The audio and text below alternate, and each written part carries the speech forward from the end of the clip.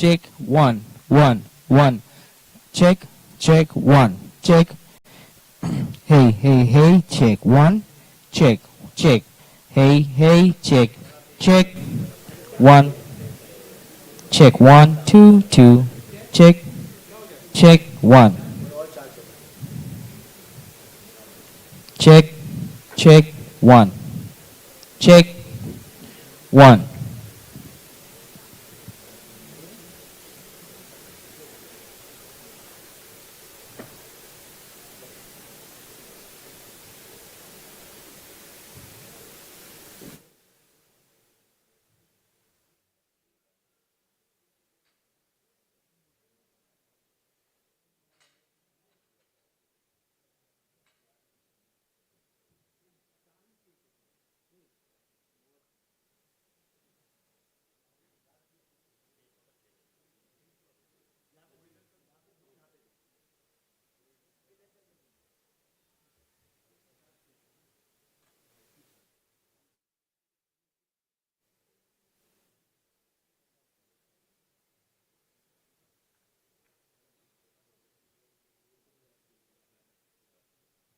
Check, check one. Check, check one.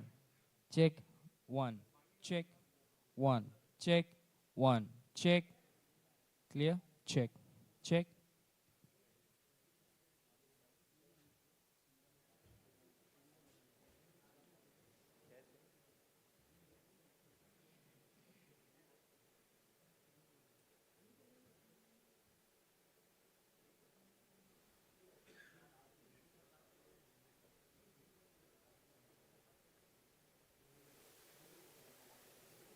Check. Check.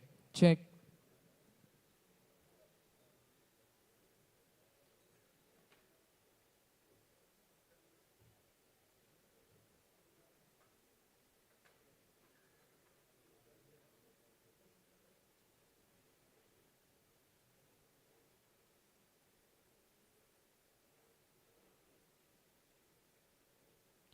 Check. Check one. Check one.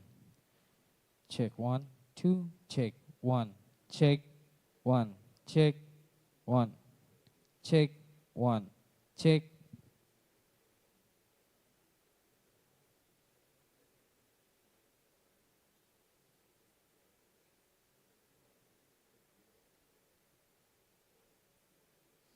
Check one.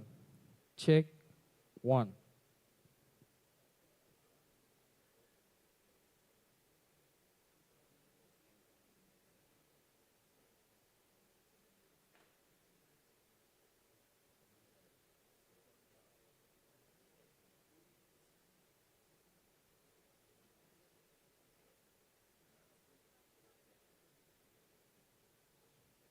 Check.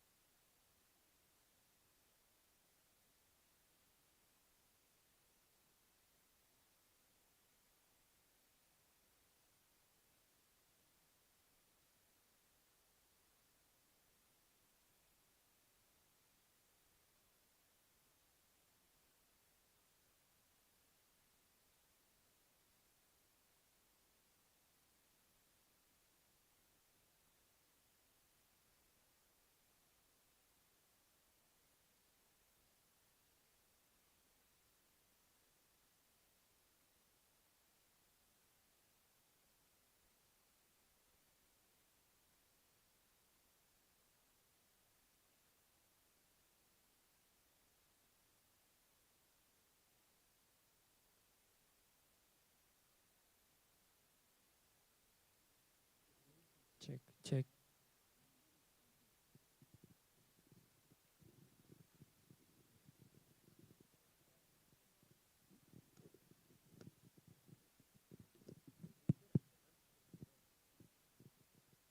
I request chair, co-chair, and all the speakers to come on the dais.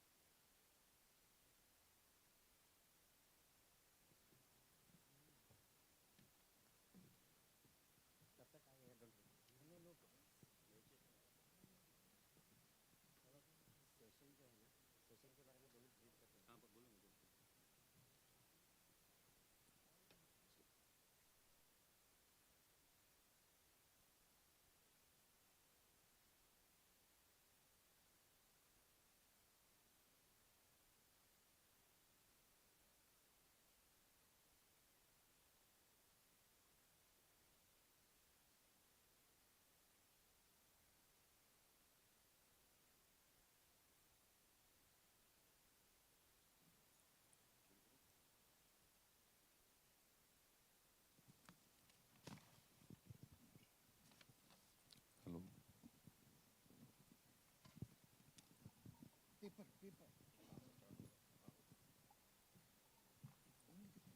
Hello, hello.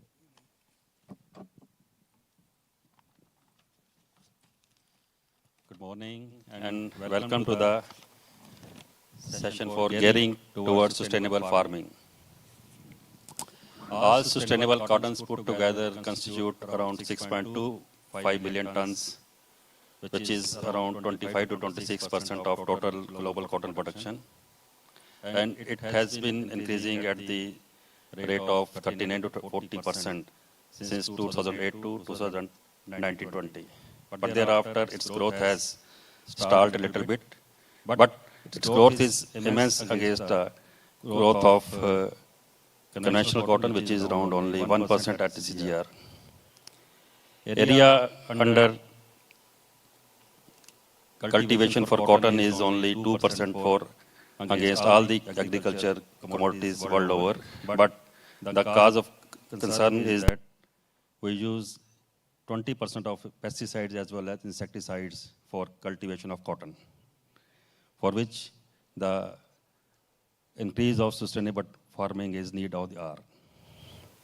The scope of increase of sustainability cotton in developing countries is much more because many farmers are still cultivating conventional cotton and it is a low-hanging fruit. Now I will request Mahesh ji to introduce the farmers, for speakers.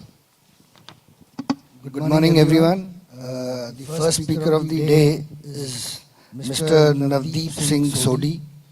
He has been from one of the largest cotton textile company.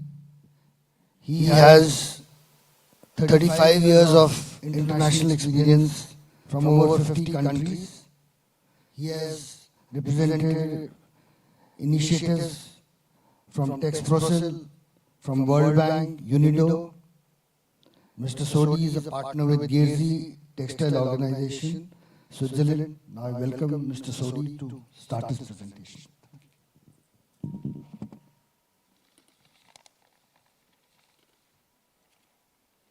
Good morning, ladies and gentlemen. Bonjour to our French participants. I would like to thank the organizers for giving us this opportunity to speak on this important occasion.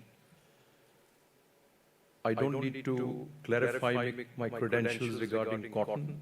From top to toe, I'm dressed in cotton, so in terms of a very high per capita consumption, The topic of my presentation today, as you see on the screen, is how can we enhance the circularity in the cotton value chain.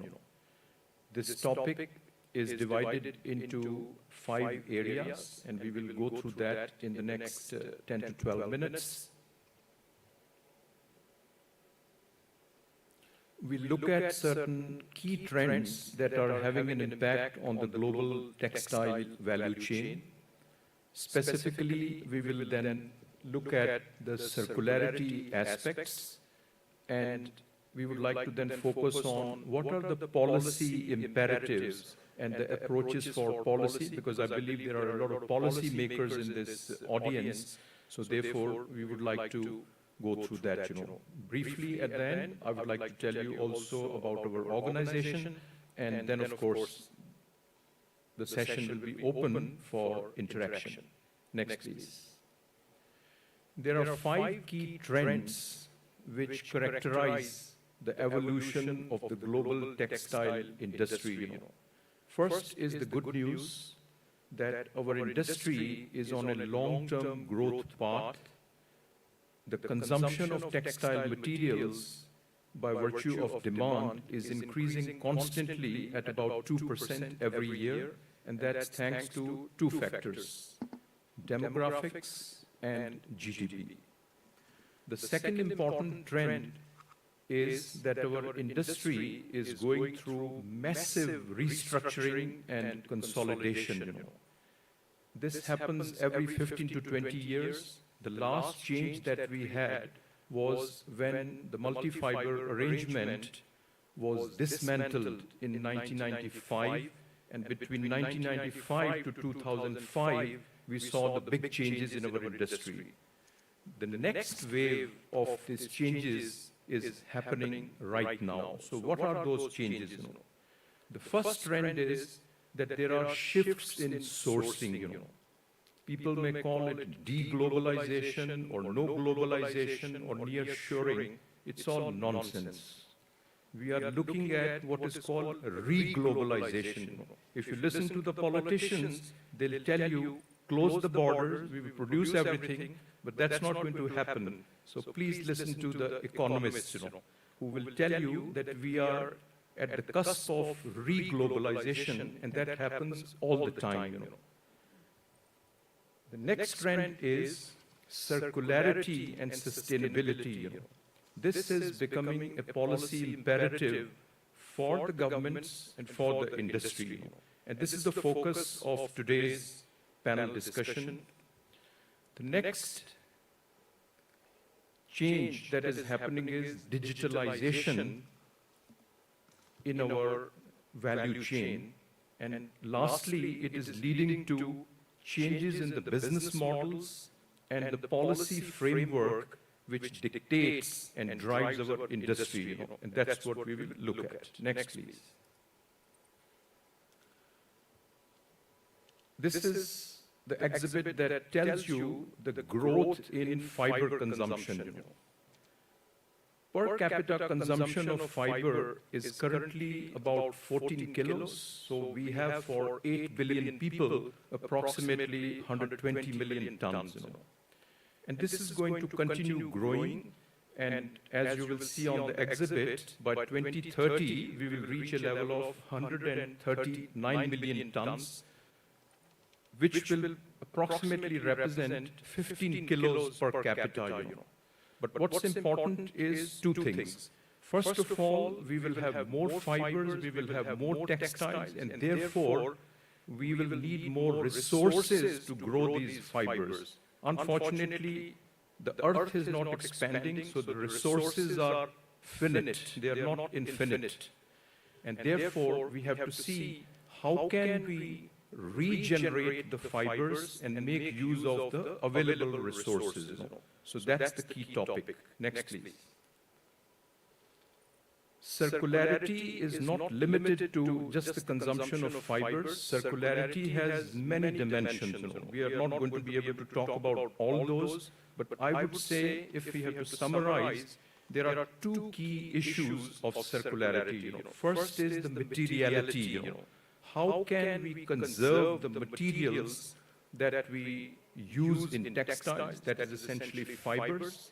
And second is the energy. Energy means steam, energy means water, and energy means power. But we are not going to talk about all those. Today, the focus of my discussion is going to be on materiality, that is raw materials and fibers. Next, please. So let's see what is driving that. First is the carrot, the incentive. There is a business case for circularity because the brands and retail, which represent the international demand, they have made a firm commitment to increase the consumption of circular textiles. I mean, out of the 20-odd brands and retail which govern the textile demand, we have just picked up the statements from these three just as an illustration, and you will clearly notice that they have made a clear commitment to be off-takers of recycled and sustainable fibers by 2025. So this is an incentive for the supply chain to orient towards the demand. Next, please. Second is the stick. We looked at the carrot, and now comes the stick. The stick is legislation. And this legislation is staring right on us. Legislation is not away for the next 20 years. It's going to happen right now. So we analyzed approximately 12 buckets of legislation, which is going to come mainly from OECD countries, but that does not stop there. Even the supplying countries are going to bring in legislation which will ensure that the materials that we consume, the materials that we produce, they are going to be sustainable, and there will need to be a demand for traceability. So legislation is something that we need to take note of. Next, please. And this, ladies and gentlemen, in the end is leading to what we call as the new business model. The old business model was you bought the cotton at the right time, you produced the yarn, and you sold it. Matter over. But today, that silo approach is not going to work. And we will have to take what we call a holistic approach and take into account not only what we are doing in our business, but also look at what is called double or triple materiality. So you are not only accountable for your actions, but you are also responsible for the actions of your consumer, which means I draw your attention to segment number 6, 7, and 8. That's about consumption and post-life. So we have included even legislation and regulation in the new business models. So whether you are a spinner or a weaver or a cotton producer or a government, you have to take into account this integrated, non-silo approach. Next, please. Now, against this background, let's look at what's the situation with the circular materials and what are the technologies available and what are the limitations. I don't want to intimidate you with numbers, but we must confront the numbers. So please look at just 3 numbers. The first number is on your left-hand side, which tells you that in 2025, we are going to process 125 million tons of fibers, all kinds of fibers, synthetic, man-made, and so on. So within that, you have the middle bracket, which also shows you cotton. I think it's approximately 25 million tons, but I'm not going to stretch my neck to look behind. It's approximately 25 million tons. The fibers are converted into yarns, yarns into fabrics, and ultimately it leads you to the final demand, which is about $2 trillion. So we are rather operating in a very large industry. The second message is that these fibers, mostly the short staple ones, they will be converted into yarns on the short staple fiber systems like ring spinning or rotor spinning.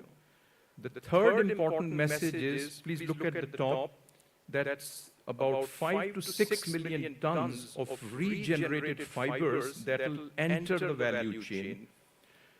Currently, this is only at about 1%, but that 1% is going to become about 3% by 2025, and eventually the goal is that it should become about 10%.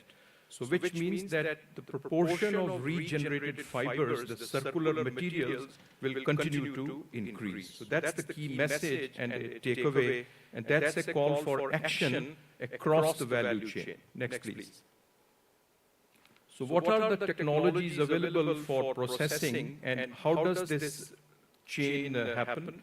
I mean, this exhibit is self-explanatory, so we can skip to the next one, please. I mean, there's a long chain for conversion of circular materials or recycled materials and to give them a new purpose, that is to convert them back into finished products, and it must go through all these chains. The biggest challenge is not in the last stages, but it's in the first stage. That is the collection and sorting of materials, and that's where the policy needs to be directed. How do we consolidate these materials which are so fragmented? You have the post-industrial, that is pre-consumer, and then you have the post-consumer waste. It's a highly fragmented value chain. It's not like you go to Gujarat and you will find 2 million tons of cotton there. These are extremely diversified clusters. How to consolidate that? So that's the challenge number one. Next, please. There are different systems of recycling, that is to convert a regenerated material into a fiber that can be spun. So there is mechanical recycling, there is thermomechanical recycling, and there is chemical recycling. Out of all these four situations, it's the mechanical recycling which is most advanced and most matured. So most of our focus when it comes to regenerated cotton is on the first one. Next, please. So what are the policies perspective that we have? What are the policies that we will need to drive this trend towards circularity? So let's look at those policies. And there are 5 key policy topics that we have identified. The first is that we will need to create some kind of a consolidation, which means to achieve scale. So scale will have to happen at all stages of the value chain so that the materials get consolidated. The second point is that there will have to be incentives and the technology upgradation. Today, the mechanical recycling technologies are still obsolete, although advanced technology is coming, but this would require much bigger upgradation. And this will require incentives for investment in the private sector, but also public investment, because the SMEs, they are not capable of investing on their own.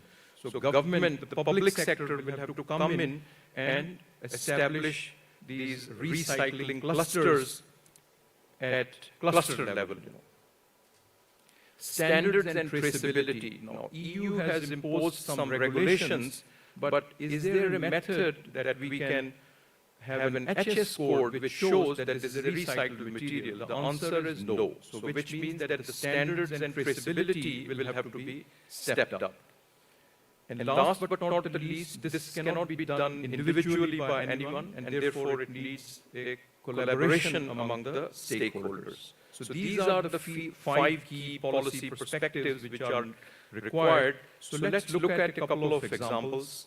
Next, please. In Europe, this is already happening. This is actually the trash cans outside our office, our GRC headquarters in Switzerland. So you can see that the collection point itself at the consumer or at the household level requires a third bin. So there is a wet waste, there is a dry waste, and there is a textile waste.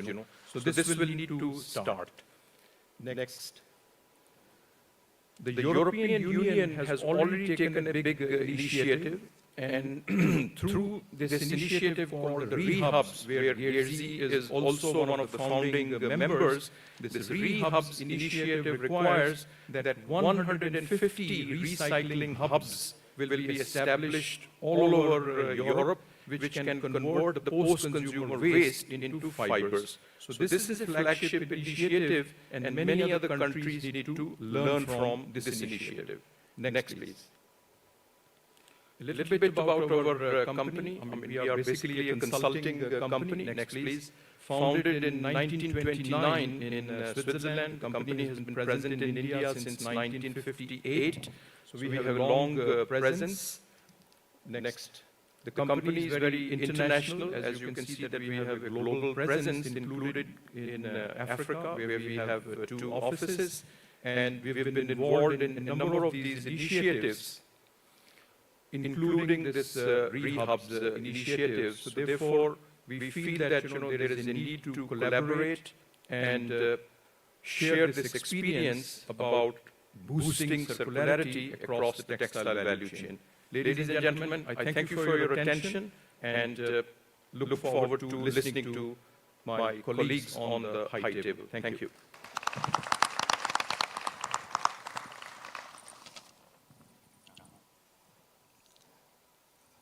Mr. Sodi, thank you for fantastic presentation. I just wish to add, blended fibers is a very big challenge in circularity, and the labels of all types of garments need to be designed for increasing the consumption of sustainable textiles. Our second speaker of the day is Mr. Sundaizu Vayu Banda. Please, sir.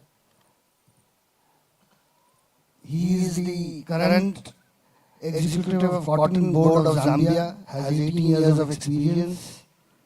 He has a degree in horticulture, diploma, and he gives voice to the perspectiveness of rural farmers and the difficulties they confront, offers suggestions and increases productivity. We welcome him.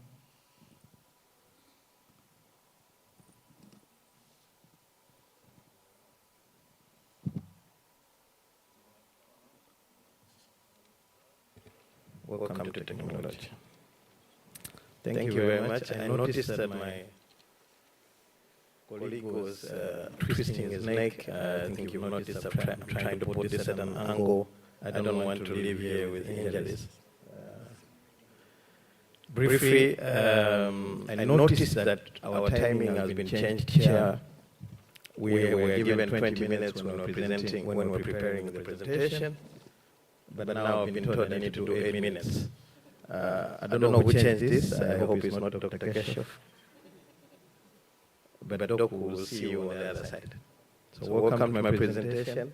The topic of our concentration is sustainable production for increased use in small-scale farms. I don't want to dwell a lot on my credentials. Maybe I just need to correct my name. My name is, you said? That's why you It's okay, you're spoiling it. My name is Sunduzwayo Banda. So Sundu is easy, right? At least you can remember Sundu if you forget the other long part. Yeah, so the presentation explores what sustainable production is. I just want to remind you that this session is a revision for most of us that are agronomists. I'm not bringing anything new. I'm just channeling it in the perspective that most of us are discussing. I get very excited when I see that most of us are now changing terms from conservation farming. We went to sustainable land management, and we went to smart agriculture. We're now talking about regenerative agriculture. Basic similar principles of less use of water, higher use, and less soil disturbance. So this is a brief outline of what I'm going to talk about. I want to concentrate on the key components of the sustainable production that we've been doing. We've been privileged to work with ICAC in a project called WNUDS, together with the International Trade Center. I think we are very proud of what we've achieved. I don't know what Dr. Keshav thinks, but I think we need a promotion. Yeah, thank you, sir. So this is just a brief description of what I think what sustainable production is, with reference to agriculture methods and principles that our farmers are implementing. Next, I wanted to refer to this, like I said, this is a revision that the principles of sustainable production for increased yields are basic principles surrounding the conservation farming principles. So you see here that I tried to talk about the minimum disturbance of the soil, tried to talk about principles of crop rotation, improved soil health, prevention of erosion and water retention. Now, if you look at this, these are very minimal change that a farmer can do on a very small scale, but improve their productivity. Now, most of our farmers are not doing this. You will notice on the challenges that this no-till doesn't work very well on farmers that are moving from small scale to medium scale because they don't have the equipment and they don't have the implements to do so. And then I put a footnote on agroforestry because that's what we include as part of the production cycle on a farm. So when we're doing small-scale farming planning, we include agroforestry for the sake of windbreakers, shrub farming, and then control of wind erosion as well. So I'll go to my next slide. Briefly, I don't know how much organic cotton is being done in India, but I know that it's still being done on quite a larger scale because you have the numbers here. But back home, I know in Tanzania, they're doing a lot of organic cotton. We have also started in Zambia doing organic cotton, as well as in Mozambique. So mainly the focus is to reduce the use of synthetic chemicals. So we are using natural remedies to control pests as well as natural fertilizers, that is manure teas, liquid manures, as well as manure from the animals that we keep on our small-scale farms. And then water management, this is a critical issue. I was discussing earlier with Dr. Keshaf about how we are rated in terms of water management. We don't have control over the water in Africa because our cotton is rain-fed. So sometimes when it rains more, we look like we're not water efficient. But I think that is not our problem. That's a natural cause that we cannot control. IPM, I don't want to dwell on that. I think most of us as agronomists know the background of integrated pest management. Our farmers are fully involved in this, and most of them are now prudent in terms of the chemicals that they're using. Because we have taught our farmers that you only spray when it is absolutely necessary. So you avoid the use of chemicals because of wastage sometimes. I always say you cannot go and hunt for an animal you don't know. So first they need to identify the pests, know the mode of attack the pest has, also know the mode of chemical you need to control the pests. So we usually do pest management rather than control. Then the issue of crop diversification has come up to be new, more like a government driven policy now that there should be diversification in terms of what a farmer plants, and most of our African countries are going towards crop diversification to lessen vulnerability, exposure to risks, and also as a way of risk management. In case one crop doesn't do very well, you can survive using another crop in the production cycle. So the rest, I talked a bit of nutrition boosting, but I think the concentration on the diversification is a point of crop rotation, protection of land, less damage to the environment, and so on. And then credit and training, most of our small-scale farmers are not very good at loan repayments. I don't know in India, but back home, and most of our African countries, my neighbors will tell you that loan recovery is a big issue. So because we do give inputs on credit, and farmers don't really pay back on time. So we need a bit of credit and training for the small-scale farmers, especially those that require financial assistance throughout the season. Then market access, I think this, I don't think this is a big issue in Africa. We don't have a market access challenge per se, but what we have is the conditions that surround the market setup in Africa. We're price takers because our production is really low, so we don't influence price on the international market. And then climate resilient crops, we are looking to develop climate resilient varieties for small-scale farmers because most of our farmers are very vulnerable to climate risks and climate change that has taken over place. So they don't really have an option but to adapt to the changes of the climate surrounding the conditions that we have. So weather events and altering growing season, a big risk for the production. And then also we're trying to encourage farmers to work in groups. Yeah. So what some of the literature saying. I hope this will be shared so you can look at some of the literature I've quoted. There was a study that was done by Smith, and they found that the use of cover crops in small-scale farmers really had a significant impact on the yield of the crop. What are the benefits of doing sustainable farming? Small-scale farmers are having great profits from this because the major issue of small-scale farming is the input cost. So if you are using a methodology of production which has a reduced input cost and you get higher returns on the yield, you tend to make profit. And then the other one is a reduced cost, minimizing the use of expensive synthetic chemicals. I don't know here, but back home in Africa, most of our synthetic chemicals are quite expensive. Most of our farmers do not necessarily manage to buy the full package of the inputs. And then the issue of biodiversity conservation has come out to be a very critical issue. The social, the social scientists have been on our neck over this issue. At one point, we were criticized that cotton we were spraying to kill bees, which produce honey and so on. I think we've done quite well with the sustainable agriculture, where we are fostering preservation and enhancement of this. So we're not necessarily spraying anyhow. We are using chemicals that are environmentally friendly as well to conserve the biodiversity. Issues of environmental conservation, I think sustainable farming practices lessen agriculture environmental impact. And the last point is also health enhancement. So, what has happened? I'm not yet done. So you know. Okay. All right. So, on the issues of crop yield improvements and climate resilience, I saw someone showing me 5 minutes to go. I'm within time, sir. Don't worry. The last part is, I don't want to dwell on it, which as you take a look at it because this will be shared. But I want to, the implementation we already talked about it, I want to dwell on challenges. What are the challenges that the small-scale farmers are facing?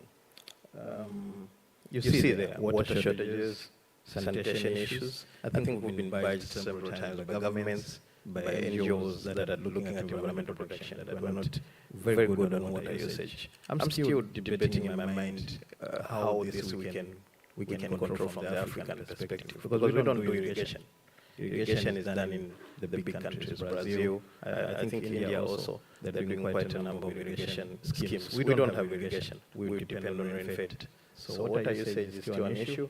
Land tenure systems, you know, access to land in Africa is a big issue. Most of our land is owned by chiefs, traditional leaders, it's not owned by government. So access to our land, especially if you're a woman, it's a problem because we're patrilineal. So the husband will own the land and not the wife. And the issues of conflict and insecurity, those are geopolitical issues. I don't want to dwell on that. Inadequate research and development, this is a big issue. We've been failing to develop good varieties over a period of time. I don't know, my friends from the Francophone, I think they're doing quite a number of projects with CIRAD. I haven't seen anyone from CIRAD here yet, but I think we need to engage more with CIRAD on how we can, he is there. Okay, yeah, we can engage more on how we can improve in terms of research, because CIRAD has got a lot of information. Poverty and economic disparities, this is a story of almost all African countries. Access to finance, poverty levels are quite high. Finance. And then in conclusion, this is what I said about how these practices can help the small-scale farmers. One highlight I want to bring here is that we need to address the barriers involving the local communities. I have seen a discussion online and also in most of these forums. We have started talking about regenerative agriculture. Nobody is talking about how this is going to be implemented properly on a small-scale level. So we need to discuss on how small-scale farmers are going to implement sustainable regenerative agriculture. What are the indicators? What's the platform like? And so on, moving forward. Lastly, I want to talk about my country. I can't just walk away without talking about Zambia and the climate we have for investment. Please, we have more than 1.5 million hectares that we're using, which is part or a snippet of the arable land that we have in our country. We have more than 42 million hectares available for you to come and invest on. Also, we have 258,000 farmers, smallholder farmers that are doing cotton production. But the potential of our country is about 150. That's the gaining capacity that is remains installed, but we're not reaching that far. We're only producing around 50,000 metric tons of seed cotton. And then, of course, we enjoy a very stable political. I think you see how we change our governments. We're one of the few in Africa that change the governments properly without exchanging laws. We also have a favorable climate for cotton production. These three things is what our government has done to attract people to come and invest. If you read this presentation, please pay attention here. So you get a 5-year tax holiday on profits that you're going to make for the first investment you're going to make in our country. You also get a 5-year tax holiday for ginning, 10 years tax holiday on profit made from textiles. So those of you that are into textiling, come and enjoy the 10 years holiday in our country. My friend there, I'm waiting, so you can come. But after 10 years, we'll make sure we tax you. Yeah.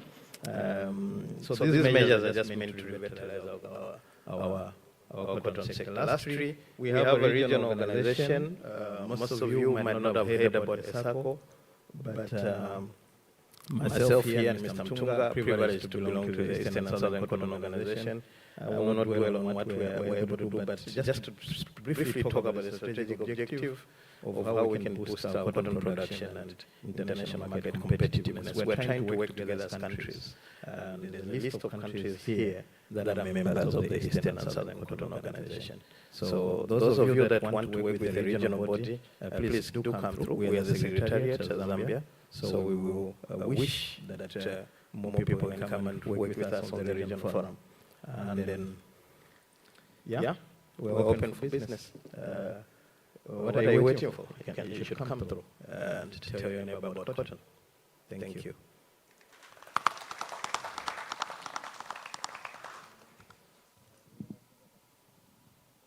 Thank you, Dr. Shundo.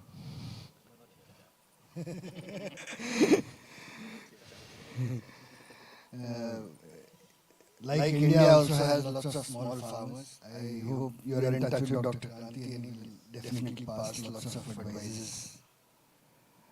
We have climate resilient desi varieties which I think you must have tried. So our next speaker is Dr. Sali Boro. Dr. Sali Boro was trained as an agriculture engineer and is currently a senior researcher, having more than 22 years of experience. He has done a PhD work with University of Ghent, Belgium, drafted several regional projects strengthening agriculture innovation, promoting sustainable agro systems. In the Northern Cameroon project, he has notable positions. He has been the head of research center at the national level of Cameroon. He has supported initiatives from CORAF, PROSAC, ASERECA. Welcome, Dr. Boro. Thank you, sir, for this kind introduction. I'm delighted to be associated to this 81st Plenary session of ICAC. And I would like to thank the organizers to associate me on this. I would like to bring out 2 remarks. The first one will be contrary to this program. My presentation will focus on the current state of cotton production in Cameroon, contrary to what is mentioned here. And the second one is that this presentation is normally programmed to be done in French. I'm French speaking, but don't worry of miswords, pronunciation, or the time that I will take to present it. So thank you for these 2 remarks. To come to our presentation, I will just bring out the overview of what is done in Cameroon in terms of cotton production. And the presentation will be follow this outline. We will first give an introduction on cotton importance around the world. We will also introduce the cotton in Cameroon, what is representing our economy.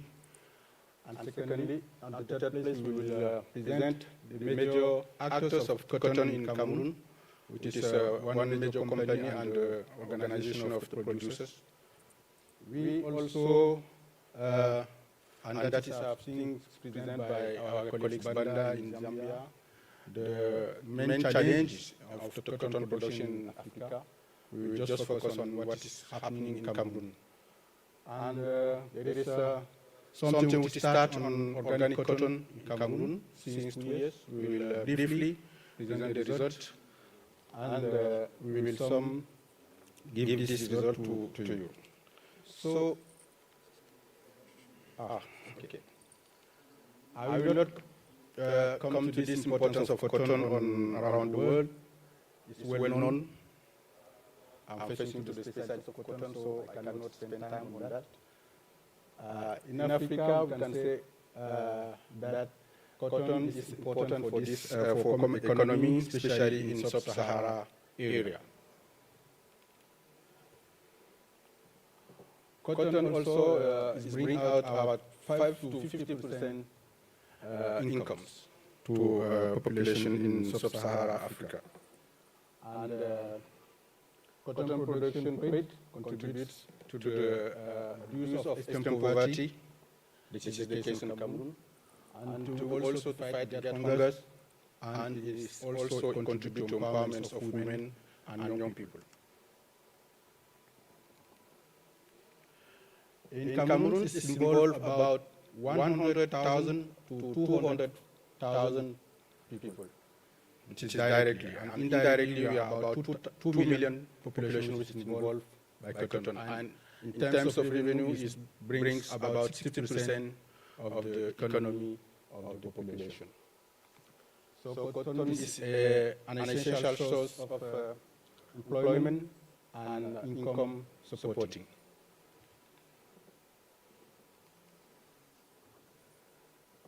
As you said, cotton provides income to 2 million people, around 30% of the rural population, contributing to food security in addition to cereal crops grown in rotation. That's important to be mentioned is that our essential cotton production is produced, as said by Dr. Keshav, by green water, so rain-fed. We are not irrigating our system of production, and that's why it is important to know that after cotton, there is some crops which is going in rotation with this system of production of cotton. And we will see that better what is important, these rotation crops, when we talk about organic cotton. So, as I said, there is two major actors of the cotton in Cameroon. And this is the area where this is produced in the north part of Cameroon, where the poverty is more pronounced. The area is quite short because there is still parts which is limiting the area of cultivation of cotton. As you can see in the ground color, which is not green but not yellow, this is other color. This is the protected area. So the first actor is the company which is developing cotton production. We call it So the Cotton. I have some of my colleagues here which is belonging to this company. They can confirm maybe the data that I will presenting. But generally, cotton, So the Cotton is the one which is organized the producers. He is the one also who buy cotton from the producers and who is the one who trade cotton from Cameroon. And in terms of logistics, they have 9 seeds factories, that is to extract seeds. They have 2 oil factories company, and the other, there are about 2,200 167 permanent salaries workers, with 7% of women. The other actors is the organization of the producers, which is called CNPCC, and it represents all the producers of cotton in Cameroon, and they are the one who pay inputs. They are the one who also organize themselves to get to sell their cotton. And as I said, our colleague Banda, we are mostly manual harvesting cotton system. There is no mechanic system at yet. We tried it, we tested it, but it's not implemented at large scale. We also have a system to support this cotton production. It is the commitment between research and cotton production company. And the research is accompanying this so the cotton on genetic research, soil management, pest and disease control, cropping system, weeds control, and diversification. Diversification, we understand by diversification is the multiplication of these crops which is going on rotation with cotton production system. There will be cereal, groundnut, cowpea, and other crops.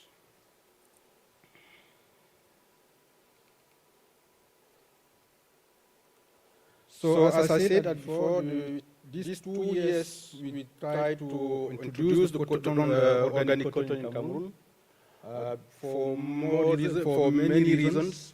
In fact, there is some part of the producers who cannot get, who cannot have inputs because it's a system of credit which is put in place by the company, and since that they cannot have access to these inputs, it is for them an opportunity to produce also cotton by using this system of organic cotton, and also for women.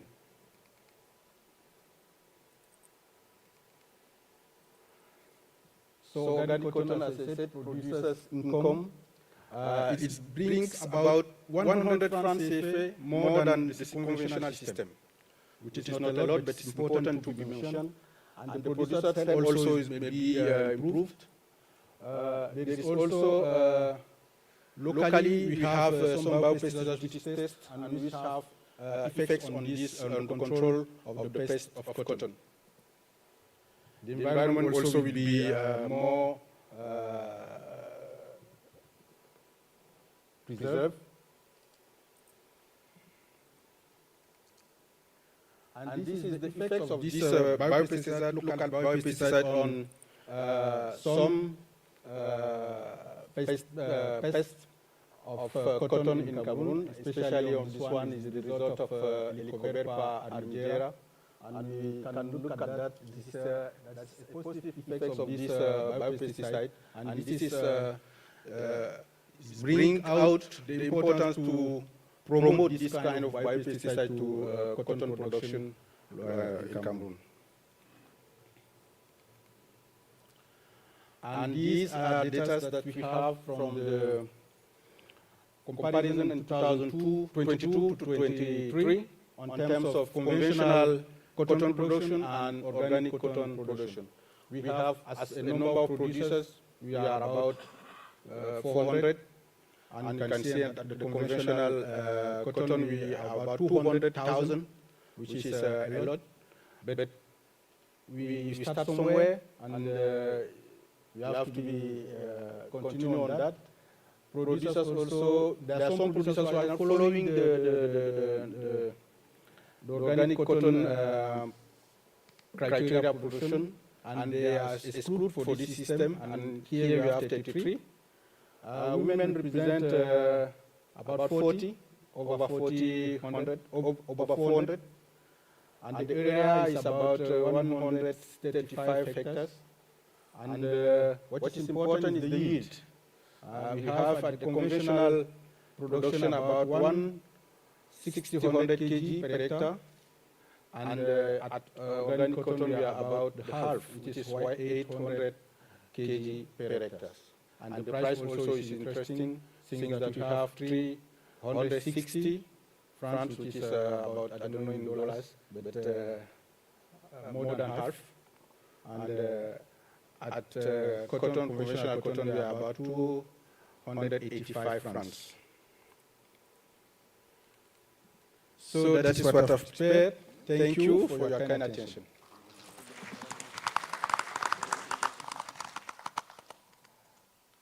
Thank you, Dr. Sali, for enlightening us of all the developments in Cameroon. Organic is very important. It's naturally sustainable, but grows in less than half the percent of the total area of the global cotton production.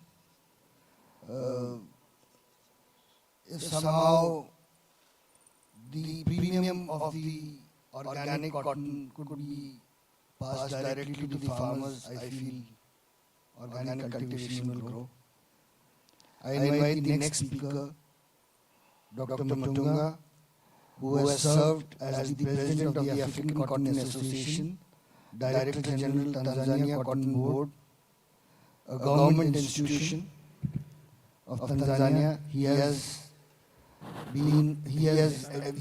a master's in agronomy and from Kharkiv University of Agriculture, Ukraine. Welcome, Dr. Matunga. Thank you. Ladies and gentlemen, friends and colleagues, good morning. Is it good morning or good afternoon? In Tanzania, it's good morning. Okay. Now we are in Mumbai, it's good afternoon. Well, I'll be taking you through overcoming the challenges for sustainable development of organic cotton. The word itself, organic cotton, looking at your faces, is very familiar, I can see.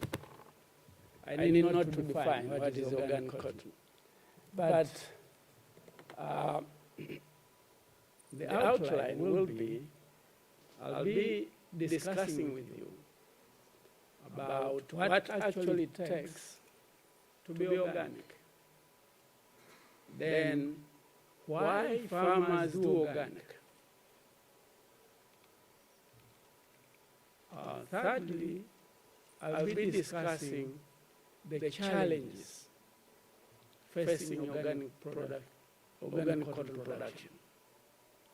And briefly, I will discuss the cotton status in Tanzania, and I'll finish with the way forward. Seriously, organic cotton production, you really look at how you can manage to increase soil fertility without using the normal chemical fertilizers. Then you will have to do a lot of work, not using chemical pesticides, but organic products. Then, of course, if you go to processing, you need to use natural dyes. But why do farmers go organic? First of all, they are assured of the market. But also, they get a premium from what they produce. In Tanzania, provision of extension service is very elaborate. That once I am a cotton farmer doing organic cotton, the company will have dedicated extension officers to provide training. When you compare with those farmers who are doing conventional. So it makes the farmer actually more knowledgeable on how to grow cotton organically.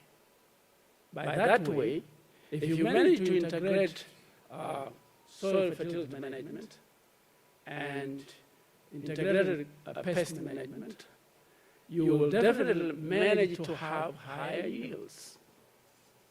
And the opposite is true. If a farmer doesn't actually fall what is supposed to be followed, yields will be lower and the income will be less.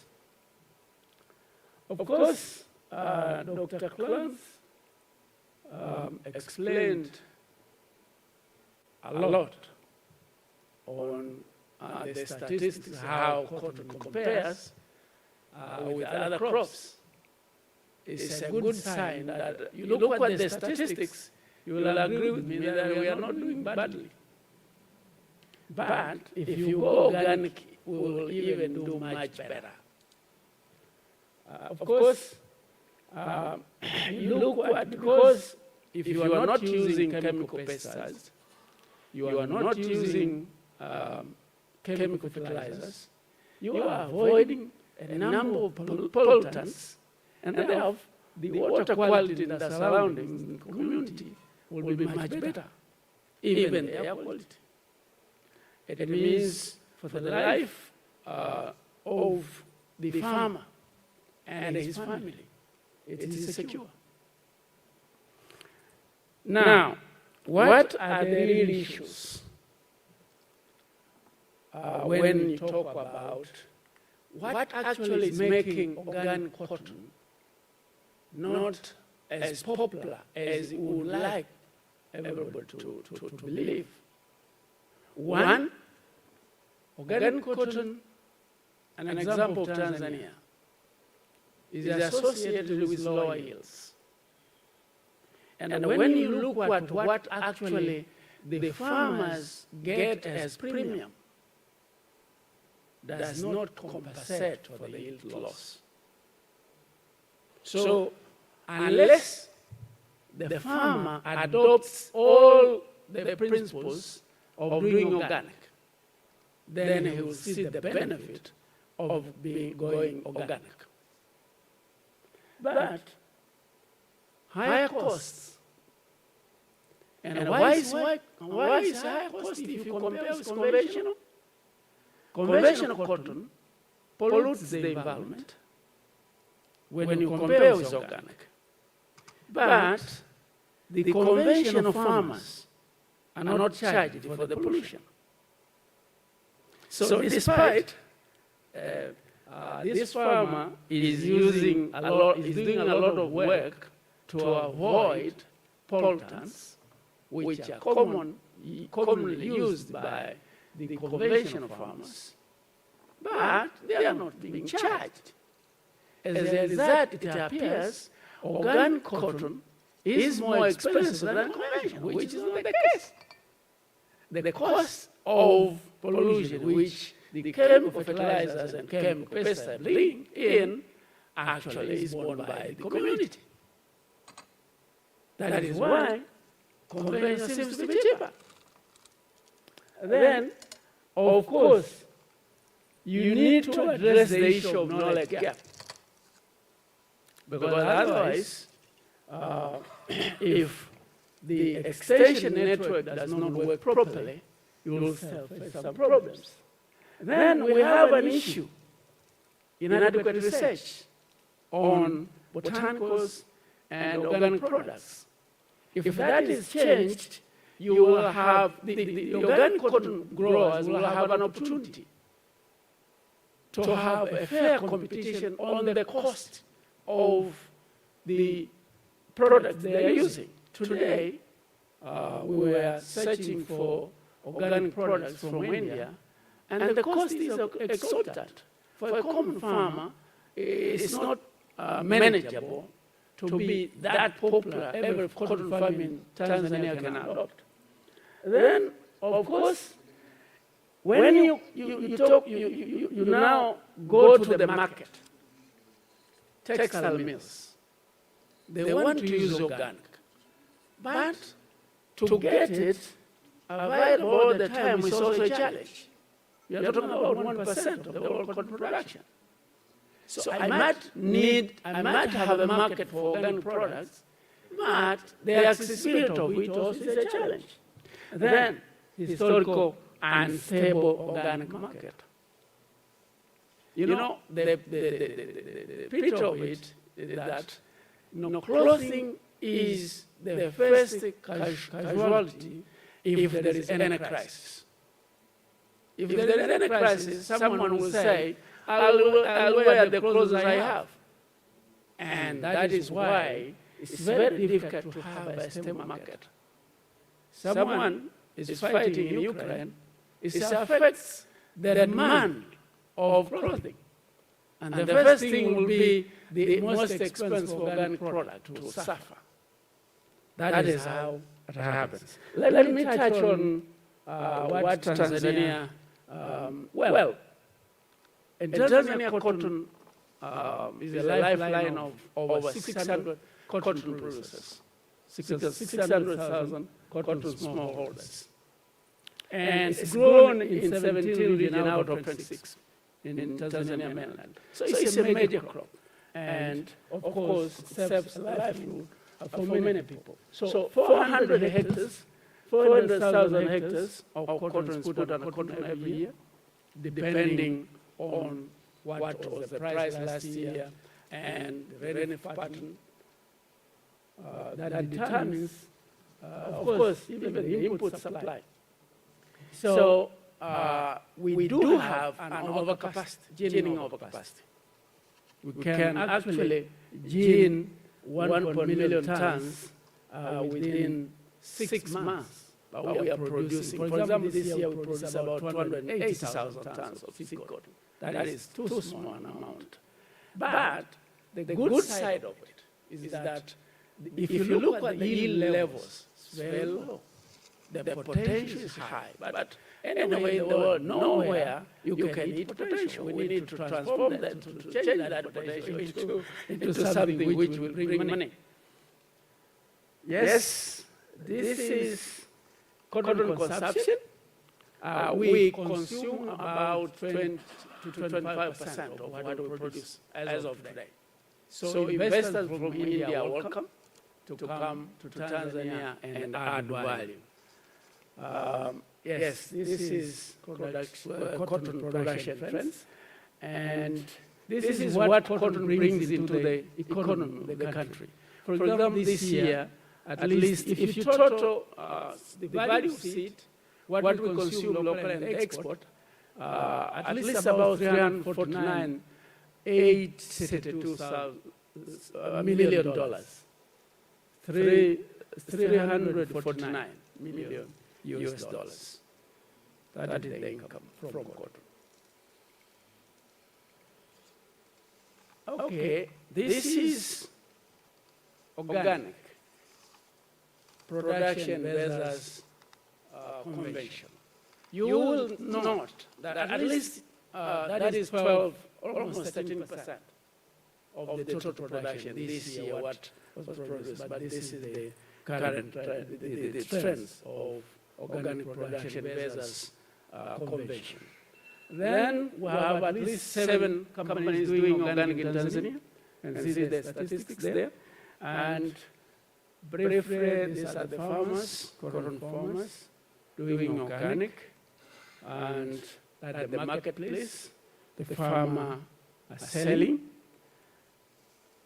and ready for export.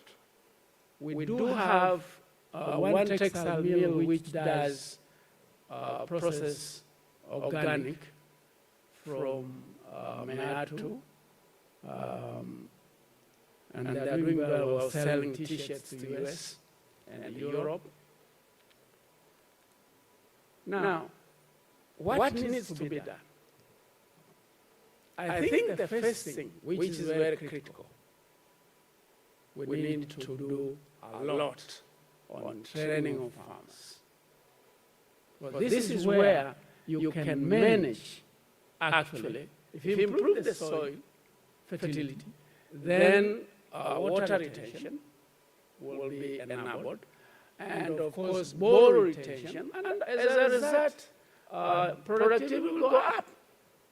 And the thinking that organic cotton is associated with low yield will be addressed. Then there is a need to actually do more on research on biopesticides, so that at least you diversify their availability and is lowering the cost to the farmers. Of course, traceability is important for organic. There should be consistent investment in internal control systems to make sure that you actually assure the market if cotton is coming from Tanzania is quite certain that this is organic, and the market cannot say that maybe it's not. Then, of course, we have an issue that if I'm a new entrant, want to start organic, this education cost is high, and there is a need to reduce it. Then, of course, we do have some countries which have problems, which have some issues with availability of organics, like India, for example, because they are doing BT, and of course in Africa, I think we are not yet there, and we don't have that problem. But in other countries, that also is an issue. So you need to have independent research and seed multiplication to make sure organic seeds are available. But there is a need for brands to engage directly with farmers, so that we can assure them of the market, and we will have more farmers and more organic cotton being produced. And lastly, I think it boils down to the market. We need to continuously engage with the conscious consumers who, if the number of them increases, then we will have an assured market because the demand is there. I thank you very much. Thank you very much, Dr. Mutunga, for raising the key points of producing organic cotton. Please. In fact, I'm not a doctor, but I do have a problem of bettering being called a doctor while I'm not a doctor.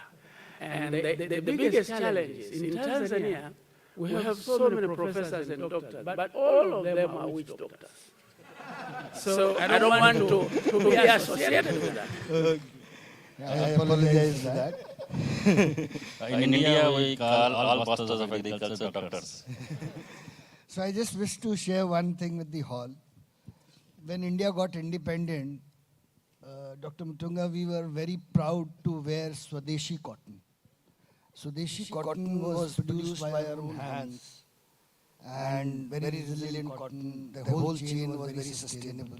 But now it is, you're losing it, and it's become very expensive. It's the most expensive cotton now. I feel the brand ambassadors and influential personalities have a big role to play to at least promote cotton and more promote organic cotton. The words or labels written are so small, you need a magnifying glass to even read what you're wearing. So how the chair can promote and change about it so that cotton promotion is grown. I hand over the mic to chair. Thank you very much. Thank you, Mr. I will briefly sum up the session. First speech was by Mr. Sodi. He has explained that textile sector is growing at the pace of 2% CAGR. Consolidation being happened and reglobalization is going on. Per capita, good thing is that per capita consumption of cotton is increasing, and it is likely to increase from 14 kg to 50 kg per person.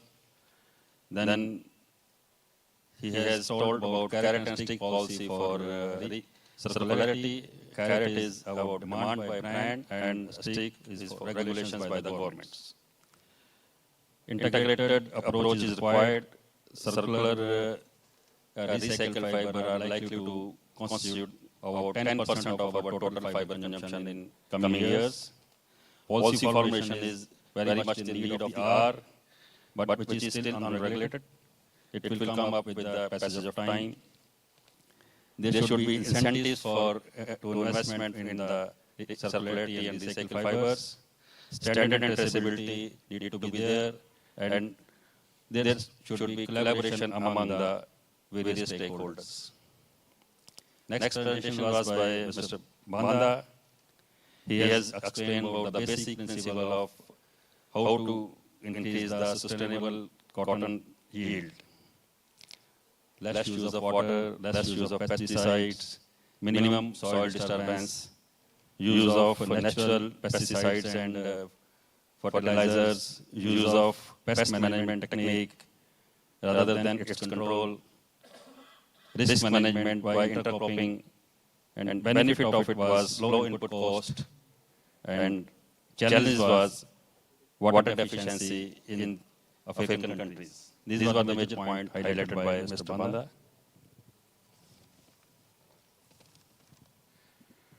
Dr. Sali has given his presentation mostly on Cameroon and cotton, and he has explained about the area and yield and how many women farmers are there in Cameroon in details. And the yield per hectare in Cameroon is definitely very less. She has explained that it is only 160 kg per hectare for conventional cotton, and for organic cotton is 80 kg per hectare. It is a matter of concern and need to be increased. Then Mr. Marco Motunga has explained about overcoming of challenges of organic cotton. He have harped upon the increasing the soil productivity without disturbing the using the chemical fertilizers. Facility of extension education to the organic farmers is there in Tanzania, which helps the farmers to maintaining the or overcoming the yield issues, which is not available to the conventional farmers there. Then he also raised a very important point that in fact organic cotton is not costly, but conventional cotton is costly, but the conventional cotton pollution which is causing is not borne by the conventional cotton farmers, it is borne by the community. And if we start starting the penalty on the conventional farmers for pollution they are doing, then definitely the farmers will start converting from conventional to the organic cotton or sustainable cottons. In the last, still now the sustainable cotton is being run by the pull factor, pulled by the brands. But there needs to be the push from the other stakeholders. Then it will start again increasing with the previous CGR, which was around 39 and 40%, which has slowed down in the last 5 years, which I has been mentioned in earlier remarks. And in final remarks, and one more thing which Mesh Sharda said that there should be a sound system for direct benefit to the organic farmers through GPS system or some other reliable system, so that more and more farmers do go for the organic cotton farming. In concluding remark, I will say that it is sure that our generation is going to be remembered by the future generations for the role we will adopt and for promoting sustainable cotton or not acting for it. So it is our choice how we wish to be remembered by our future generations. So it is prudent to go for sustainable farming, aggressively to be in the right side of history. Thank you.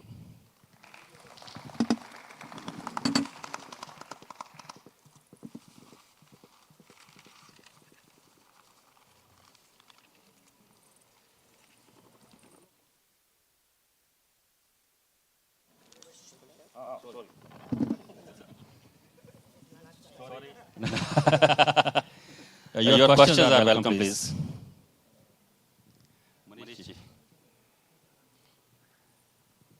Hello. This is Manish Daga, President of All India Cotton Farmer Producer Organization and Director of Cotton Association of India. Just one observation on the African delegation's presentation. I invite you to look at the opportunity of Farmer Producer Organization, because parity for the farmers, reduction of cost, increase of yield, and sharing of certification cost, lowering of input cost, and aggregation. All this would be addressed immediately if you explore the opportunity of making clusters of the farmers, converting them into companies. No brand wants to deal with farmers individually. So it's a risk to them.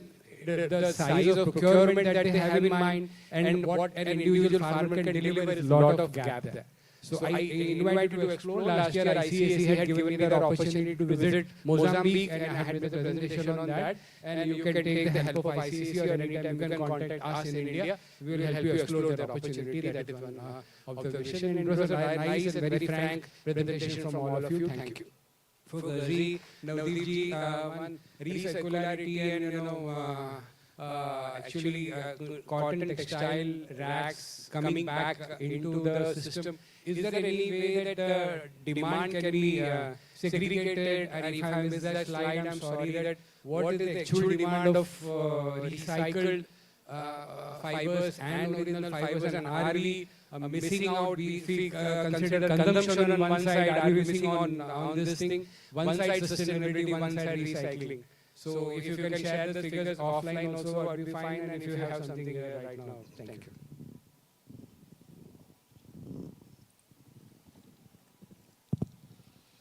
Yeah. The demand as well as supply for regenerated fibers is bound to increase multifold, And from the numbers, from the big matrix that you saw, in 2025, out of the 125 million tons of fibers that will be processed, 5 million tons will be regenerated. And predominantly cotton, because there is a high demand for cellulosic regenerated fibers. By 2030, we expect that this 5 million tons will become 10 million tons. So there is a huge demand. The challenge is in supply, it's not in the demand. And what are the challenges in supply? There are three challenges. The first challenge is the feedstock. Because it is so fragmented, it is lying in your wardrobe, mine, here and there. Post-industrial is also complicated because, the highly fragmented, So that's challenge number one. The second challenge is the technology.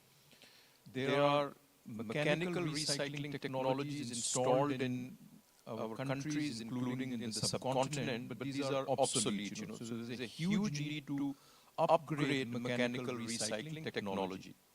The third is some technical issues, as was mentioned by Mr. Sharda, that more and more materials are now blended, So how do you separate polymers, the natural fibers from the synthetic polymers? But necessity is the mother of invention, and therefore we believe that, these challenges will be overcome. So let's focus on how to meet the demand. There's no limitation of demand. Thank you.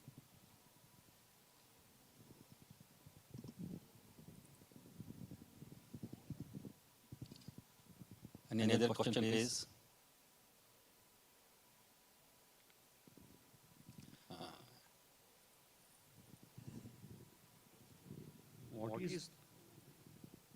What is the ratio of reduction in yield? I mean, in at least the African countries, supposing if the normal cotton is having, say, for example, 15 quintal per acre, what would be the production of the organic cotton? So how much is the loss of yield to the farmers?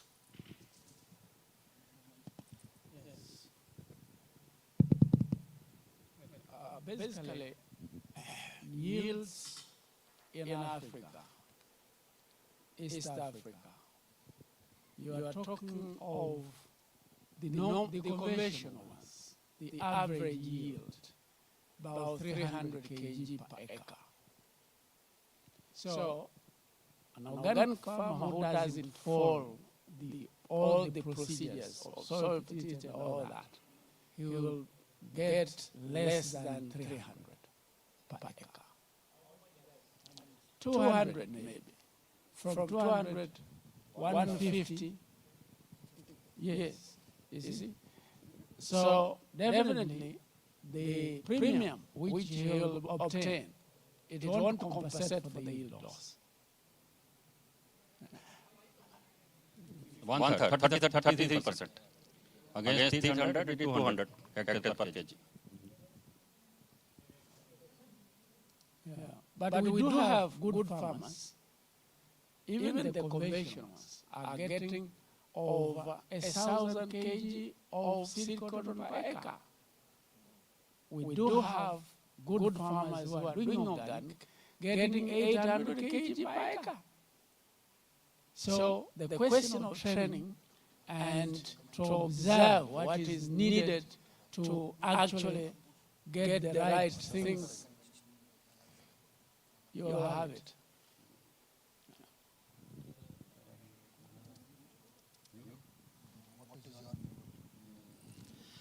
We also seek views of Dr. Kranti on it.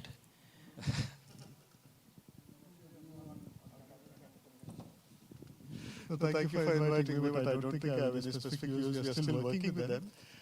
Like organic, there's a lot of progress because by default, many of the African countries, they don't have access to synthetic fertilizers. I'm saying this because of the expense. Many of you may or may not know, I'm not sure, but one bag of urea in India, it could cost anywhere between $3 to $4. In African countries, it can go to $20 to $30 a bag, which is something which is not really worth exploring. So therefore, moving towards organic is a natural thing, and much of it, in fact, I don't think any African country except Nigeria, Sudan, Ethiopia, and probably it is like South Africa, they use a bit of irrigation. But otherwise, it is all based on rain-fed. And then in terms of the natural systems, everything is good. Some of the soils are really brilliant. So there are plenty of opportunities. And I think going towards a conventional system will pose a lot of problems, certainly.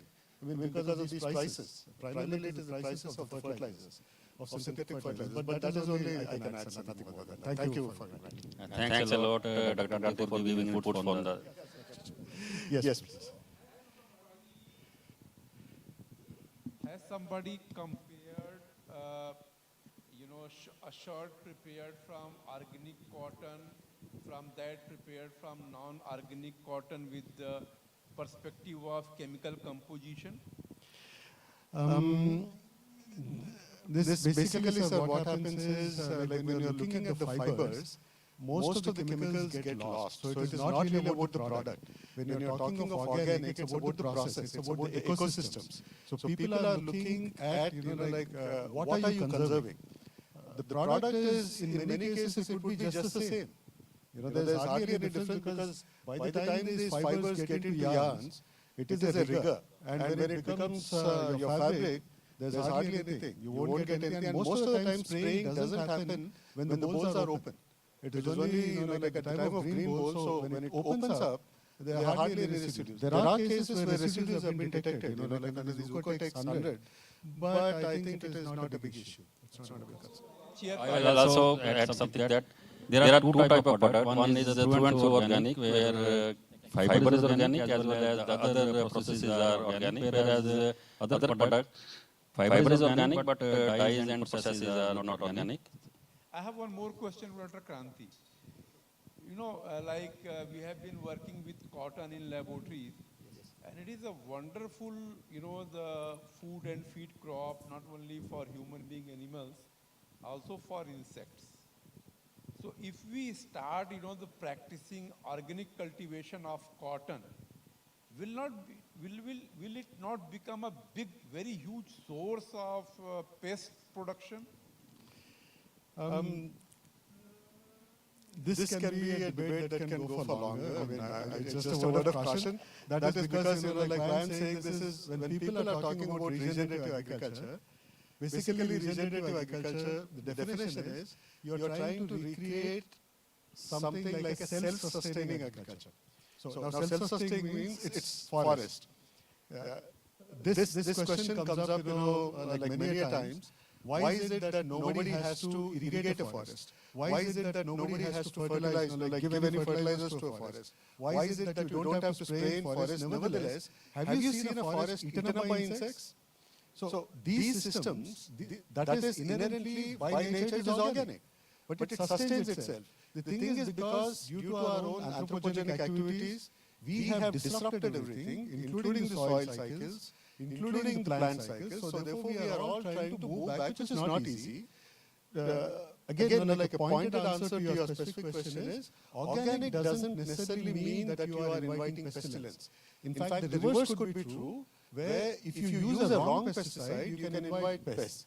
The case of Helicoverpa arborea and whiteflies in India was indeed classic. All the textbooks that were published in India prior to 1978 don't even record Helicoverpa arborea, which is called the cotton bollworm, as a major pest of cotton. In fact, one of the standard textbooks that we studied, like it's called this MRG Canal book, doesn't even mention Helicoverpa arborea as a major pest. Even pink bollworm, where was the pink bollworm? All of a sudden it comes back.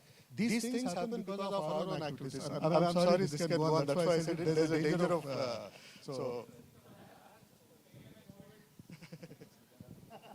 First of all, you should have called me. So this is a danger. This is just for Marco. You visited Chopra and you have seen the vermicompost, and you told me that the time that we are going to adopt that vermicompost and vermi-wash at your Tanzania and all. Is it true? You are using that? We have started, but I remember it was very educated when we visited your place. And actually, it's very possible to do it in Tanzania because we do have so many cattle, and it's just a matter of being serious. It's possible to do it. So it is at very small scale, but we are moving toward that direction.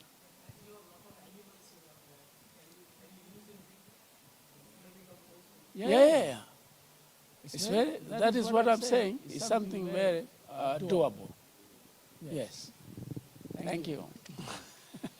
One last question, please. Hi. I'm Alok Makharia. I just have a question for our guests out here. You know, if you see the American yield, and it's coming down year after year, but we can see there are some other countries which are doing well.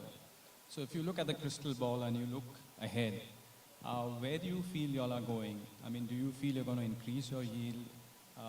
And also with organic, do you feel that as the years go on, the share of land, do you think it will increase towards organic? What is the trend?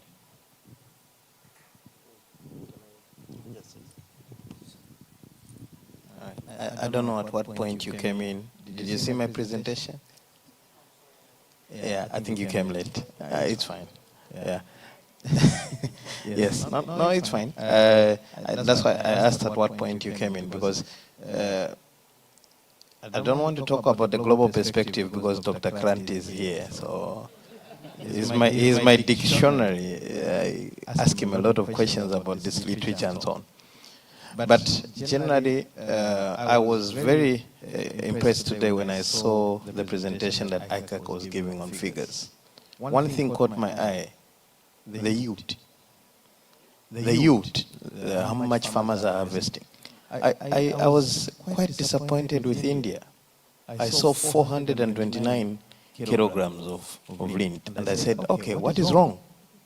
Because there's been so much story about genetic modified cotton hybrids, how India has moved from OPVs to hybrids to GM cotton. But today, sitting there and seeing 429, I started asking myself, did I start the correct agronomy? Did I listen properly to the biotechnology course? Or maybe there was some information I missed in my class. Because my understanding of biotechnology is that it should improve yield. Not only that, but it should address a concern. And the concern at the point of Bogart 2 was the Helicoverpa, was the African boim, American boim, you can call it. Has it been addressed? Yes, maybe it has been addressed. But there are other pests that have come up. I don't know here, but we have an issue of jacids in Zambia. We have an issue of mealybug. We now have an issue of red spider mite, which was not a cotton pest. We have other sucking pests, whiteflies and so on, coming up in the sector. So the future, I think, is sustainable production, less use of synthetic chemicals, more promotion of organic cotton, and I'm happy that ICAC is thinking about promotion materials for cotton moving forward. I think the story should be either we look for ways. I don't want to look like I'm very controversial on GM cotton, but I am not yet convinced. And this I have told Dr. Keshaf before. I am not convinced that GM is the way to go. I'm not convinced that hybrids is the way to go. And I'm saying it straightforward, without fear or favor. I'm not favoring anyone or fearing anything, but I'm telling you that the future is not necessarily GM. The future is natural production, sustainable production means, because we need to think of the next generation. I think the chairperson was clear here. Are we leaving a history of goodness? Are we leaving a good name behind for the future generation?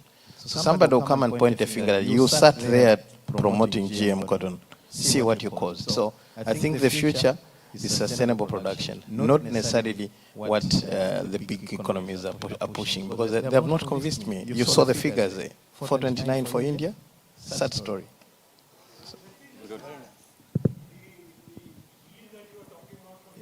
Yes. Yes. And high water usage as well. Because there's some areas under irrigation. I don't want to look. I'm in India right now. It's very dangerous to say.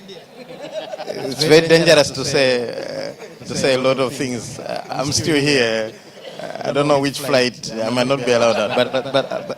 But I'll say it outrightly. And I just want to express that I'm very disappointed to see figures of 429. Because the cost of fertilizer in India is a bit low than us. Actually, now cost of fertilizer is $52. Yes, per 50 kg bag. Here it's $4. So the cost of input here is a little bit lower than ours. So to see such a high access to better inputs and low yields, I'm still questioning who bred Bogart, who bred these others. So maybe this is a discussion for lunch we'll have with the breeders. Yeah, sure.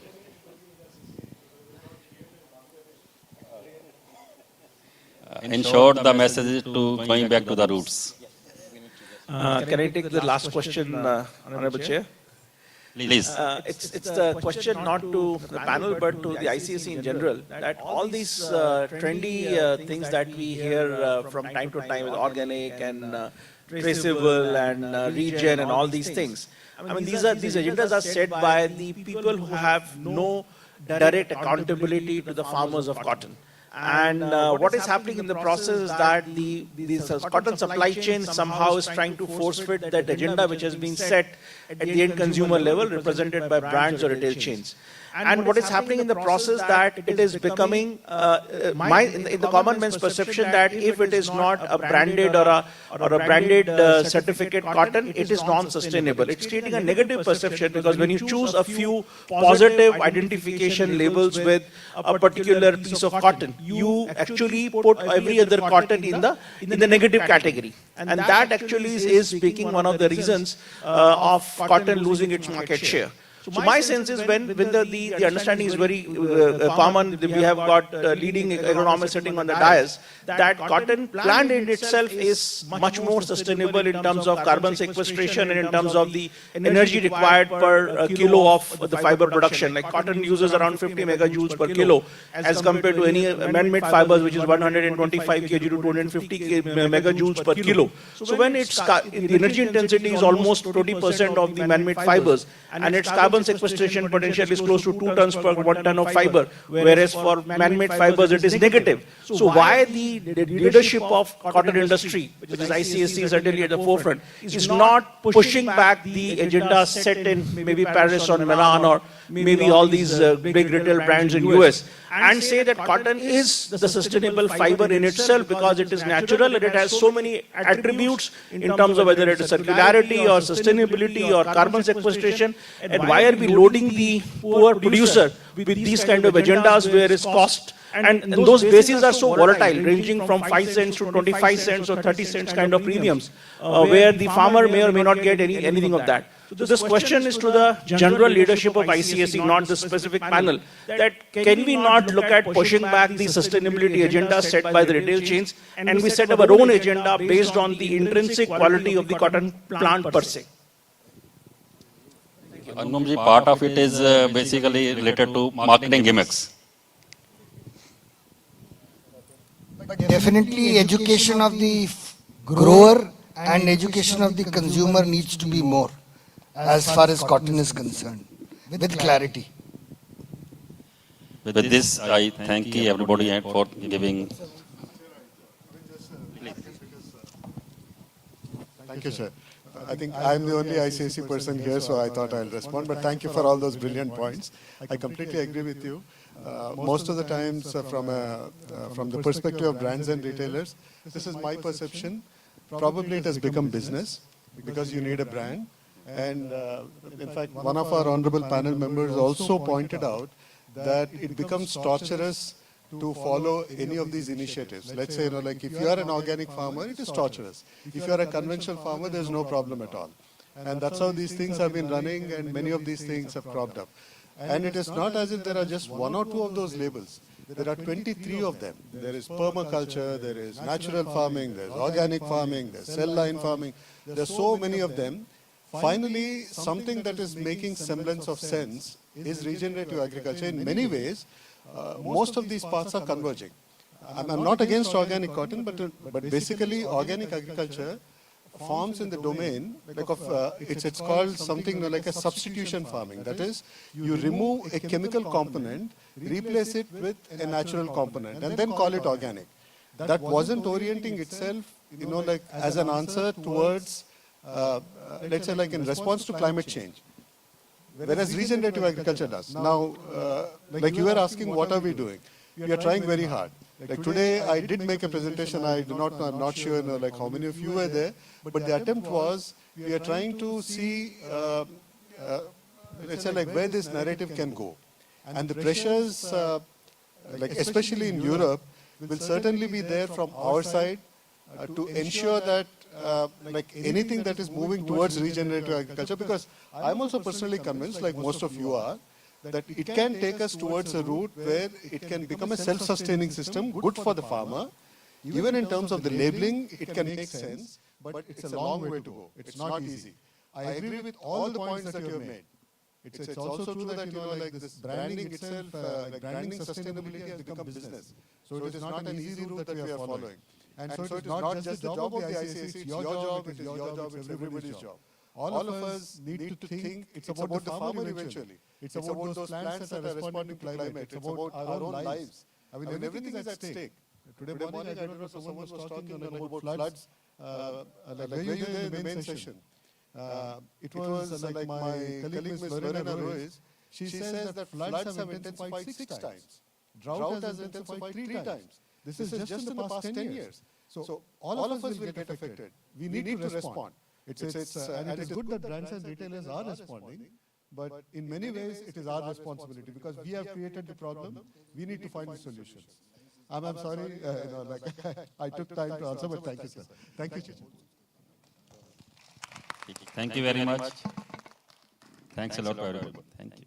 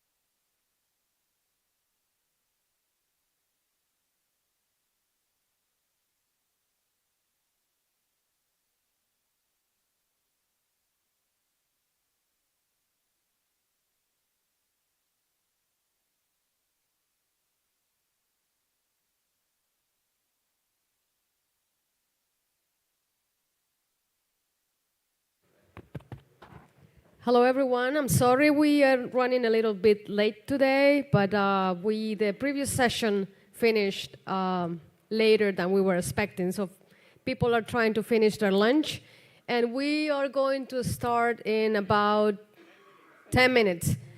It's going to be a great panel, so don't go away. We have great panelists from all over the world, and thank you for attending.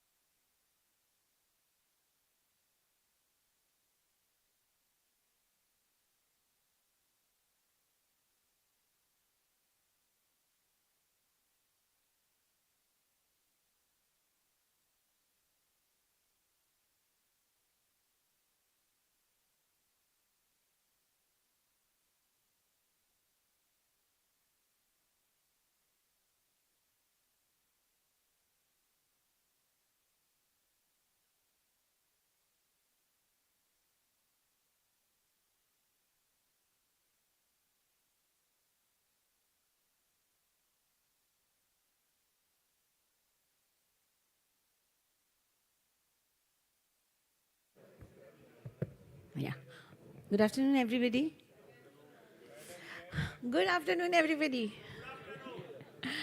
Kind attention, all the participants. We have an amazing exhibition from our Ministry of Textiles going on 5 minutes distance from here. And we are arranging buses for all the delegates after 5:30. Around 6 also, whenever you close. And that will give you that 1.5 hour. They are also organizing some cultural program for you. We have 75 handloom stalls and I think 225 handicraft stalls there. So particularly to my guests from all other regions, please join and utilize the break time before you come back for the evening dinner here in the same venue. But that is after these 2 sessions get over. Please join. We have the buses arranged for all of you to go to the venue.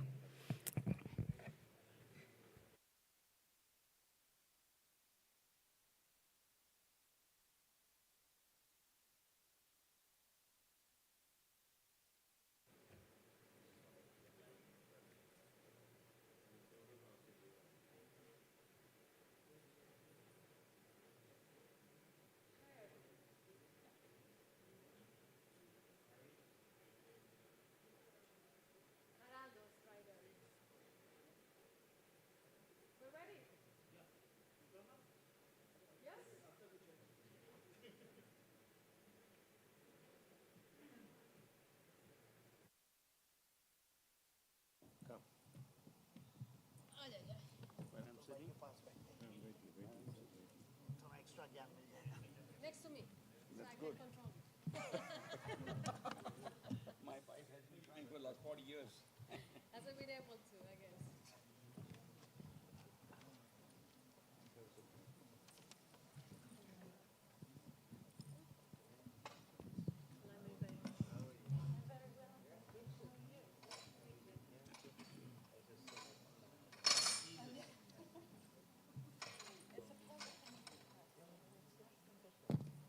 Say cheese, cotton, plenary.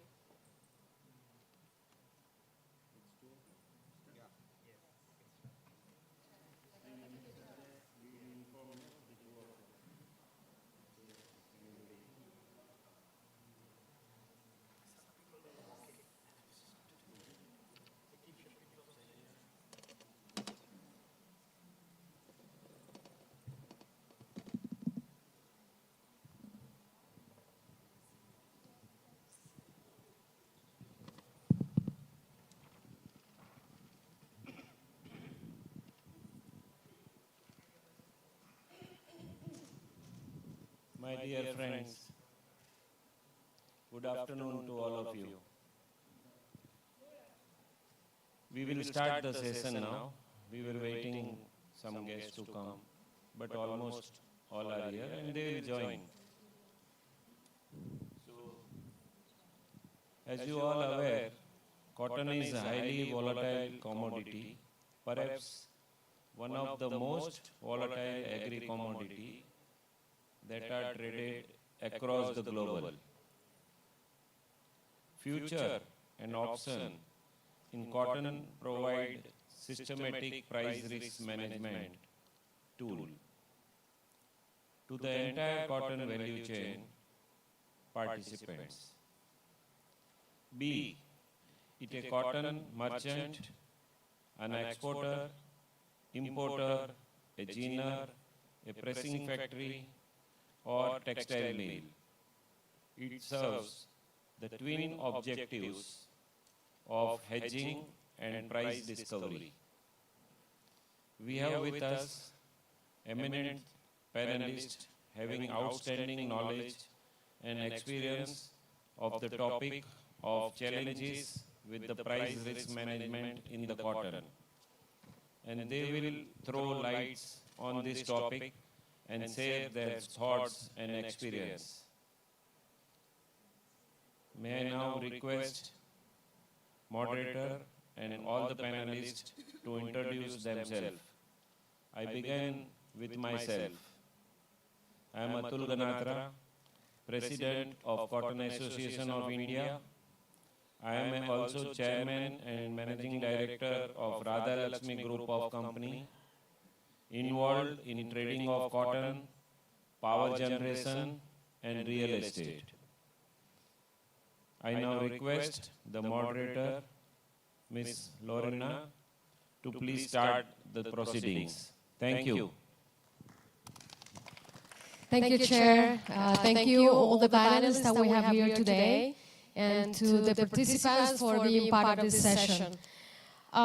We have 6 panelists that are going to cover all the global cotton industry in terms of challenges with price risk management in cotton. We decided to have this session in a form that's a little bit more informal than the normal presentation.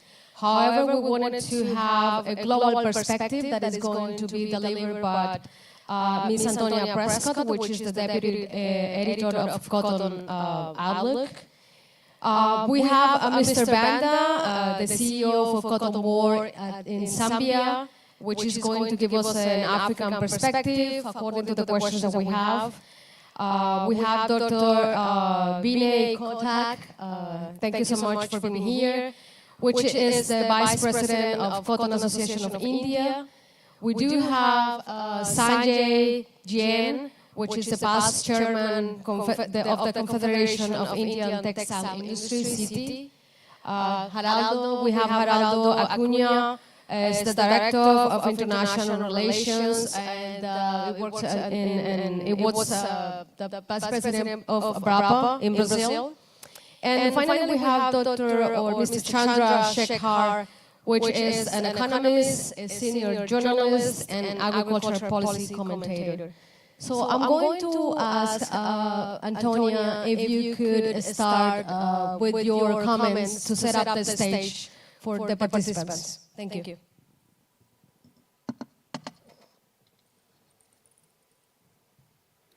Well, I'll stand here so that I don't have to hold the microphone and hold my notes at the same time.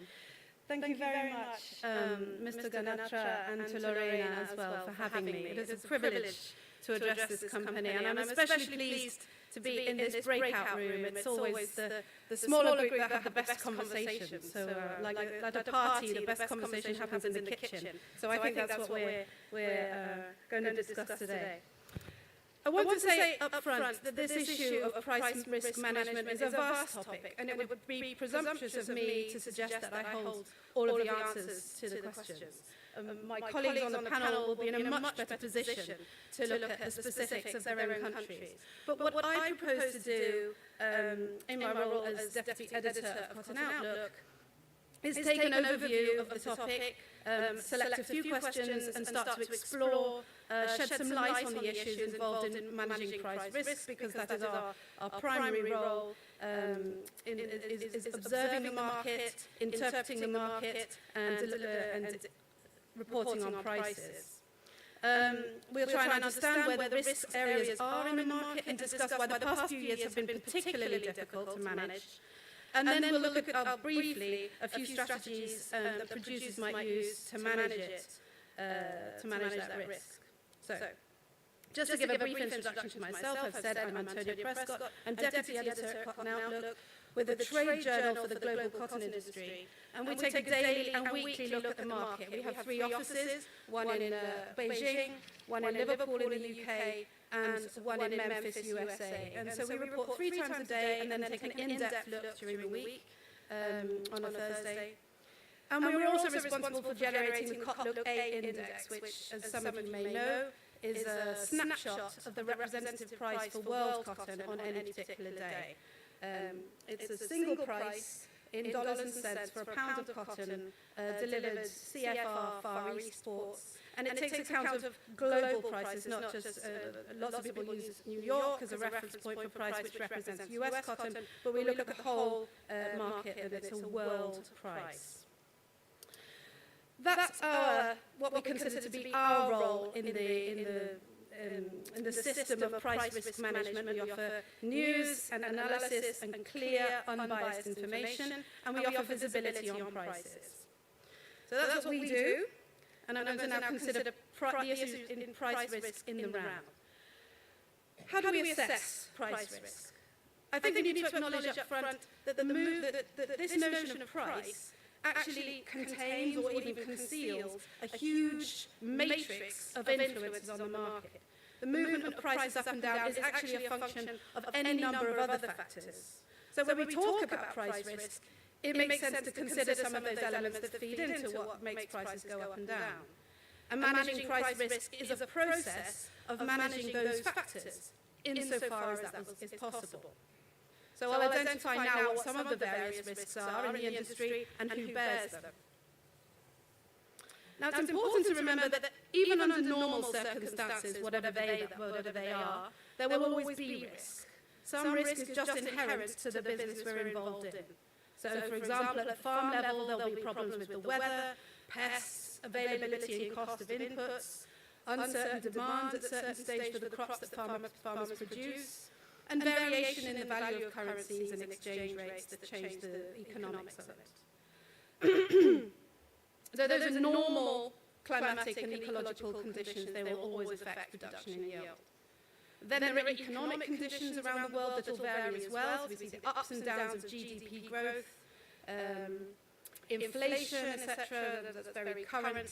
And that will produce uncertainty on the demand side and fluctuations in the cost of inputs.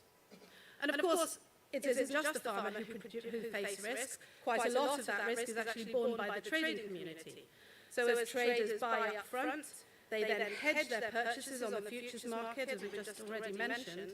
They assume at that point basis risk. And of course, there's also opportunity in that basis, but nevertheless, there's a risk that the basis, the hedging process won't work and won't generate a profit. They also take counterparty risk in terms of who they're selling to, and they confront country risk, so that the problems in various parts of the world that might impede business. And then, in turn, one step on, the textile sector will face its own uncertainties. And those producers of textiles have been in the front line of varying demand from consumers for the past, always, but this has been shown very starkly in the past few years when demand has been so volatile. So I've just mentioned the last few years, and this is one of the points I want to get to. The big problem that we've had in the industry is that a lot of the inherent risks that I just described have been magnified and added to by external factors. Now, I don't want to go back over old ground. Obviously, COVID is the big one. But there are others as well. We've had the trade war initially with the US and China. Two very real wars have come up in the meantime.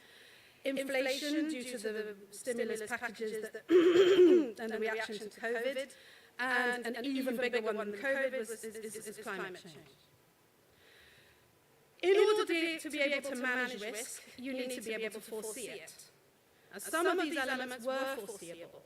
It wasn't as though nobody had ever heard of a pandemic before. It's not a novel idea. There was some preparedness in the world. But honestly, the reaction to it that what we saw was not written into people's risk management strategy. The global shutdowns that we saw were, frankly, a surprise. The sudden focus on goods as opposed to experiences, that was also a relative surprise because people were stuck at home. They had no longer access to the normal things that they would spend their money on. That sudden focus on goods rather than experiences stimulated demand at a moment where we hadn't imagined that would happen. So, and then you have all sorts of other issues, the impact on shipping, the dislocation of the freight system, the flood of reactions and then knock-on reactions to these extraordinary events has been very difficult to predict and to get to grips with. So the normal risks associated with weather, pests, input prices, fluctuating demand were magnified and exploded. And then add on top of COVID, you've got the war in Ukraine, which added fertilizers and energy costs. Inflation, as a result of principally the central bank stimulus, meant that the cost of all sorts of goods was suddenly much higher. High interest rates make a stronger dollar, and it goes on and on and on. So we looked at the bad news, how difficult it is to manage. I want to consider how we might go about it nonetheless. How do we mitigate price risk to producers? So first of all, let's consider the mechanisms that are already in place. What can governments do? Well, we do see government price support schemes of one type or another, or other sort of elements of support to the market. So you've got the target price scheme in China, the US loan and the insurance schemes that operate there, management of inputs and seed cotton marketing in West Africa, and then of course, because we're here in India, let's look briefly at the MSP system. That's a particularly interesting one because over the last 7 years, we've seen that MSP increase by over 60%. And it has been extremely effective, in fact, in insulating the market in troubled times. During the COVID period, a great deal of cotton, I think many millions of bales were taken out of the market at the minimum support price and then fed back to the local market and the domestic and the international market too, in a very successful way. Not every producing country benefits from this robust system of government support, though notably Australia and Brazil, and there are other African countries where minimal or no support is offered at all. But price support is only part of the story in terms of mitigating risk. Because farmers' returns actually depend, and I don't need to reiterate this, but I will do, because it's so crucial, actually depend on price multiplied by output. So the other way, and it's self-evident, of increasing farmer income and therefore minimising risk is for governments, but also organisations like ICAC, to focus on improvement of yields. As yield increases, so the exposure to the other element in the calculation, which is price, is reduced. And that's why it's so important to increase yields in those areas that are where achieving high productivity is harder. And we know the reasons that that's true: smaller farms, lower capital investment, a lack of education, or any number of reasons why. But that is a big area of focus that needs to be addressed, I think, and ICAC are clearly at the heart of that discussion. And then farmers themselves, what can they do? Well, they should look at how they sell forward. We've already discussed how when a farmer sells his product up front, he or she, they transfer that risk to the trader. Now, if the price at the moment that you wish to sell isn't appropriate, the temptation might be to hope to wait and hold for better prices. However, the length of time between sowing cotton or even planning to sow cotton and investing up front in inputs, for example, can be 6 months, a year, even longer under certain circumstances. And that is a very long time to be exposed to the market, from making your first investment to getting the money back. We saw last year, from May to October 2022, cotton prices, as measured by the Cotton Pay Index, halved in 6 months. So the opportunity to sell up front was there, and people who managed to take advantage of that locked in a much better price at the start of their campaign and didn't hang on for later. And then, so that's a particular marketing strategy, but other strategies that farmers might consider involve sort of thinking long term as well as short term, again, insofar as that's possible. So seek out good quality information, education, perhaps consider issues like weather insurance, and again, a topic that's come up many times and will continue to come up: adopt sustainable farming methods that will ensure the demand for their product over others. There's a possible premium attached to that sustainable goods. Also, the sustainability is a long-term strategy for better health of the soil and an insurance policy in your own productivity. And in terms of carbon sequestration, etc., will offer advantages to the whole ecology of the system. So that's my overview. I'm going to hand over now.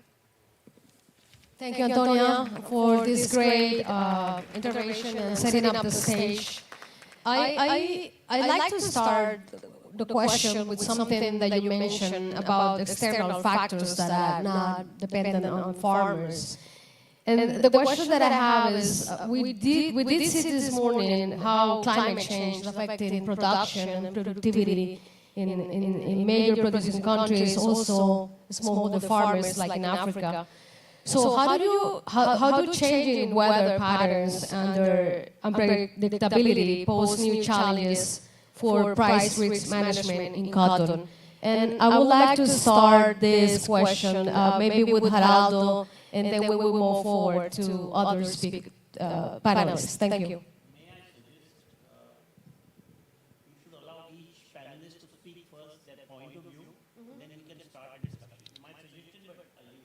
Okay. Chair, what do you want? Okay, let's make some comments on her presentation, and then we can go ahead with the questions. Yeah. On climate change? Yes, please. Climate change, right? Yes. Yes. Climate change is real. There is absolutely, there can be no two opinions about this. But is cotton climate resilient? Is a big question. I suspect cotton is not yet climate resilient. Not many crops are really climate resilient. Take example of wheat. Indian wheat is at the limit of heat tolerance. Even a 1.5, 2 degrees Celsius increase in temperature during key growing months of Jan and Feb in India would reduce wheat yields by 20%. Okay. And all this is proven. So we need to develop varieties which are heat resistant, heat tolerant. Are we spending enough research dollars to develop these varieties? And therefore this calls for enormous commitment. You can't develop these varieties overnight. It takes long years of experiment. And therefore, accept climate change as a reality. Invest adequate research dollars. 3, if others have better experience, other researchers in other countries, collaborate, cooperate, and learn. But you have your own agroclimatic conditions, your own soil conditions, your own water availability, and therefore you need to adapt and adopt the varieties that are suitable for your soil conditions and weather conditions. Therefore, it's a big challenge. This has to be accepted.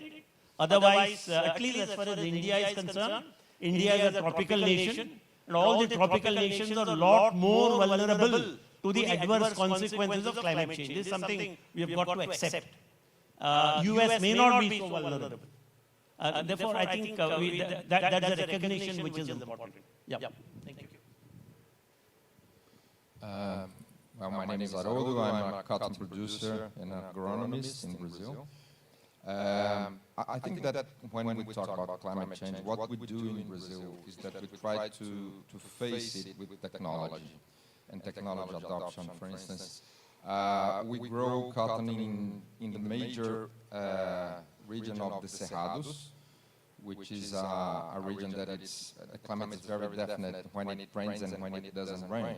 But when we see these events becoming more common, like droughts and long periods of rain that used to be in another period, what we started doing is to establish cottoning, to manage soil so that we have a very deep profile, that roots can go deeper to avoid these drought periods. And for instance, Bahia is a place that we have droughts of 20 to 30 days. And today, cotton is grown there without any loss of yields if you have 20 days with no rain, because the roots go down. Other things, we do no-tillage system and cover crops. So we try to do these technical management tools, to use these technical management tools to avoid losses in yields for cotton. Other things, information is very important, and accurate information on climate, on the prediction of climate, so that we can manage the window when we plant and when we're going to have the harvest time. So if we have good predictions, we are able to plant a little bit earlier or a little bit later, and that is very important for the second crop that, I don't know if you're aware, but 60% of Brazilian cotton today is grown as a second crop after soybeans. So it's planted in January. So what we do, if they notice that the rain is going to cut a little bit earlier, they try to avoid the cotton in that season, and they bring it to the early season, to the first season. Second, we have a huge program of breeding varieties, and they are breeding, we have new varieties that are shorter term varieties just to be performant in this kind of environment as a second crop.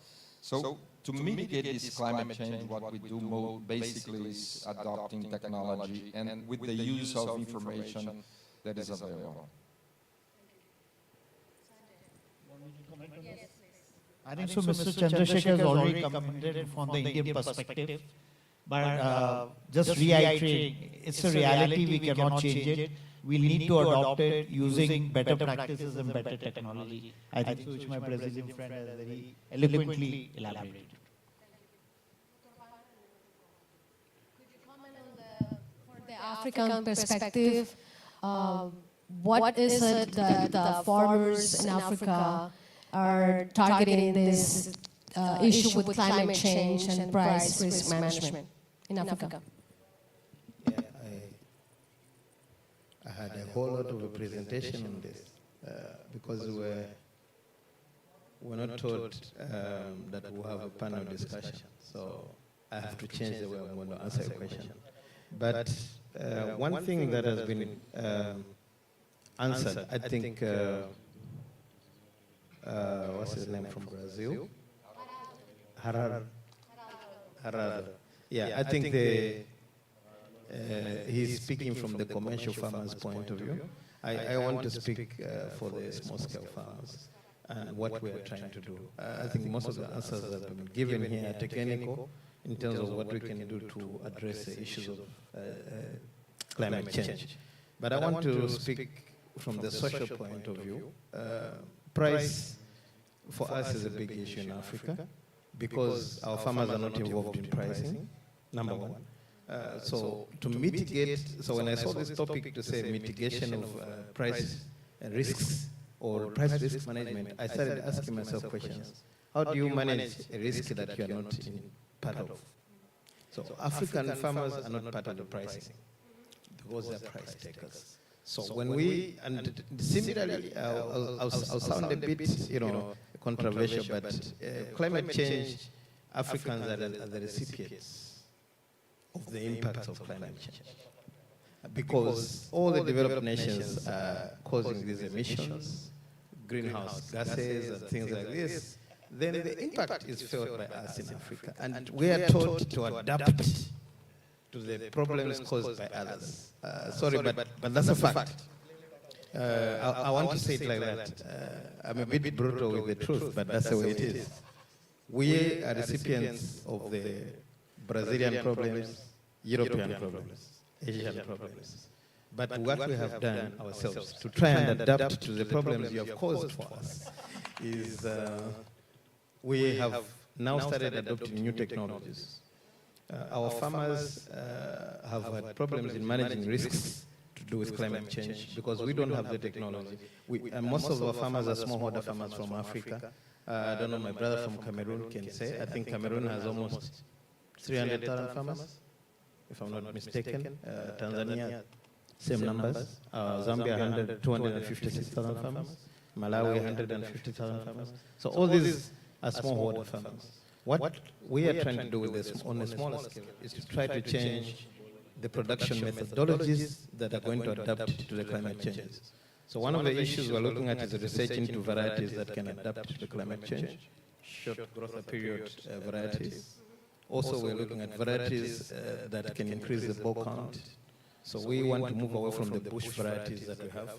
We're moving towards varieties that are a bit dwarf, but the ball count is more. So, if we could have a variety that is a bit drought tolerant, and we've been getting germplasm through CIRAD from countries that have improved cotton varieties.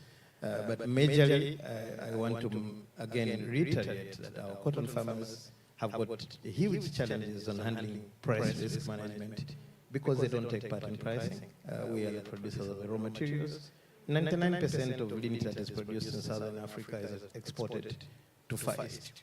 India, Singapore, Thailand, Vietnam, all these countries get our lint. So merchants tend to set up the prices for us. So our price for seed cotton is worked backwards. What the merchant says, the price is at the international market, then we work it backwards, less the cost freight and insurance, less the CF, the COB, then our farmers get the price. So in terms of volatility, we are the worst hit because the prices are very volatile. And when prices are low in Africa, the textiles are smiling because the textiles make their profits from the low prices that we get from the seed cotton.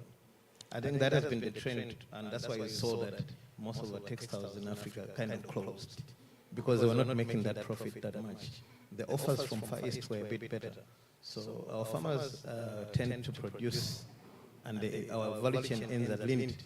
So there's nothing much they can do in terms of managing the risk of price volatility. But there are a couple of issues. Maybe when we come to the next question, I will talk about them, what factors we could have. Thank you, Dr. Banda. Mr. Binay, you're talking about representing the arbitration point of view. And I would like you to talk about it to see.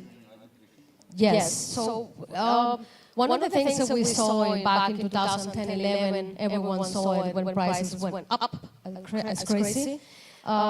It was not related to, well, a little bit of climate change, of course, in Pakistan and some other countries. Tell us a little bit about the role of arbitration in managing price risk management and also in terms of climate change. Thank you. You see, the climate change, because of climate change, if there is non-performance of the contract, and that means it is by act of God. Okay, it's not a bad intent. Or, in such case, India has force majeure clause, whereas it doesn't have an ICA. So ICA means if it is not performed, irrespective of the reason, whether it's an act of God or a government, it has to be invoiced back. So the price difference has to be paid. As far as India is concerned, there is a force majeure, even government recognizes that. If it is declared force majeure, contract gets cancelled at par. There is no damage to the supplier or a buyer, whoever is incapacitated to perform because of this kind of situation. So this is the major difference of force majeure clause in India and ICA.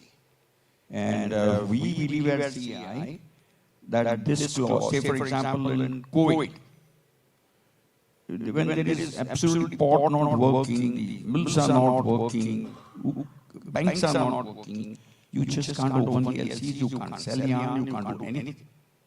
So government had declared force majeure in the period. In that period, whatever has happened as per government, that is no fault, it is no bad intention about it. So in India, force majeure works for protecting non-performance or incapacity due to God, act of God, like climate change. Yeah, thanks. Thank you. I would like to move to a question that I think is very important and influences the decisions that farmers take in terms of planting or deciding what to do when to sell the cotton. It's about the access to information. For some countries, like Brazil, they use AI, they use big technology, big data, and the use of drones to calculate how much cotton they're going to produce. But in some other regions, like Africa, some older farmers in India, information is not actually that accessible. Could you please comment how one can improve this information issue that we have in those different regions? And Antonio, if you can comment on this, you'll be happy to. Doctor, please. And pardon me saying this, the first point I want to make is, we are actually discussing risk management of production. the topic actually is price risk management. Price risk management happens after production takes place. Price risk takes place in the market. Prices of cotton become volatile for various reasons. Therefore, you need to manage that price risk. Whether it's a farmer or a ginning pressing factory or a spinner, textile mill, trader, anyone, importer, exporter, he faces price volatility. Therefore, that price risk management happens through what is called derivatives trading. What we are discussing here is actually risk management as far as production is concerned. So my sense was that we are going to discuss price risk management, how you can use a futures market to protect yourself from prices. So we need to know the sequence in which you are asking. Okay, therefore the point, no, it's okay, sorry, I understand. I'm not sure if we have enough time. The question was information access. Very clearly, under Indian conditions, farmers are small and resource poor. I hate to say the word poor farmer. No farmer is poor. He is resource poor. He has limited resources. Okay? And therefore he has limited access to information. This is the first proposition. Second proposition, look at it. But a farmer is savvy enough to use technology. For example, a mobile phone. I think close to 95 or 98% of the farmers, I'm certain, have a mobile phone in their hand. For it should be possible for this country to deliver weather information, price information, market information, information relating to input availability, information relating to prices in the nearest market to the farmer. All that is possible. Advanced signal, advanced warning as far as weather aberrations, if any, are concerned. All this is possible. It is certainly happening to a significant extent, but that probably is not enough. We need to intensify it, we need to strengthen it, we need to make that information more accurate, we need to make that information more sensible for the farmer to be able to act. I warned the farmer, boss, in the next 5 days you're going to get thunderstorm. Okay. But what is the use of that information? I should also tell him what preventive step he must take. And therefore, that's the way forward. Information access is one. But is that information timely? Is that information accurate? Is that information useful to the farmer? And what action should the farmer take? That's the key question. And therefore, that I would think is what is required in every country.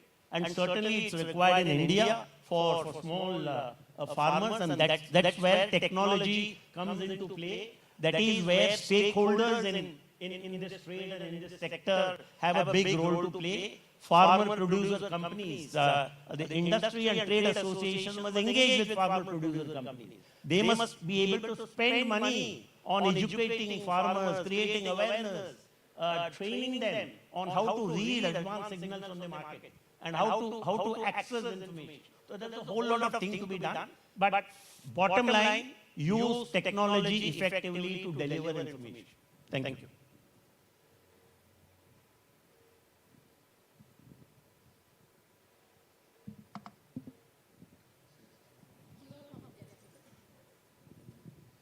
Yes, I'd like to add something. Is that sometimes there are some regions that people do not have access to information. And what we deal today is with the excessive number of information.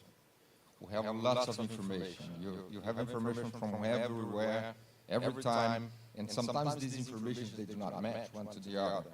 And so we are somehow lost in what measures to do with such amount of information. And this is a problem because in Brazil we have consultants, we have special officers that provide information on the market, on climate, on everything. And then sometimes you have a huge number of information and you don't have education on the tools to adopt or what to do with this information. So this is something that even large-scale producers, etc. I'll just summarize in one word. We need to learn how to convert information into knowledge. That's, I think so. We'll all say the same thing, so I won't repeat, and we can move on to better topics.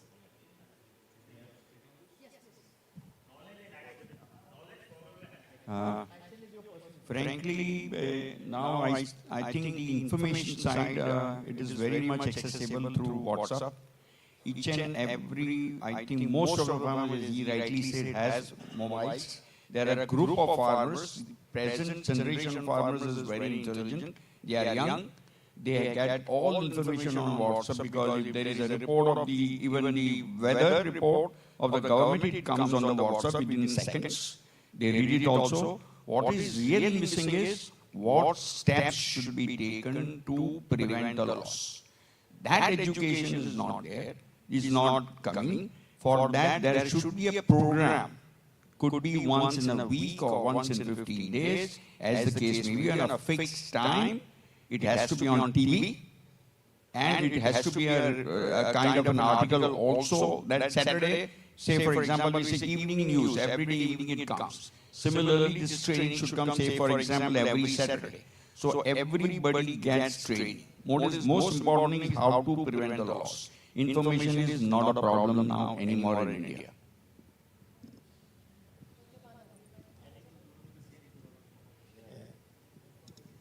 I like the discussion, and I like the fact that in India, farmers have got WhatsApp. In Africa, we don't have WhatsApp.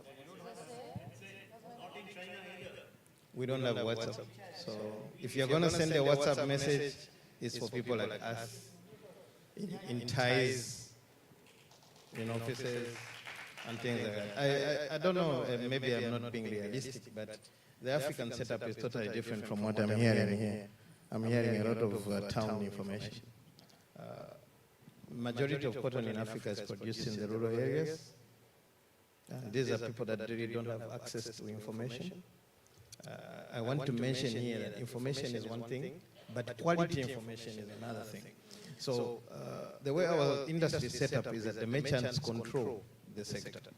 The GINAs control the sector. So they control the amount of information that goes out to a farmer. That's one thing you should understand. So the farmer does not get the quality information that he needs, because the company is only giving information to protect itself, not to protect the farmer. I think that, for me, that information that we're talking about here is in two categories. The GINA side is protecting their business. And I don't want to talk about cartels and how I think these things work. I want to talk about how I think the farmer is disadvantaged in the African context, because the farmer doesn't have access to this information I'm hearing here. So we have been trying to develop something I'm discussing with one of the donors, something called e-extension. So this e-extension is on whatever mobile phone. You can download USSD code and then listen in to voice prompts. So you can listen in on how to plant cotton, where the market for cotton is, how you can grade cotton, and so on. Because our farmers don't have WhatsApp. They don't have a television set. They listen to community radio stations. So we give out information using community radio stations, and we give out information using group focus discussions and extension officers. So our setup is totally different. But the focus, and I'm happy that I attended one of the meetings here under PSSC, where we were discussing about promotion information. What kind of information are we giving out regarding cotton production? Because on the world market, our space is shrinking. The cotton production is shrinking because we haven't given the farmers the correct information. When to plant, how they should take care of their fields and things like that. They look like simple things, but they're not being told because the businessman is there to buy, not to educate. So this, I think, should be a government program where information to be given to farmers through the government structures. Not only that, but let's come up with solutions that don't require a smartphone. Because not everyone has a smartphone. That's my point of view.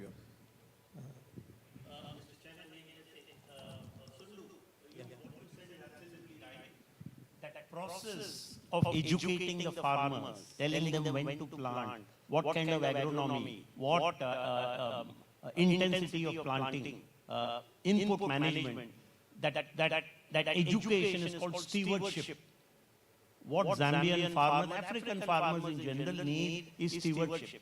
And in most places in India also, Indian farmers need stewardship. There's a complete lack of stewardship in developing countries. That's a tragedy which needs to change. Thank you. I think that's what really was important to have a different perspective of what information means for Brazil and what information means for a region like Africa and some areas in India. Because for what is granted for you is not totally given for other regions. So coming to the fact that we were discussing about price risk management and the different instruments that are available in the market, we obviously know that they are not implementing them. I would like to ask you the perspective that you have, how organizations like the ICAC or the CODLOOK or even the government can do to help merchants, the textile mills, to improve the risk management when it comes to cotton, which is a very volatile commodity. No. How much time do we have, Chair? 5 minutes each?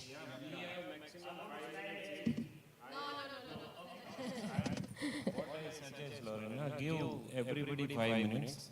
They have certain notes, they have come with certain notes. Let them speak at least 5 minutes, then we can shift the... Please start with Mr. Chandrasekhar in the queue. 5 minutes to each. Please give your points. I have been asked to speak on the Asian perspective of price risk management. You have the Zhongzhou exchange in China. You have Indian exchange. And of course you have ICE from where many of the exchanges, the market takes the cues. Very clearly, ICE used to play or ICE continues to play a dominant role. And the Zhongzhou exchange takes cue from ICE. And Indian exchange also takes cue from ICE. Number one. But look at the volumes traded. The Zhongzhou exchange in China is streets ahead of even ICE in terms of lots traded or whatever volume, huge volume. I'll just share the number I have. According to the Futures Industry Association, it's amazing that the Zhangzhou Commodity Exchange dominated the futures trade in 2022, and I'm sure it continues to do so. FIA says the trading volume in that Chinese exchange was 129.1 million. That's the volume which is 92% of the worldwide trade volumes. 92%. And the lot size there is 5 tons. And to my mind, it sounds incredible. Somewhere there's a decimal problem. Honestly, that's what I think. But that's what you look at the website of the futures industry. But the point I'm making is it's still big. Still big. 92%. Okay, so that second go to ICE, USA. Okay, the volume was 8.4 million, which is 6%. 92% China, 6% ICE. And the ICE lot size is 50,000 pounds or 22 tons, very roughly. And then you come to NCDEX in India, which actually trades raw cotton, or we call kappa. And we have MCX, 0.36 million or 0.3% market share. In fact, NCDEX has 1.1% market share. Okay, the point I'm making is that usually the physical markets and the derivatives market feed on each other. More often than not, the futures market takes its cue from what's happening in the physical market. But more often than not, the future market works on the basis of anticipated changes in the physical market over the next 1, 2, 3 months. In the future period of time, and they react. Therefore, today's price in the futures market is not based on today's market fundamentals. It is based on the thoughts of the futures traders about what changes are likely to happen at a future point of time. This is something we, the market participants have to understand. For example, cotton prices in India are, in the physical market, cotton prices are impacted by production and other factors, also export. For example, what is Chinese export demand of Indian cotton, Bangladesh export demand of Indian cotton, etc. But the relationship of ICE and the Chinese exchange and the Indian exchange is that I think it's more unidirectional. From India, the amount of cargo that is expected to flow into China would actually impact the Indian exchange and also, of course, have an impact on the Chinese exchange. And therefore, there are interrelationships among the exchanges. They feed on each other. The physical market feeds on the futures, and the futures feed on physical. All this needs to be converted into knowledge for the value chain participants, and that's extremely important. And therefore, unless the value chain participants know what are the dynamics of the market, what are the drivers of the market, it's going to be difficult for them to hedge their price risk. That's the key. Hedging the price risk is the key. And unfortunately, in India, we produce 330 million base, but look at the trading volumes. Because the stakeholders either, I don't know what I should say, either are not interested in risk management or there could be any other reason. But often people think hedging is speculation. I think not hedging is speculation. If you don't hedge your risk, you're speculating. Okay, let me try to answer. So how these organizations could help with that? Okay. Yes, I think that we in Brazil, we use a lot of, our contracts are based in ICE numbers, and we do a lot of different things. We do fixed price, we do on-call sales, and this is all based on, we plan a season selling forward 40 to 60% just to hedge our production costs. And what might help us is the accuracy of information that comes from these international organizations in terms of supply and demand. And I think that some education on the tools that producers could use more easily, or that don't require a lot of money, for instance, future markets, is something that we do not do that in Brazil. That you have the margin calls and everything, you have to put money, that is out of us. So what we do is we use some of these informations, and the biggest producers in Brazil, they have their own team, which is not for everyone, because you need qualified, high qualified and expensive professionals. What we use is some banks that do these hedge operations for us, or the trade companies. This is the most common in Brazil, that now we have the trade companies that are helping producers to do these, to use these tools to risk management, like options, sales on call, and other structured operations like accumulators and things like that. So if we have some more education from these institutions, these organizations, I think it would be very useful, because producers are too much focused on producing. And we use technology to produce, and then we have come to this situation that the volatility in cotton prices is so big that we have to go for that, and it's still too new for us, and I think that would be very helpful.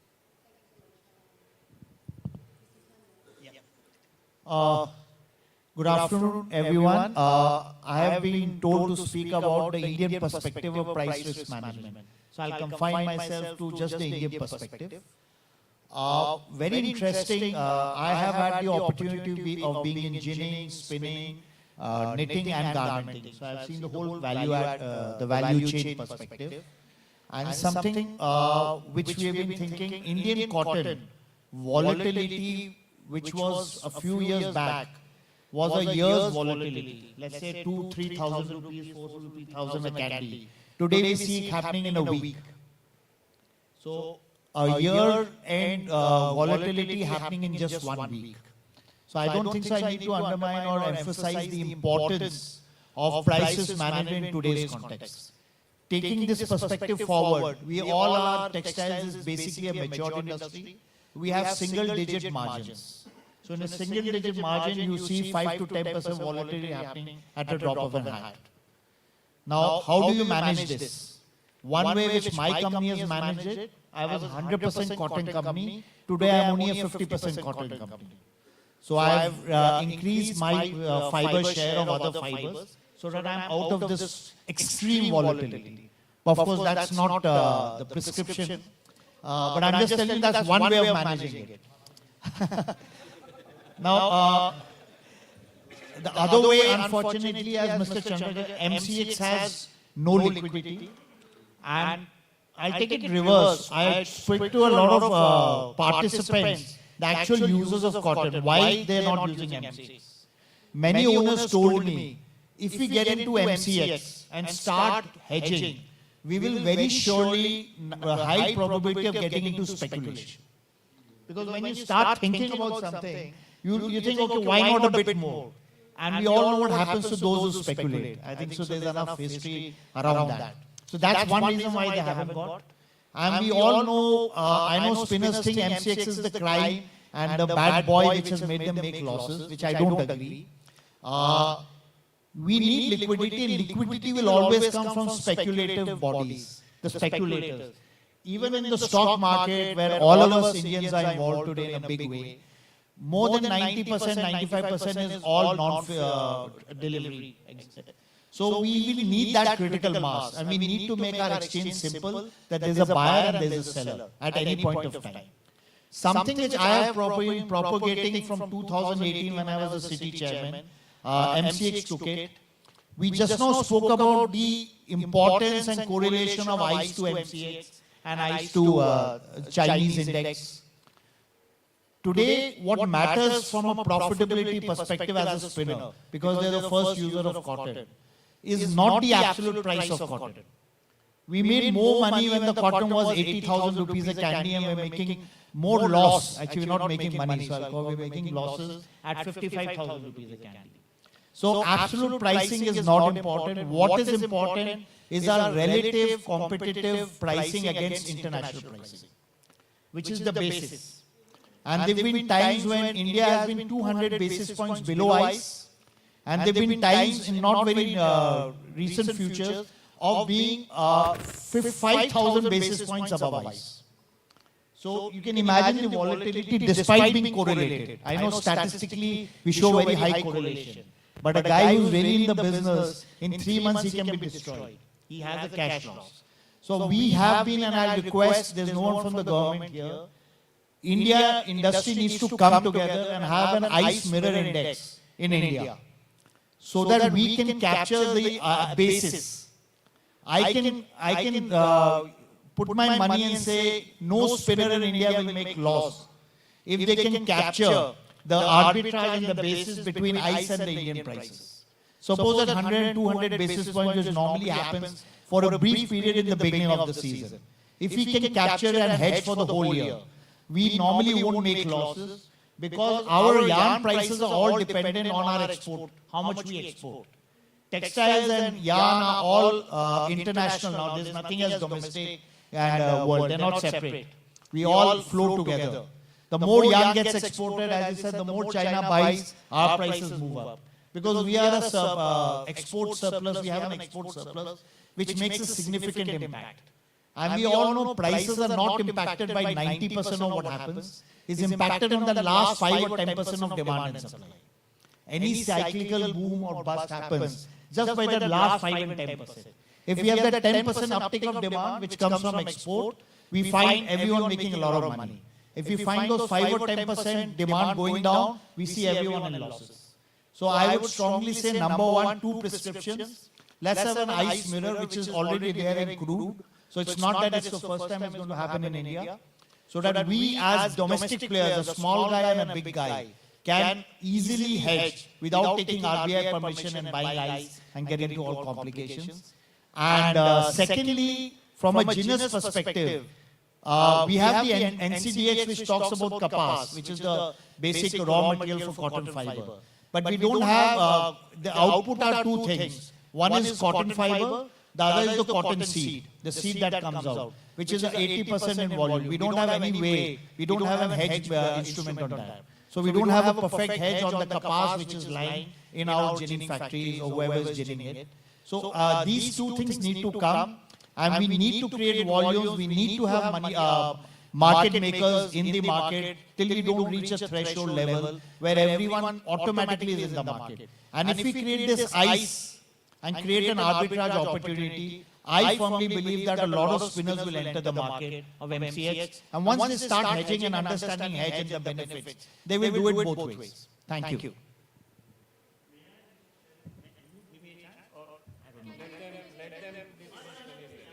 We are running short of time. Let them have some.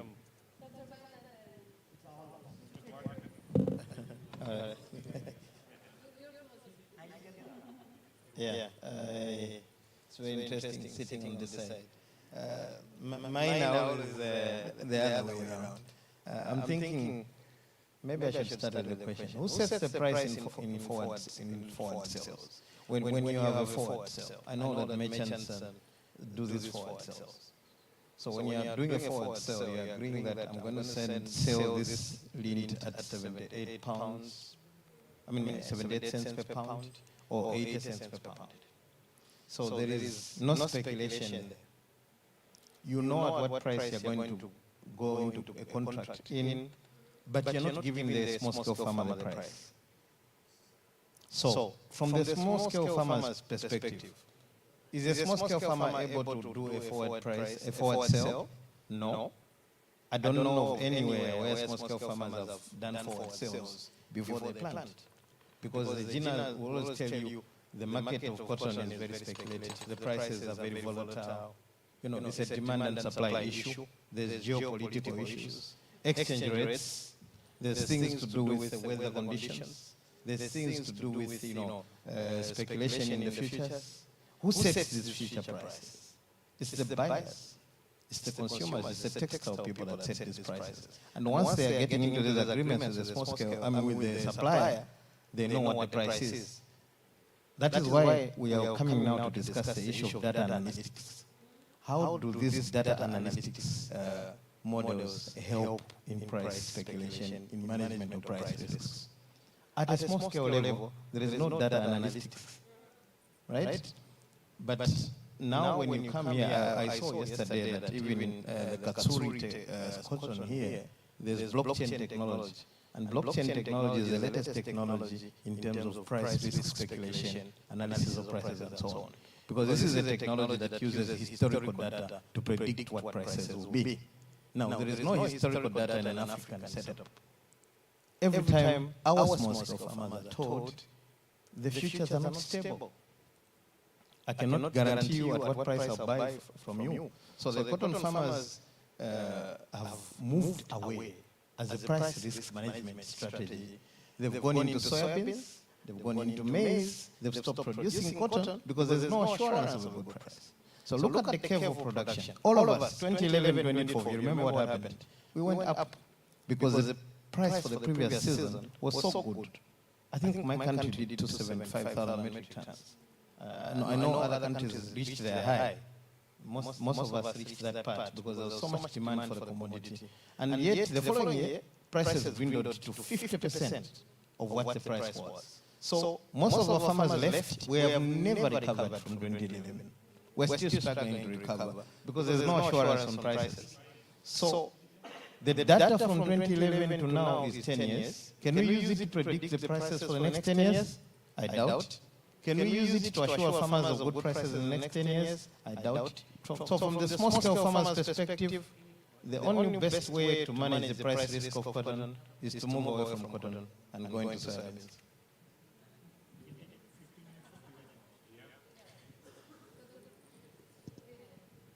Yeah, I'm supposed to speak on arbitration.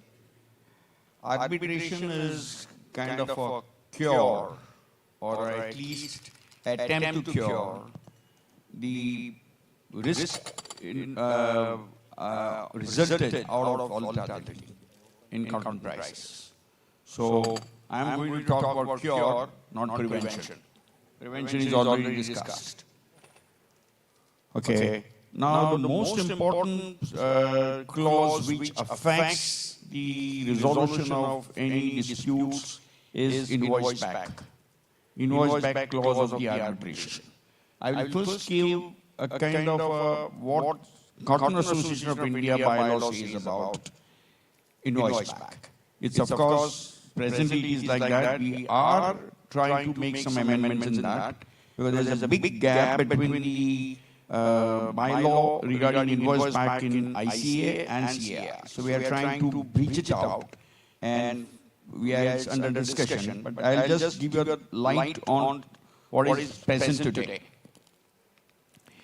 The invoice back cannot be done without just by will. In ICA, it can be done by will. Effectively, that means if we have entered in a contract with, say, person A, within 3 hours or 2 hours, I can say, sorry, I want to close the contract, let's invoice back. So ICA, as per ICA, it is just at will. It can be closed and invoiced back. As far as India is concerned, there are conditions under which only and only you can close the contracts. The first in that is when the buyer or a seller becomes insolvent. That is one of the conditions. Or when there is a serious crop failure, which makes it difficult for the seller to perform his part of contract, and the board is in the opinion that it is reasonable view. So ultimately, board also looks into that. Third, if there is a substantial ground that the other party is not going to perform. Say, for example, if I have supplied my cotton to Mill X, and I have few other contracts in line. If my first contract where the dispatches have taken place, where my payment is not coming, it's overdue more and more, then I may not supply the pending contracts. So if I'm sure that it is not getting performed, I'm not getting my payments, I am free to close. So these are the conditions under which only the invoice back takes place in India. So we are trying to, and as per the ICA, as I said, it's on will. They can even do it in 2 hours. Nobody does that, but I'm just saying it's possible. Now in India, why we are not doing at will, that is also why it has not gone. I'll tell you 2 reasons for that. One is in India, everybody knows, at least the Indians, there is an account number 2 going on. Now it's reduced. So one can trade account number 2 while buying and selling and closing the contracts. So there could be a problem of, illegal acts. That's one. The second one is in India, there is a speculative loss and profit, which is treated separately than the normal business profit or loss. Meaning, if there is a profit in normal business, and if there is a loss in a speculative loss, you cannot offset. The speculative loss can be offsetted only and only against speculative profit. So many times, the companies can go into very big disadvantage or big advantage. It depends. So there could be a tax evasions also. So considering all these probable problems of the illegality, there are conditions put in the bylaws. The another thing, one good thing is what Cotton Association has done is, when there is a member who becomes CI member, anybody, and if 2 members are trading between the 2, it is a compulsory arbitration of Cotton Association of India. There is no need of any written agreement of arbitration. In other case, if member is dealing with non-member, there has to be a written agreement in the contract accepting arbitration of Cotton Association of India. So if there are 2 members, it is compulsory, it is automatic. That is what we have done. So we are encouraging members to come in so our disputes can be easily resolved. The another one good thing which we have done, which I would suggest also ICA to do, you may be able to communicate, and ICA can also communicate, is we have a committee of mediation. So before going to arbitration, still there is one attempt that the dispute gets resolved. For what we do, our committee members are all very respected and senior members of the state. So they try, when two parties are in trouble, they have given an opportunity. If you want to go for mediation, please approach that committee members, discuss with them, try to explain them, try to pursue them, and things get settled. So it is not a costly affair, and it is a faster approach. So in ICA also it should be encouraged. Say if there is a defaulting party in India, then there should be a committee, joint committee of ICA members as well as the Indian members who can prevail upon the defaulting party for a settlement. So that could be faster, cheaper, and the ultimate objective is to reduce the disputes. And the another thing which I would like ICA also to include, I can say about our recommendation, right, for the international bylaws. There is we have experience in recent past about the delay in shipments and all that. So if the LC is delayed by a buyer, there is a carrying charge. If there is a delay in shipment after the LC is open, there has to be a reverse carrying charges. That is a very strong recommendation which should go to ICA. I would say one step ahead, that even if there is a no fault of a shipper, also the buyer, and there's a lot of delay takes place in shipment, why the hell loss should be only transferred to buyer? If it is not buyer's fault, if it is not seller's fault, it has to be shared. It is not their fault, fine, but it doesn't mean that the entire responsibility of the loss comes only to the buyer. So some midway should be taken into account by which this kind of unforeseen loss cannot be transferred to only one party, either buyer or a seller.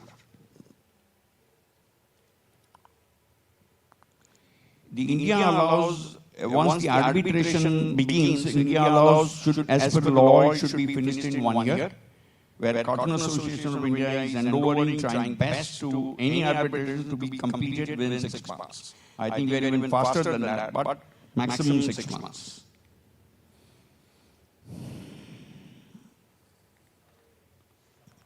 Also, the another thing which should be taken into account is loss on account of currency. When we talk about default, we just talk about the price market difference, but we don't talk about the loss on account of currency. If an exporter has sold currency, future currency, and tomorrow if the rupee depreciates, then he will be at a loss over and above the market difference. So this part also, because a defaulting party may have to carry more punishment. So that should be done, in my opinion. The another thing which I'm finding, frankly, the way as has been discussed, that the volatility is increasing very, very heavily. And to be realistic, if this kind of volatility continues, the more and more default lists will take place, and more arbitration of unfulfilled award will happen. It may become a booklet, just not few pages, in next 3-5 years, if this kind of condition continues. So what will happen is ultimately it will lose its essence. The people will start trading the default parties also, because the market will become very narrow. You will have no choice. Even today it's happening. Many Bangladeshi defaulted parties are trading with even, I would not name the good big merchants also. So what is important is that once the party comes into default, if the aggrieved party doesn't go to court or doesn't take necessary steps, then there is of no use. So the aggrieved party should make give a proof that they are taking some actions. If the actions are not taken by the aggrieved party for 3 years, or you may decide 5 years, then that name should be deleted from the default list. Once a party is defaulted, it's filed there for 15 years. What is the point? That means you can't deal with that party for 15 years. So if the aggrieved party is not taking any actions within 3 years or 5 years, the party should be deleted. So I think I have completed my recommendations also to help the trade. Thank you very much. Dr. Chandra Sheikh, you were going to complement a comment before. Could you please finish? Okay. Thank you for giving me this opportunity. Sorry. Sanjay said we must have, Indian exchanges must have ICE mirror contract. I want to propose a big thought, and it's a mischievous thought, and I enjoy mischief. A very substantial part of global cotton production is in Asia, because I've been asked to talk about Asian perspective. Okay. Very substantial part, 70-80% produced in Asia, 80-90% consumed in Asia, and a substantial part traded within Asia. Okay? When Asia has this cloud, this size, this dominant position, why should Asian value chain participants depend on what happens in ICE? Okay? Number one. I am being very frank. I am not a trader. I don't hold any trading position. I am a student of this market. Okay? And I have been studying this for quite some time. So why should Indian prices be decided by ICE futures? India, despite its dominant position as a producer and consumer and as an exporter, is a price taker, is not a price setter. We all have to think, why are we price setters despite our dominant position? And therefore, I want to propose, I don't know, I am missing my friend Keshav Kranti here, but I am sure you will take this message to him. I want to propose a big thought, which is, I want to talk about a potential Asia Cotton Alliance. Okay? Asia Cotton Alliance will mean all Asian major producers of cotton, Asian major consumers of cotton will come together, and they will decide a common and very robust future for themselves, which does not mean they'll have nothing to do with the West or whatever. No. They will continue to trade, they will continue to take cues, but the price setting will happen within Asia, is what I am thinking.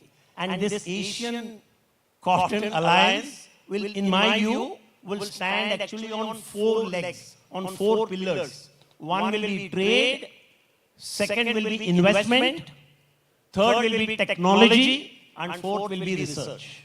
Think about it. Thank you very much. I just wanted to share a small thought against the big thought shared by Mr. Chandrasekhar. But he reminded me when he was speaking of what my chairman always used to say, that why do we need to do Indian cotton buying and selling at ICA terms and conditions? Chinese don't do it. Why do we do it? So he always used to tell me, you know. But on this price risk management in India, just one thought which I missed out was, farmers manage their price risk or the bottom minimum profit by MSP which the Indian government runs. But what about the users of cotton? When international prices fall below MSP, we are forced to buy cotton at MSP.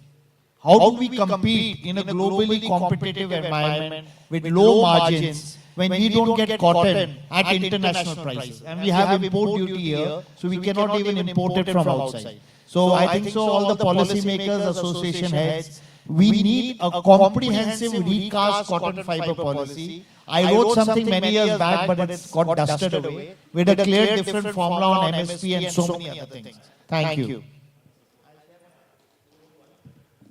You were going to... I want to give some comments on ICE. Frankly, don't take it, otherwise I will make it a little wild. I'm encouraged, I'll make some wild comments. In ICE, funds worked more than fundamentals. The funds work more than fundamentals. Fundamentals ultimately work at the end by the time you reach the destination, but in the journey, people are killed. People are killed. So, two things I used to see it in past that the supply and demand was determining the price of the ice. Now it is dollar index. Sometimes it's the share market going up. Sometimes it's the gold is going up. So you just can't control why the hell the market is going up or going down. So in my opinion, the first thing which is required to be done, the mills are hedging themselves by buying on-call basis. That means it is on a future. Then there are many times in the last few years are squeezed. Because now that figures or that information, in my opinion, should be made secret. There is no need of disseminating that information. That there are so many outstanding on-call sales. Why you need to give that information? So the speculators or the index fund or the fund managers know that they can be easily squeezed. So don't give them weapon to do that. They are all wearing ties. They have not dirt their fingers in the cotton. $2 million, this is the graph. And it is the, as per these graph, this can go up. They don't see fundamentals.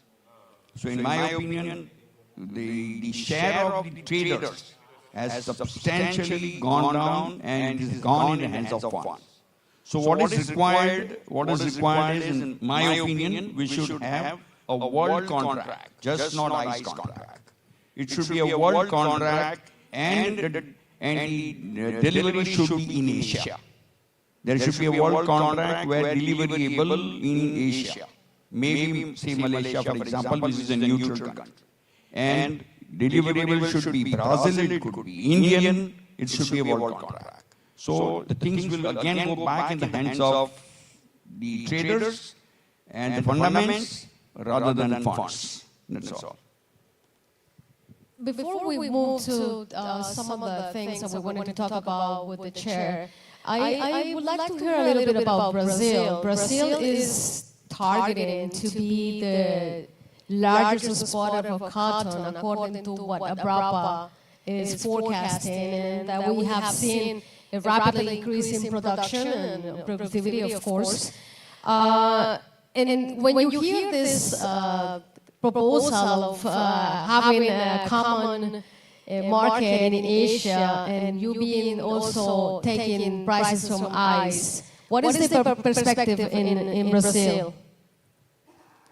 I think that the same thing that he mentioned, that we do not have a deliverable of cotton in our exchange BMF. So this is the problem. We want to do that, and I think it's going to happen sometime, and that would help, because it's also something that we're not too sure, because we all depend on ICE numbers, and sometimes they don't make sense. So I think yes, it's the market, but as he said, who is the market? There is not a person, there is not something. So I think that it's coming. It's coming in Brazil. I don't know if Antonio or Dr. Panda would like to add something before we have some things. Well, I'll just thank you for your all the comments that we've heard already, but just to sort of move back to risk management strategy, it is also important to remember that imperfectly shared though the risks may be, and I fully accept the limitations, and the absence of a world contract is certainly to be regretted. It was tried, it never attracted the liquidity it needed, and it was quietly retired. Risk, the way our system is set up, is a necessary, let's say, evil. Volatility is necessary for the way that the futures market functions, and is in fact an attractive quality as far as speculative investors are concerned. We saw a lot more interest in our analysis, for example, from hedge funds, when prices were shooting up and then, as I described, halving in 6 months between May and October last year. This period of stagnation of prices, by contrast, is less interesting to speculators. And as the December contract has expired on ICE, we've seen, and of course it's not the only reason, there are many, many reasons for the fall that we've seen in the last few weeks, but one of them we understand is that speculators are no longer as interested in cotton as they were. They've exited the contract and seeking other commodities to find more interesting patterns of behaviour for the market. So we can't get rid of risk. We've described it, it's inherent anyway. We don't want to get rid of all of the risks because then the market ceases to function, traders have no means of hedging, nobody has any means of hedging, it's a necessary.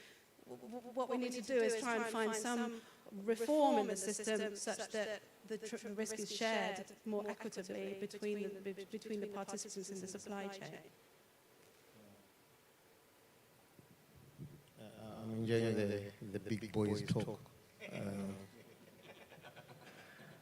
You know, yeah. I'm enjoying the big boys talk. Hedging, you know, market speculation, you know, futures. This is big boys talk. Let's talk to the small boys as well.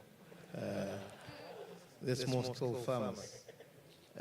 All this talk is, I would say, professional. You are only talking about market speculation at merchant level, at bulk selling level, at textile level, at consumer level. There's no discussion around market speculation for the producer. Because I don't know in other continents, but in Africa, the biggest driver of production is the price. So we actually work in reverse gear. So if the price of cotton is good this year, you have a number of farmers coming to the sector next year. So if you have got 100,000 farmers, you might double your numbers because the price was good.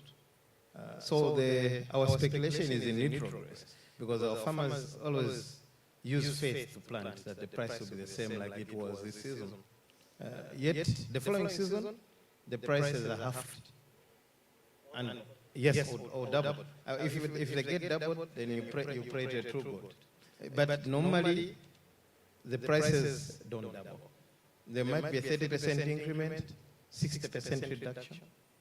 You know, so this kind of speculation at this level is there at small scale farmers level, and it's very detrimental to their planning because there is no assurance whatsoever in what the price is going to be. And a lot of the merchants, GINAs that are operating in our countries, they have refused to guarantee a price, minimum guarantee price. What will I buy, at what price will I buy the seed cotton from you?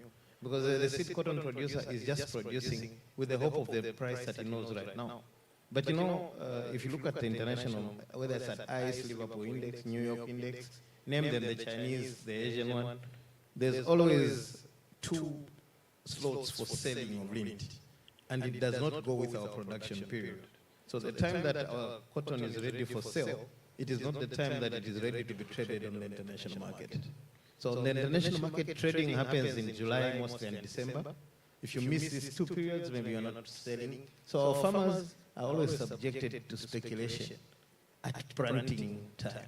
So what are we going to do for the producer? Because these are the drivers of what we're discussing here. Nobody is discussing about them that plant. We are discussing about us that are trading at this level.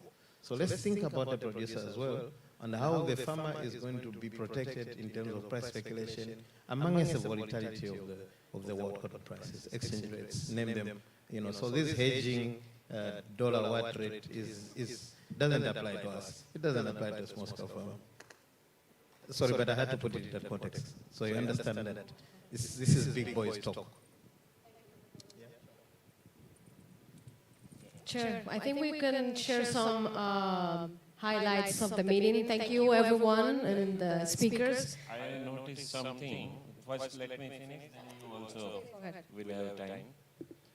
So the main discussion what we had today, the main points, little I noted down, why the hedging is important.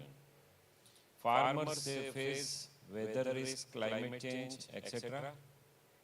Trader face risk of economic up and down, supply, production and demand also, creates lots of up and down in the markets.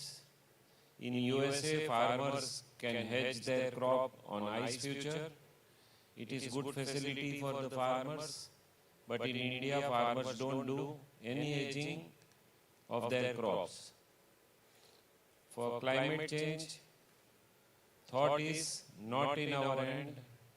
Nothing is in our hand, it is in the hand of God. So, the early information received by the farmer is very important. Farmer need proper predictions. Arbitration in case of climate change in ICA bylaws, contract has to be invoiced back. But as per CIA, the force majeure is taken into the consideration in the major crop failure or climate or anything. In India, farmers are small. 95% farmers are having mobile phone. Farmers should be provided right time information of market movement. It will help to the farmers. There is so many WhatsApp groups made by Indian farmers. What I heard, 15,000 WhatsApp groups are there, and around 3 million farmers are every day getting information about the markets. Not only Indian markets, but they watch ICE future also. So Indian farmers are very clever now. And that is why we see from last 1 year, our arrivals are sustained in between 1 lakh to 1,20,000 bales.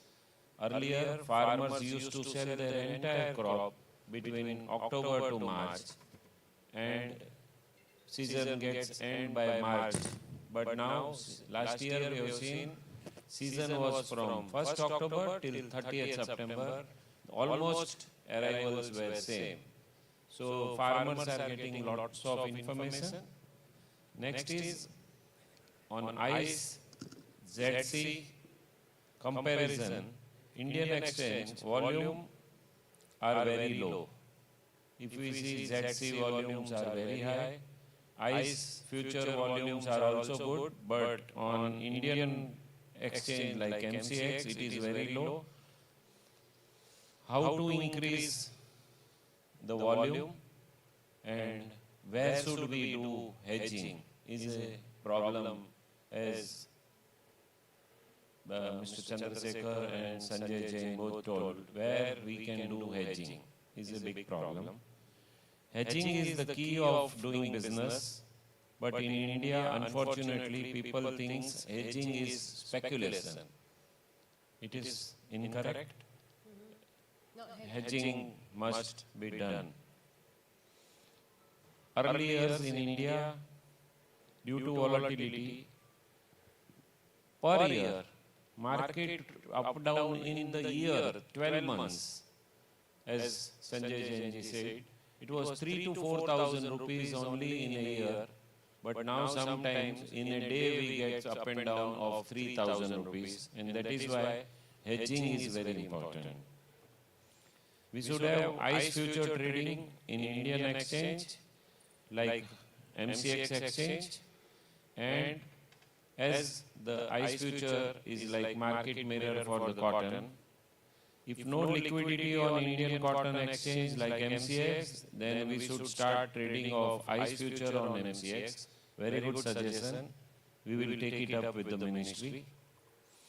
We should start Asian future trading. Name can be Asian Cotton Consumer Future, suggested by Mr. Chandrasekhar, Dr. Chandrasekhar. Our industry need cotton on international market rate. Sometimes due to MSP, Indian cotton prices are higher than international market, and it is affecting our industry. Over to Lauren. Just a couple of more important topics and the highlights of the presentation from the speakers. I would like to say that something that you mentioned, Antonio, and I think I totally agree with this. Managing price risk is a process of managing factors. that influence prices. We have the supply and demand. We need to understand what's going on in different countries. It's going to affect. It's a global commodity, and it's traded globally, so there's nothing we can do about it. Exchange rates, you also mentioned it.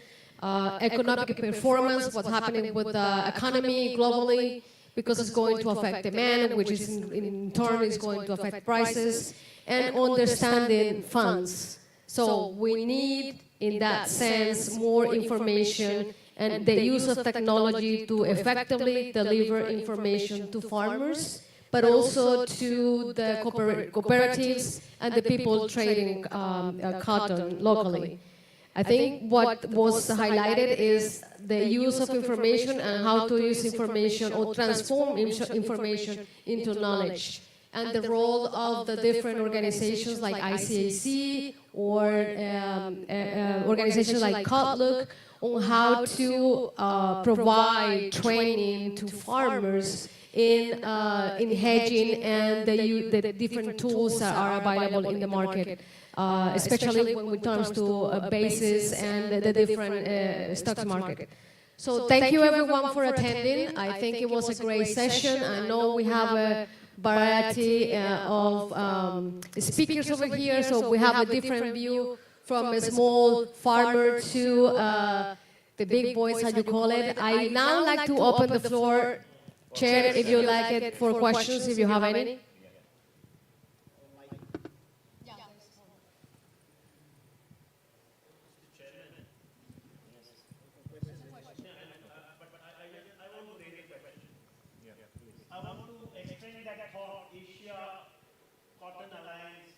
Include my brother from Africa. We want to promote the Africa Cotton Alliance. And I tell you why. So at the I tell you why. At the invitation of African Development Bank, I was in Zambia. I was in Lusaka for 4 days in August. I met their agriculture minister. I met the senior officials of Zambian government. And this is what we propose. India and Zambia are going to work together in a number of crops. We are going to deliver to them technology. All right. So whenever this thought crystallizes into action, we will add Asia, Africa, Cotton Alliance. Go ahead. Please, sorry. This is all I wanted to say.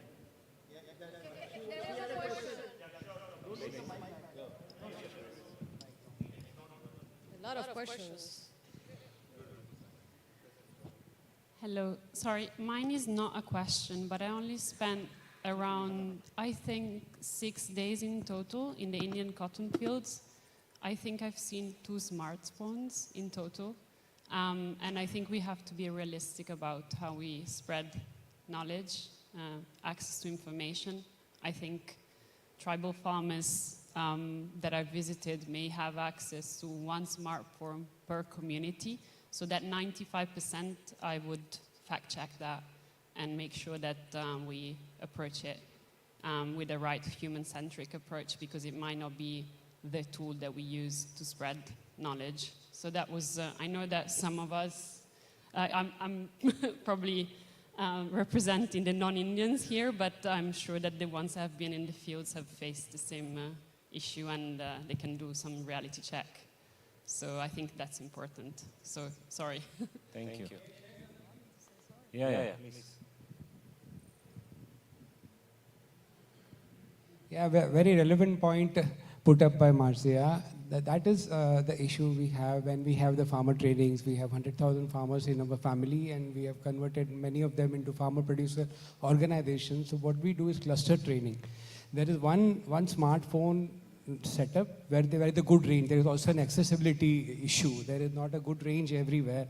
So we have one place where there is a good range, one smartphone, and then a Zoom call is set up, and many of the farmers attend together in that training. So this has to be percolated, then converted into a workshop, a physical workshop. We have a YouTube channel because farmers are very used to YouTube downloads. And that is the one app most of them have downloaded in this thing. So one YouTube channel where the link of the meeting is then spread across the WhatsApp groups that we have created in every village. So this percolation is possible. Technology limitation is definitely there, but there is technology. And that technology, to whatever extent available, has to be utilized for the farmers. So this is what is definitely being done. It is possible, and I think if it is replicated and scaled up, it can be a good advantage. For the African friend, one thing that we do when the initial mindset of the farmers that we worked with, at the time of sowing, most of the time the markets were high because it was the lean season for the supply part. So there was a dearth of supply, the markets were high, the farmers had the mindset, oh, this market is going to retain. Over a period of time, the sowing was high, and when actually harvesting happened, the prices fall. That is what you experience. So when we train the farmers, we encourage them to look at the futures. We plant in India between May and July. The futures, new exchange, the new season starts from October. So we encourage them to see the futures of October to December. 2021, when the futures was differential of over 18%, the October-December was higher than May. We asked them to plant more cotton. In 22, we asked them to plant less cotton. The futures were showing less. In 23, we encouraged them to plant equivalent because the futures were in that same level. So that can also be utilized. Any question, please? We have time. Please go ahead. Please go ahead. My name is Salina. I'm actually from Better Cotton. We work in India with nearly 1 million farmers in 8 states. So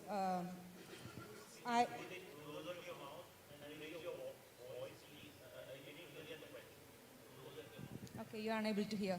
I hope others can hear. Please go ahead. Keep it closer, yeah. Okay, so basically, what I wanted to say is that I fully agree with what Marcia said. Most of the farmers we work with, they do not have access to smartphones, yeah. So the idea that there is this rural communities, everybody has smartphones and they are watching TikTok and whatever, like WhatsApp, and that may be true for some young people in the families. And none of the young people we see want to be a farmer because there is huge risk, and they are actually, most of them are actually earning below living income.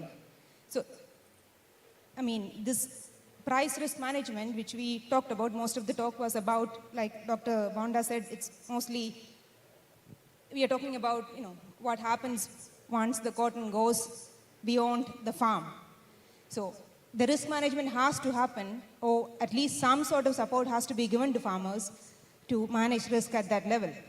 And also to take Mr. Jain's point, where you talk about moving from 100% cotton to 50% cotton to minimize your risk, you're diversifying. And when farmers start diversifying, there will be no cotton for any of you to purchase, actually. So that is precisely where we need to actually support farmers, and especially with the climate change, maybe they will just abandon cultivation altogether.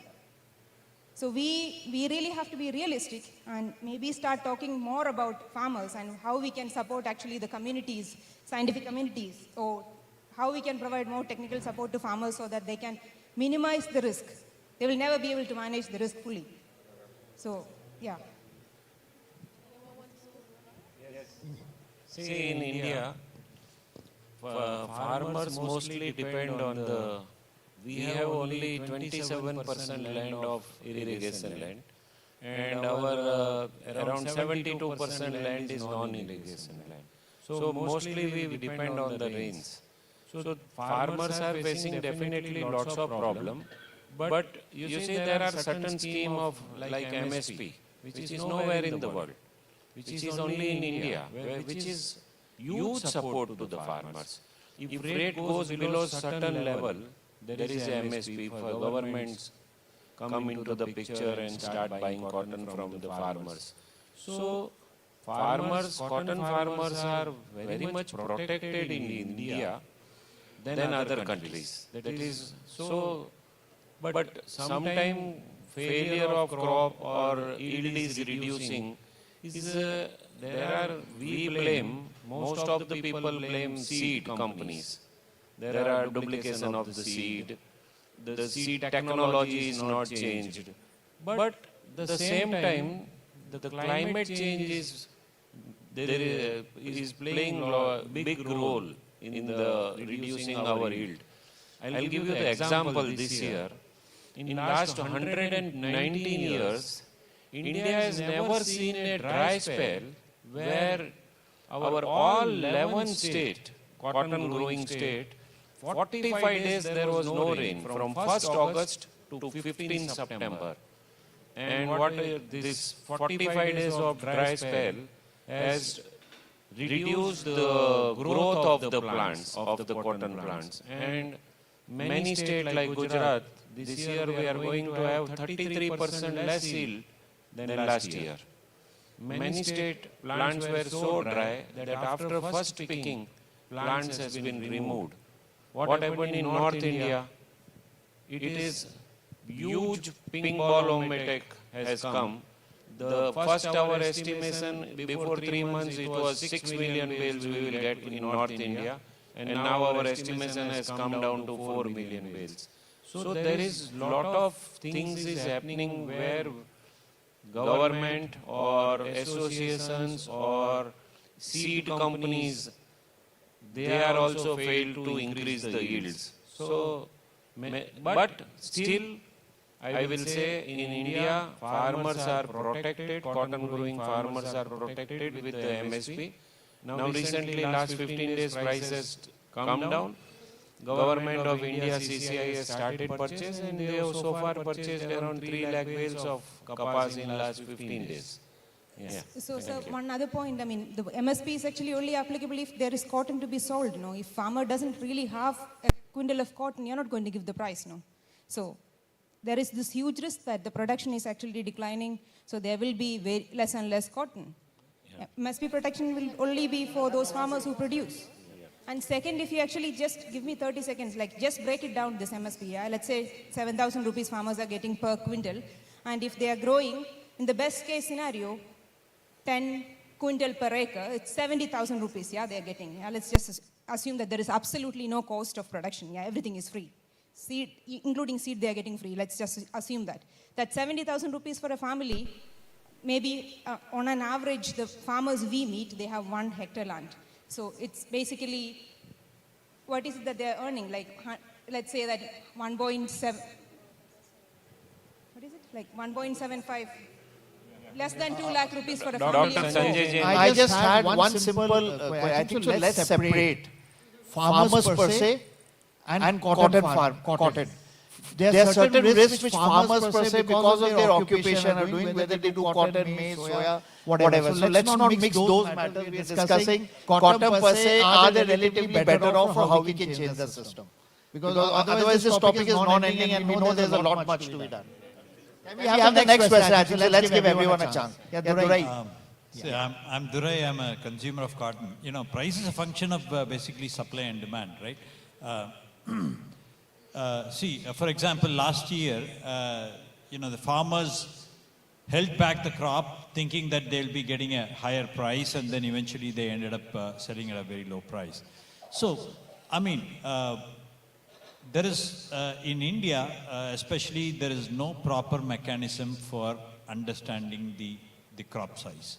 I don't know about the other countries like Brazil or, you know, in US, but in India, it's more of a guesstimate than a proper estimate.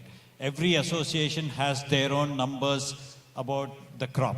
So, how can India have a better crop number, you know, which is more realistic, so that, you know, it benefits everybody? Of course, the demand, supply, and, you know, of course, the speculation is there, but, you know, we need to have the fundamentals of the supply and demand more accurately than the speculation. I think this can mitigate a lot of risk for both the consumer and the producer. Absolutely. Absolutely. I do agree with you. We need correct figure or correct balance sheet to run the industry. I do agree with you. See, in India mainly, there are 2 organizations who is giving a crop of entire India. One is COCPC, that is Government of India. And second is Cotton Association of India, CAI.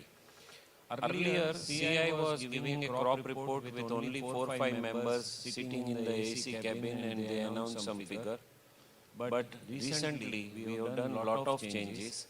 We have added 30 members in our crop committee, and they are from all 11 cotton growing states, and they are like ginners, brokers, spinning industries, all are in our committee. And we take all report of the 10 cotton growing states, and mainly from the local association, either president or the secretary of the state, they give us the figure of the state and that we taken into the consideration. Also, we give monthly arrivals figure. Earlier we were giving one-time monthly arrivals. From this season, from 1st October, we have started daily arrivals, and that we give every month, every 10 days, what are the arrivals in India. We have started that also. So many things we have started, but you see in India, we cannot satisfy anybody. You see the people now, here 100 people are sitting, I am sure 90% people will have their own balance sheet. If they are short in the trade, they will say crop is bigger, we have huge carry forward stock. And if 40 people sitting here, if they are long in the position, they will say crop is smaller, there is no cotton. Last 10 days rain has come, has spoiled the entire crop. So in India, it is to satisfy everybody, it is very difficult. I just wanted to add. Can I add? Atul bhai, Please go ahead. Please go ahead. Frankly, government is fully aware of this problem. I'll tell you what government is taking steps. First of all, the AI was to come now, they have postponed it by 1 year. There will be barcode. So your supply side will be definitely perfect, known, number one. Number two, they are also doing GST, they are trying to align with the quantities. They have already almost completed that project.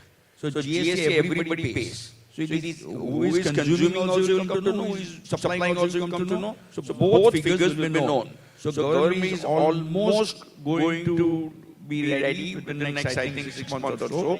So this problem is understood well by the government, and government has taken necessary steps for that. Hopefully, next season we will see some good results. I just wanted to add, Vinay Bhai and Atul Bhai are very important people in CAI. Just from an end user perspective. Firstly, we are now having an informed guess estimate rather than a structured way by having 30 people. Secondly, sir, please understand 10 lakhs plus minus we say 10-15 lakhs only. But that 10-15 lakhs on the closing stock is huge. It may not be huge on the crop size. Now when you get figures in June, whether there's 30 lakh bales closing or 45 lakh bales, it makes hell and heaven difference. So I would suggest GST again has its own issues. I don't know what model you follow because there's multiple trading hands and changing hands. Why don't we, it will cost money, let CAI, CCI and City who have funded this portion also do district-wise, keep field officers. It will cost money. And when you can get more or less accurate planting area from the government of India, why can't we get a better idea of the crop? It will be a task, but I think so we have to do it, otherwise the industry is paying for it, day in and day out. We have, I just, only. What we are discussing is coming. Mid-September, the Government of India launched what is called UP-AG, Unified Portal Agriculture. Unfortunately, most people are not aware of it because it has not received adequate publicity. It's still settling. I have actually given a lot of inputs for that. And over the next maybe 1 year, maybe 2 years, you will get lot more reliable data from that UP-AG portal, Unified Portal Agriculture. Thank you very much. But whatever suggestion we have got, we will implement that, and we will see that within 6 months or 1 year, as Sanjay Bhai said, we are ready to spend money. We have started in the Maharashtra. We have given one agency 5 lakh rupees, who is going door to door and collecting the pressing figure and giving to us every month. And as he suggested, we will pay more money into other 10 states also. And then we will be having a pressing number, which is actually number of the crop. We will have that. So we are trying our level best. Any other question, please? Just yes, yeah, please.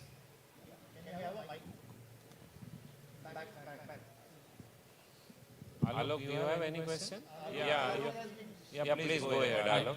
I have a question for Antonia. We were hearing about invoice back, and we heard how India has tried to address this issue of invoice back. However, in the ICA, there seems to be at will. So, just your comments on what is the ICA thinking and how does the ICA want to proceed with this? Do you want to does the ICA, is it going to hang on to that? Or are you going to, is the ICA going to think about changing that? Is there any thought on that? Changing the process of invoicing back? Correct. I think there is no appetite at all to change that. I don't, all the discussions I've ever heard have insisted on that as a point of principle. I don't know what you think, Vinay, but have you ever heard any suggestion that they're going to abandon that? No chance. In that case, there are some countries which have felt, the eastern countries which have kind of opposed the ICA contract, and then that kind of rift will continue, and I don't see that getting bridged in the near future. You can have your own contract terms which will supersede ICA terms. If your buyer is ready to accept that, you put that. That is the only way which you can safeguard yourself. But if you say ICA rules and arbitration in general, you are bound by that. If anything which you want to write specifically, that will supersede ICA bylaws. So you write that. This is what my condition is. Mr. Chairman, I finally feel compelled to say something because this conversation is going in the wrong directions. And Vinay, I take on board your comments, but let's clarify a couple of things. First of all, you talked about mediation. The ICA has a mediation process. Please look at the website. So we do have that availability. In terms of invoicing back, yeah, we don't do it at will. It is where both parties agree to invoice back. You can't just unilaterally invoice back. After that, it then goes to an arbitration. So I don't want people here to get the wrong impression that, well, thank you. So these points you are missing. If I can then turn to your global contract, I'm sure you're aware the industry has tried that new... Okay, sorry. Okay, your Asian Alliance contract then. Your Asian Alliance contract was your suggestion. Is that correct? Yes. Yeah. No contract. So what's it going to do?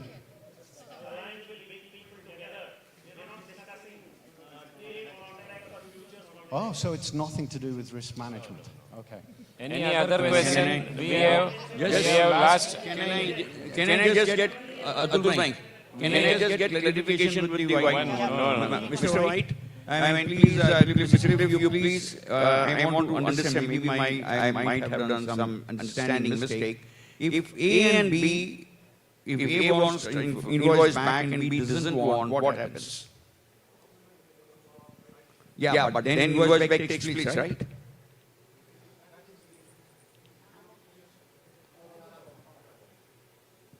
No, let him ask question, please. He is waiting quite a long. Please go ahead. Please. Fine. We'll discuss personally. Mine is not a Please go ahead. Please go ahead. I just want to clarify. Price discrimination. I think this is for traders. If you ask me, for a smallholder farmer, actually he needs production risk management. Because let's assume that all farmers in India have smartphones and all farmers in Africa have smartphones. But their yield is 200 kg per acre. Regardless of the price you give them, it won't make a difference what they receive. Unless you push productivity to a level where whatever they are being paid, there will be an income. And that is where, for a smallholder farmer, we need to focus on. Because unless we change how we produce cotton, for example, in India here, why are we still planting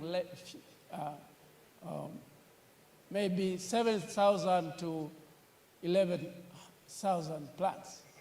Like, why? By just increasing the number of plants per acre, you can have more productivity than what we are getting today. And this is correct for Africa. I think that should be the correct way of doing things. Thank you. Thank you. You are correct. I second the Asian-Africa Alliance.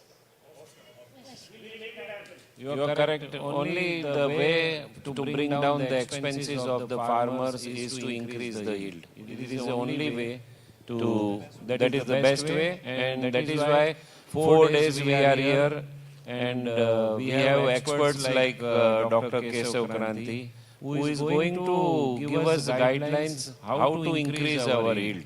We are here for this conference, and I hope that definitely we'll have a lot of solution through this conference, and definitely our farmers' yield will increase, and farmers will be happy. That is what I have thought.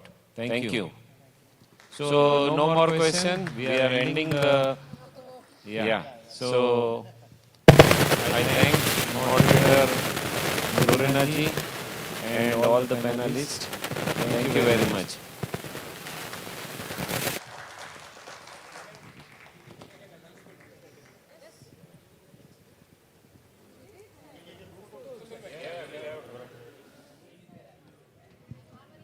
Hello. Delegates, please 1 minute. Before you leave, 1 minute, I'll just take a 1 minute. It is an invitation from the host country. There is a visit to Gandhi Shilp Bazaar, which is only 200 meters from here. At 6 p.m. after we complete the sessions, there are buses arranged at gate number 18, where you will be taken there. You can also walk down if you want, but the buses will take you to that Gandhi Shilp Bazaar. It's a very unique place where you will find lot of textile and other handicraft articles, and the cultural event and the dinner is back here at 7:30 p.m. So 6 p.m. after the event, gate number 18 for a short visit to Gandhi Shilp Bazaar. Thank you.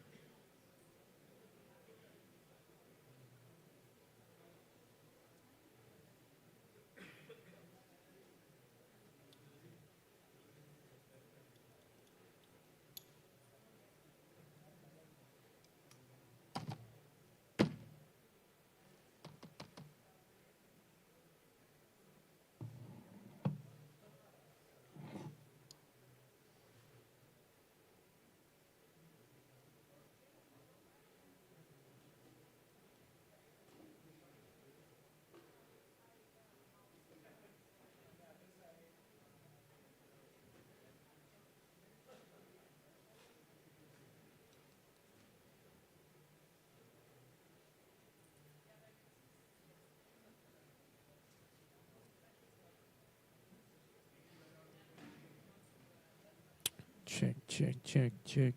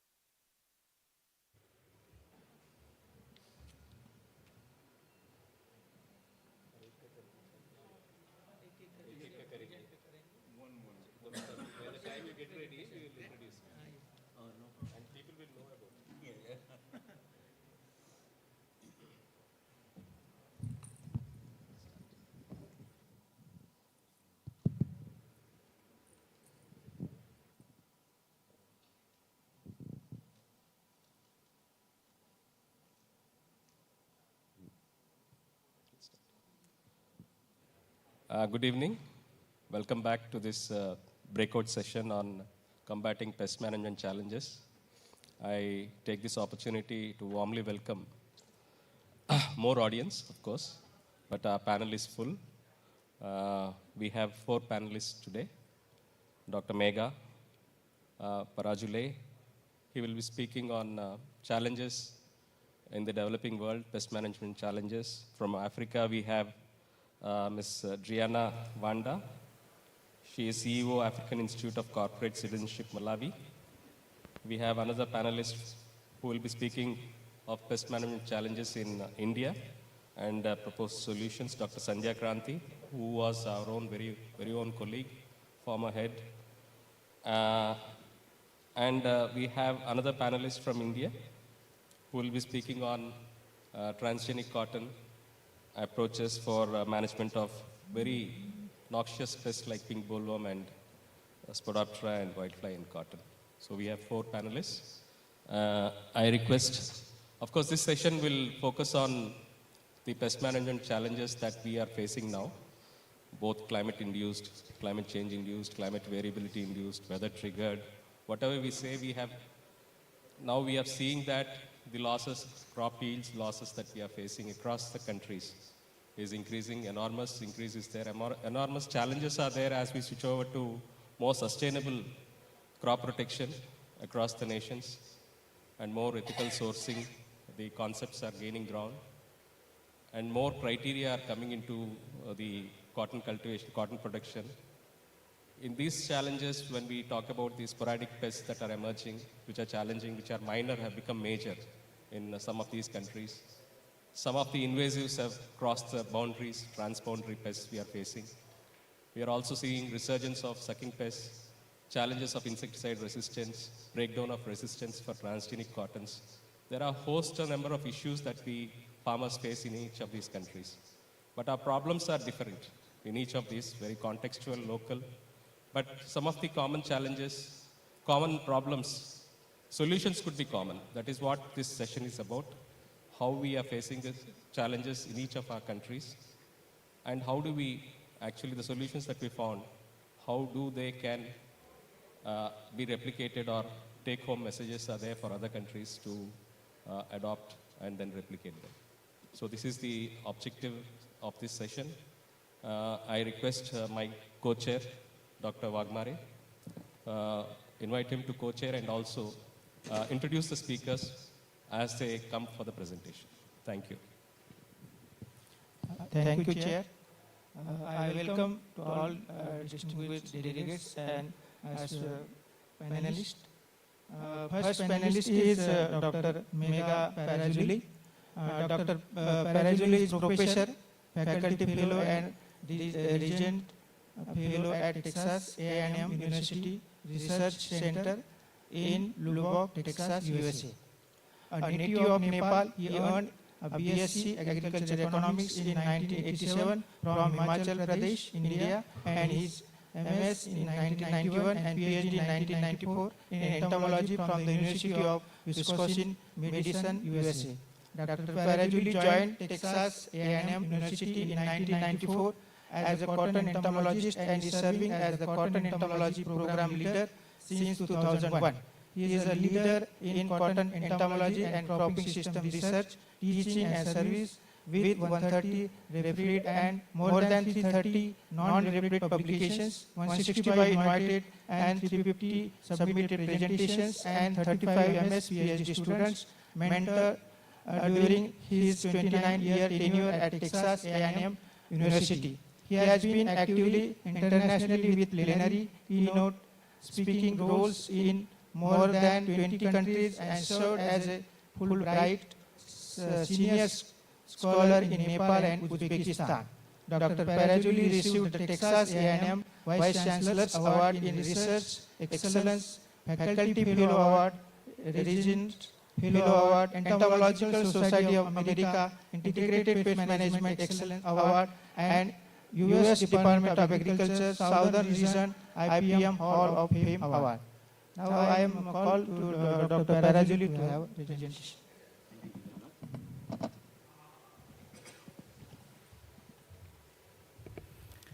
Good evening, everyone.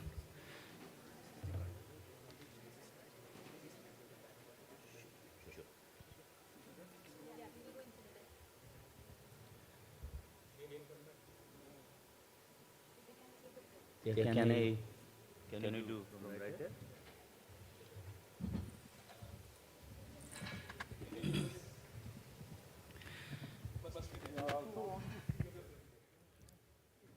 When I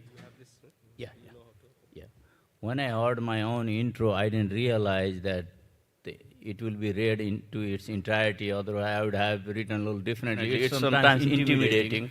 When you get older, things start piling up, and you may think that I'm really highly accomplished something, but that's not. I'm just a research scientist working in cotton for the last 30 years. And that's the true intro of mine. I'm very privileged to be here and sharing some of my experiences over the years. Thank you, ICAC, and Dr. Kranti was instrumental in inviting me here. I appreciate the invitation. And when I was trying to prepare my presentation, and I saw developed countries, and I thought, and in 15-20 minutes I was asked to give, and then probably have enough time to have Q&A session. So rather than trying to kind of pull info from various countries, I'm just giving examples from Texas and some from Arizona. Those two are similar but quite different cotton production systems. Both are in either arid or semi-arid environments. And when I looked at other references across the developed world, so-called developed world, things are very similar. So, and also bear in mind that I'm an entomologist, so when we are talking about pest management, it's more than entomologists, but bunch of the references here or the talk will be entomology, but anything I talk about managing insects can be applied to any other pest, whether it's disease or weeds or anything of that sort. So, okay, with that,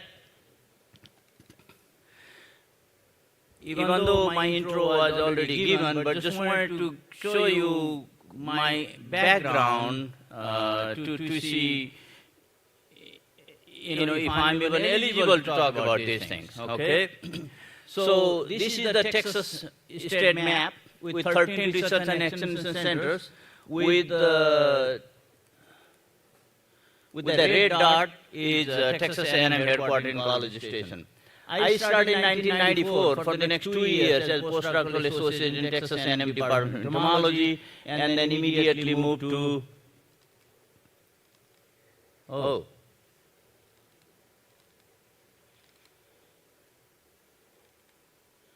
another research center as a research scientist working in various commodities, but cotton was the primary one, trying to look at the cropping system, IPM program in cotton, wheat, sorghum, canola, and rangeland. And the last, this clicker is not working as well as I thought it would. And last 23 years or so, I've been serving as the program leader for cotton entomology program and cropping systems located at Texas A&M Research Center in Lubbock. And what we have is what we call the cropping systems team, entomology, agronomy, soil science, plant path, economics, irrigation engineers, and there are other minor departments, minor programs. They are, we put them together, and we are developing any kind of management programs for farmers, whether it's cotton, corn, or any other crops. And we want to make sure that any management program we develop, it is developed from a systems perspective and then validated with economically profitable system and delivered to the farmer. So that's why whatever I talk about this is more of a cropping systems team approach rather than entomological research. Somehow, clicking is not working, gentlemen.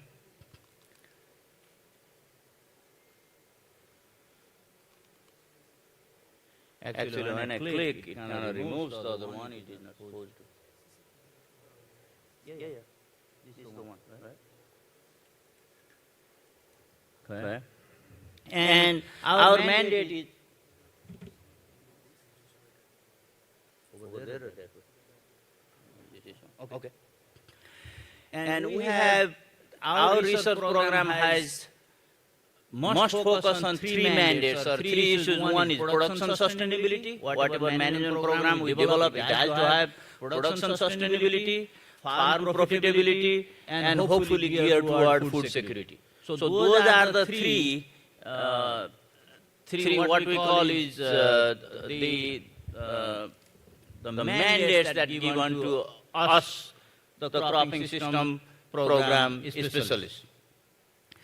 Now, with that brief background, I'm going to switch back to a little bit of history of cotton production systems and so forth. As you all know, the last 2 days or so, we are talking about the leading countries and so forth, U.S. being the third largest cotton producing countries in the world. A lot of people don't know that more than half of U.S. cotton is produced in Texas. And look at here, the circle, the map here, Texas High Plains, where I'm located. We have about 70% of Texas cotton right there. So basically, we have about 5% of entire world cotton produced right there in the 200-kilometer radius. So that's why the enormity of cotton production system there demands us to develop that kind of cropping system team. And if you were to be a country, Texas would be the 5th largest cotton producing country in the world. So I'm proud to be serving as the program leader for that area. And when you drive through Texas High Plains, you will see these miles and miles of more or less contiguous and almost monoculture type cotton. You would see few other commodities mixed in, but it's primarily a little more than 4 million acres of contiguous cotton in the Texas High Plains. Actually, that was our own research center cotton. And I will spend another minute or two on the Texas Cotton IPM or Integrated Pest Management. You can see we started like this. It was about 100 years ago, right at our experiment station. This is how we planted, this is how we collected cotton. So we are talking about really kind of really improved technology and all that kind of thing, but the history and the livelihood of U.S. cotton, primarily Texas cotton, was founded on the basic primitive system of cotton production system. Just a little bit of history, I put that up. Cotton was livelihood in Indian subcontinent some 8,000 years ago, but cotton has been the fabric of life in the U.S. only for about 200 years. So cotton in the U.S. has been fairly new compared to cotton in this part of the world. And history of modern agriculture, the reason I'm bringing this up is because a lot of agricultural innovations have been shaped by cotton systems. So invention of a rudimentary plow 5,000 years ago, you can see here somebody who was genius to have tethered the plow into the ox 5,000 years ago. But until early 1900s, there was nothing happened, so technological stagnation was there. But a lot of things happened since 20th century combustion engine and tractors that brought us a big revolution. Now you can see in the US or many other countries, we have now 16-row planters and all the heavy-duty equipment because the production system is rather very large. So first fully mechanized cotton production in the United States, planting, harvesting, baling, everything occurred in 1944. That was 79 years ago. So only within the last 80 years, we have seen all these technological advancement and lots of changes in agriculture that we see today. And today's technological advanced cotton production system here, we started from here only 80 to 100 years ago. Now we have this, and beautiful. This is not photoshopped or anything like this. This is my own test plot. So we have very uniform, specifically bred cotton, germplasm and cotton varieties suitable for every region of the United States. So that's where we have come from. It's a long way, but there has been tremendous technological advancement in cotton system. But now the topic is the pest management challenges. We do not have any shortage of challenges. So when you talk about pest management challenges, and as an entomologist you can see this. And when I looked at the references, we have about 30 different types of insect pests occurring in cotton system in the US. And looked at other parts of the world, whether developed or developing countries. At least a couple, 3 dozens of insect pests occurred in any and all cotton systems. However, only about half a dozen to maybe up to a dozen of insects are more important from the economic standpoint. But not only insects, in the US we have a couple of pretty important diseases listed here. Those are viral diseases vectored by insects, and our major pest management issue is not insects. Well, insects are important, but the weeds, and in the parentheses you can see more resistant weeds. So, when we talk about pest management challenges in developing countries, even though we have a highly developed system, but we do have the interaction of these three: insect pests, disease, vectored by insects, and so forth, and weed environment, complex of weed, resistance weed, that offers habitat for pest insects and helps transmit disease and so forth. There is really a complex system of insects, disease, and weeds that offers challenges for our pest management in the developed world. And on top of that, there is production challenges. Production challenges also confounds with our ability to meet or mitigate the pest management challenges. Production challenges, for example, in Texas high plains, we have shortage of water. We heard in the previous session, India has about 70% dry land and 30% irrigated. And that is about the same number in the Texas high plains. We are very water deficit system. We are semi-arid or arid system. We get only 30 centimeter of rainfall a year on an average. So we struggle with that. And you can see this. And these are the common occurrences every year. Dr. Keter Haig is watching this presentation here. He has seen these slides. This is common occurrence in Texas high plains. Sandblast. And some of the times we lose the whole crop, but sometimes it takes a long time for cotton to recover, and wind hazards and so forth. So despite of these, our farmers are doing as best as they could and still surviving and doing great things to prosper in cotton production systems and serving the world.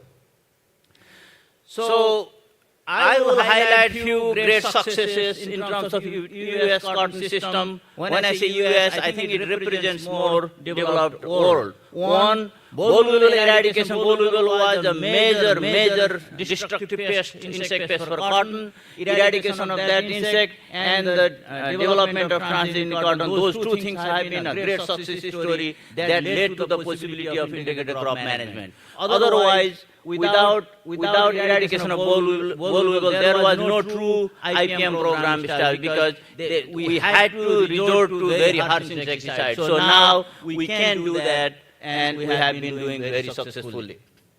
Second, ecological approaches to pest management now drives the Texas crop production system, and we are the lowest insecticide used region in the United States, cotton belt-wide. And we have been doing, and again, I cannot go in detail, but ecological approaches have been very successful. And stakeholders are an integral part of our university research and extension programs. So there is stakeholder buy-in for whatever we do and deliver to our growers. And that is the success story.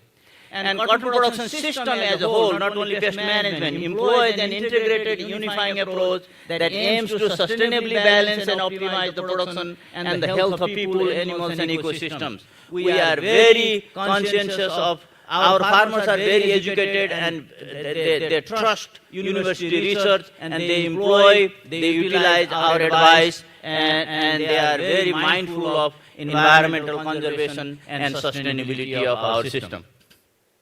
Despite all the glorifying successes, we do have pest management issues. I'm going to highlight a few of those. IPM-based pest management is much more complex and cumbersome than pesticide-based system. It's much easier to spray and nuke the pest compared to really complex IPM-based system. And that is across the board, entire world.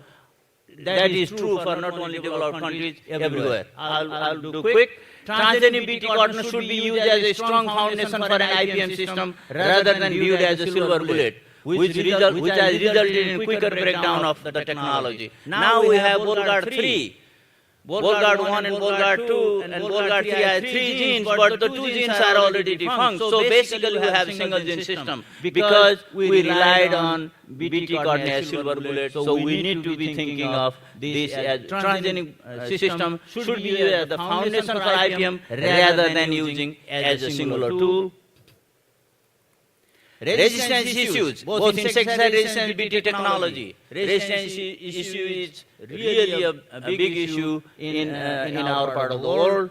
The power of the other issue is the power of habitat diversity and natural biological control not fully utilized. I believe as an ecological or ecologist, we have not fully utilized the power of habitat diversity. We heard of habitat diversity and so forth in the previous session. I think we need to emphasize those two things. And natural biological control, we don't give as much credit as they deserve.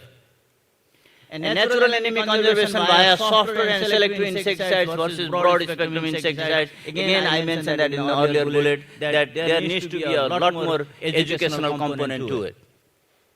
And utilizing cotton plants, tremendous compensatory potential via input management is also an issue. My research over the last 20-30 years, I've been utilizing cotton's ability to compensate and really looking from the plant's perspective rather than the insect's perspective. So I think that is an issue that we need to utilize and educate to our farmers.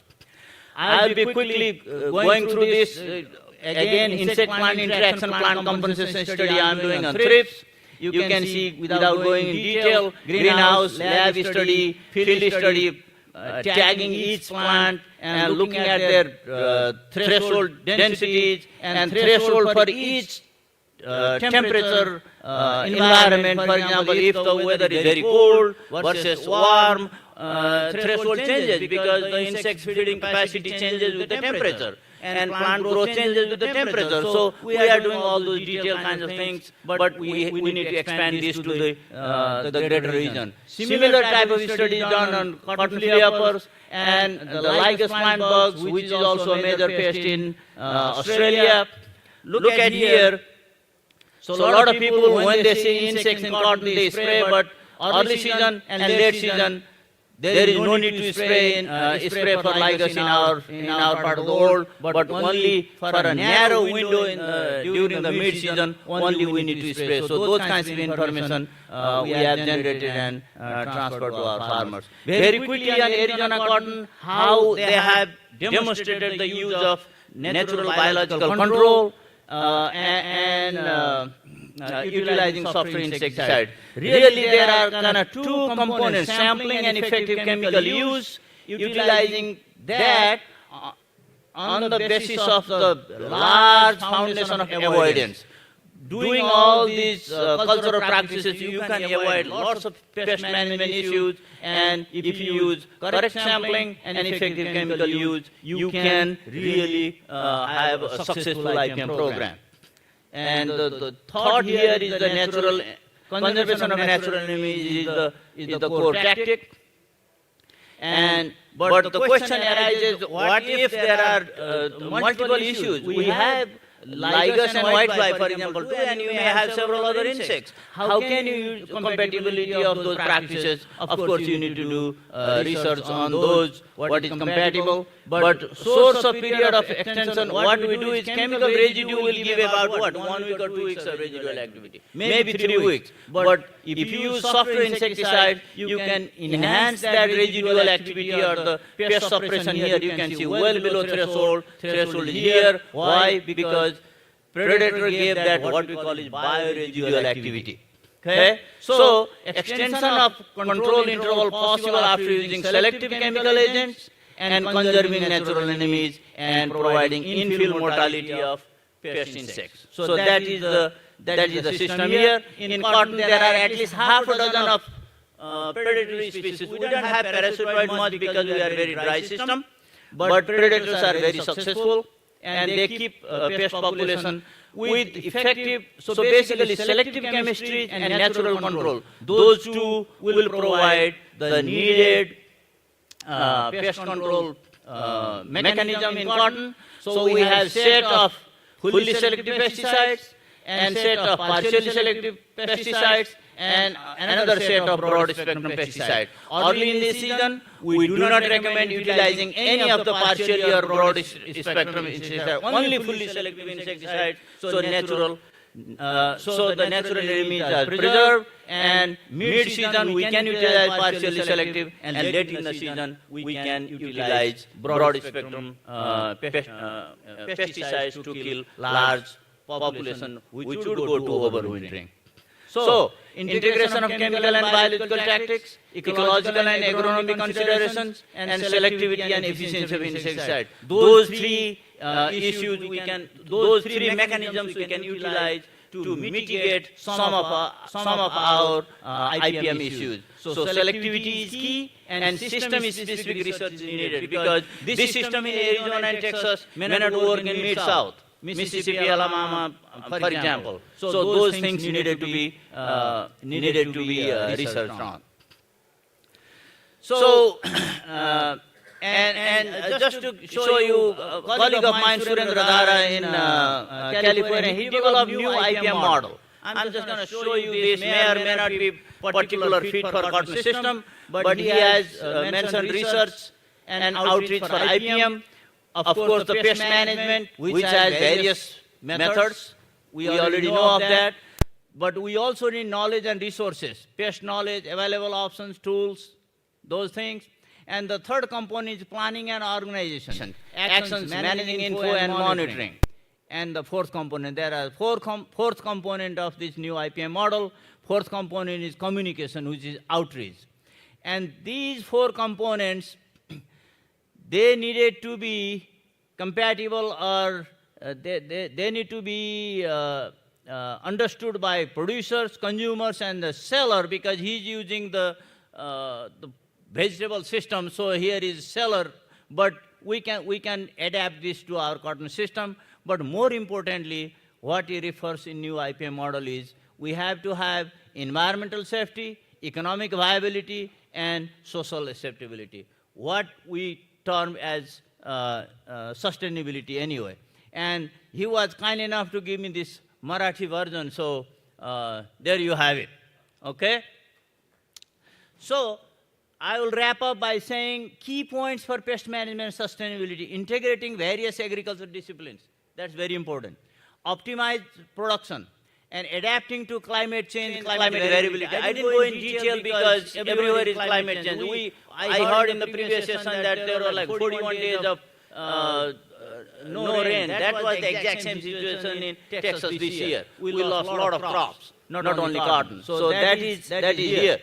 Sustainable profit margin equals profit stability. We have to stabilize, or we have to have profit predictability in our management plan, and reduce risk. We had a whole session on that. Both production and market risk must be at least predictable or reduced. Environmental protection, resistance issues, and invasive species are also primary IPM issues in our system. With that, this is my crew. And by the way, many of you don't know that the face is covered here. Dr. Kranti? That's you. Mr. Dr. Kranti. Is he here? Okay. So this is Dr. Kranti. He was in Lavakar, my research plot. That was several years ago. 2007 for WCRC. That's him. There are a whole bunch of other gentlemen. Okay? Very good. Thank you very much.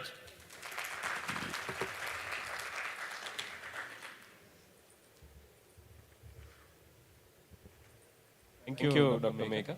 I would like to now request to introduce the next speaker, and then we can have the presentation. I think we'll take the questions at the end after all the 4 presentations.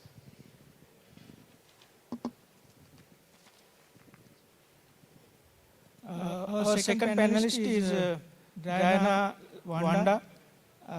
She is finishing a PhD degree in transformative community development and is an expert in development, strategic planning, program operations, monitoring and evaluation. She has more than 17 years of experience with international non-governmental organizations related to policy and advocacy, strategic programming, planning and evaluation of rural development programs in Africa. She holds a master's degree in strategic management, currently serves as a chief executive officer for the African Institute of Corporate Citizenship and is the current board chairperson for the East and Southern Africa Cotton Organization. Now I call her to her presentation.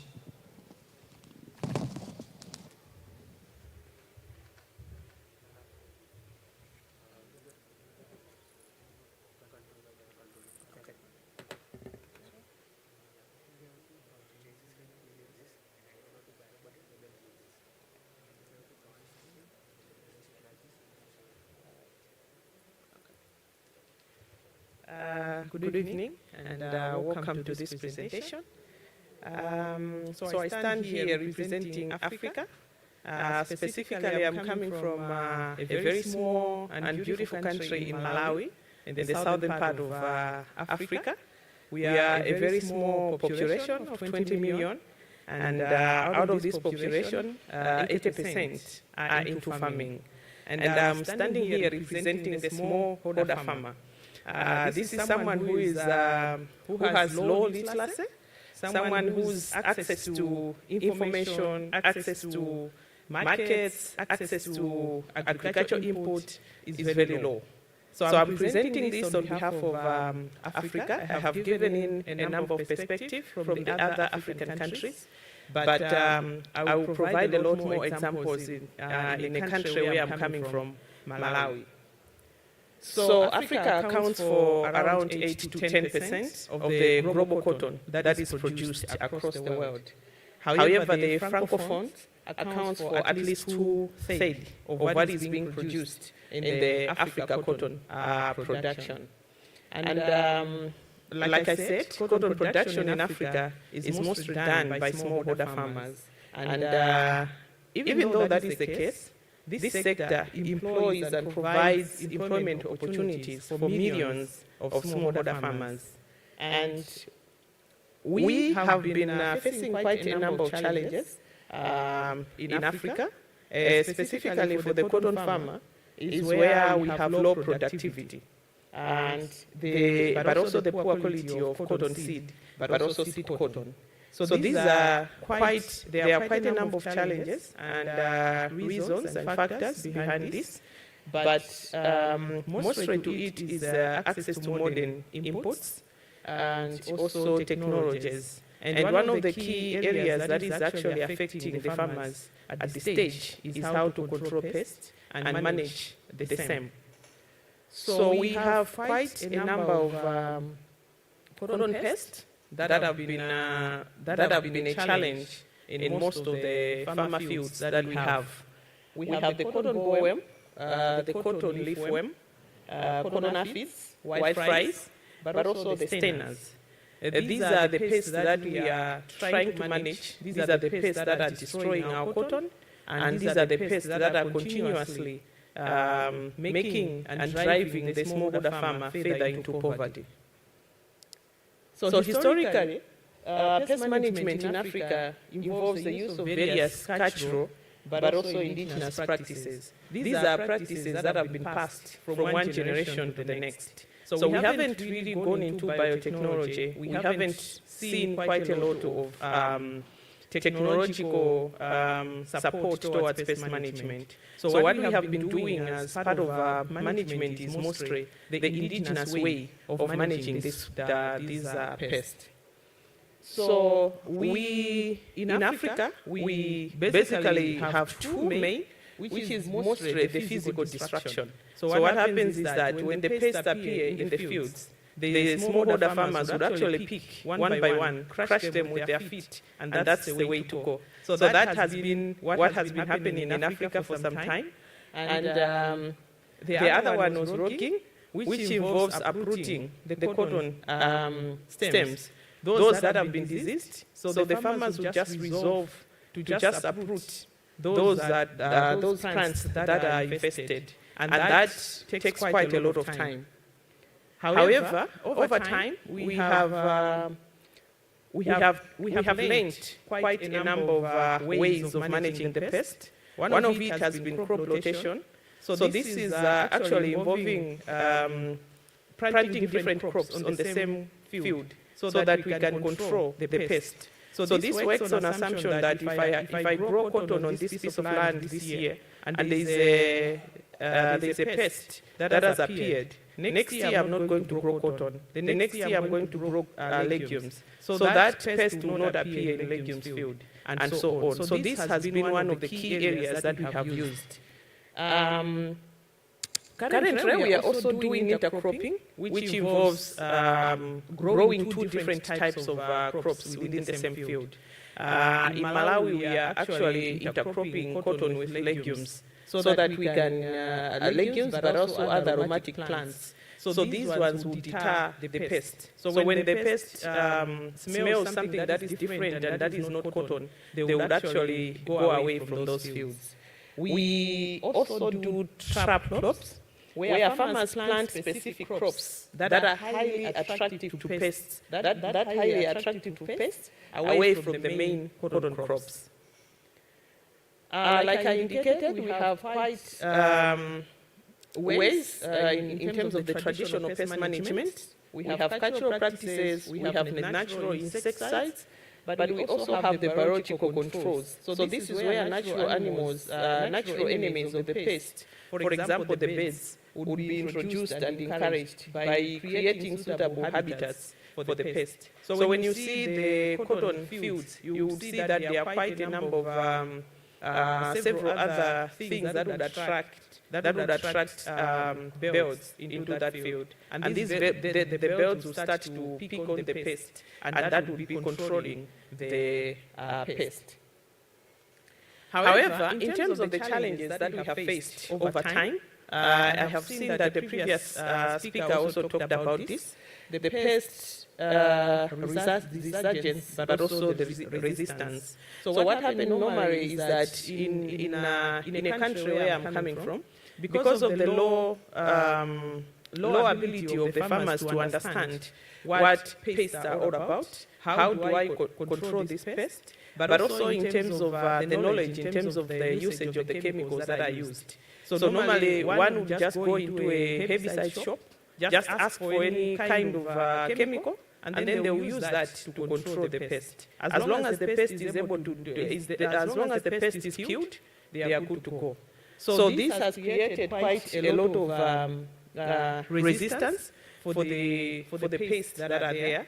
But we also have challenges in terms of using even the sprayers. So this is where, even when you have the right chemicals, mixing the same is also a challenge, because not everyone as a farmer knows how to use, how to mix well, but also how to use the sprayer. So we have been using uncalibrated sprayers, which also results into inability of the pest to be managed at the end of the day.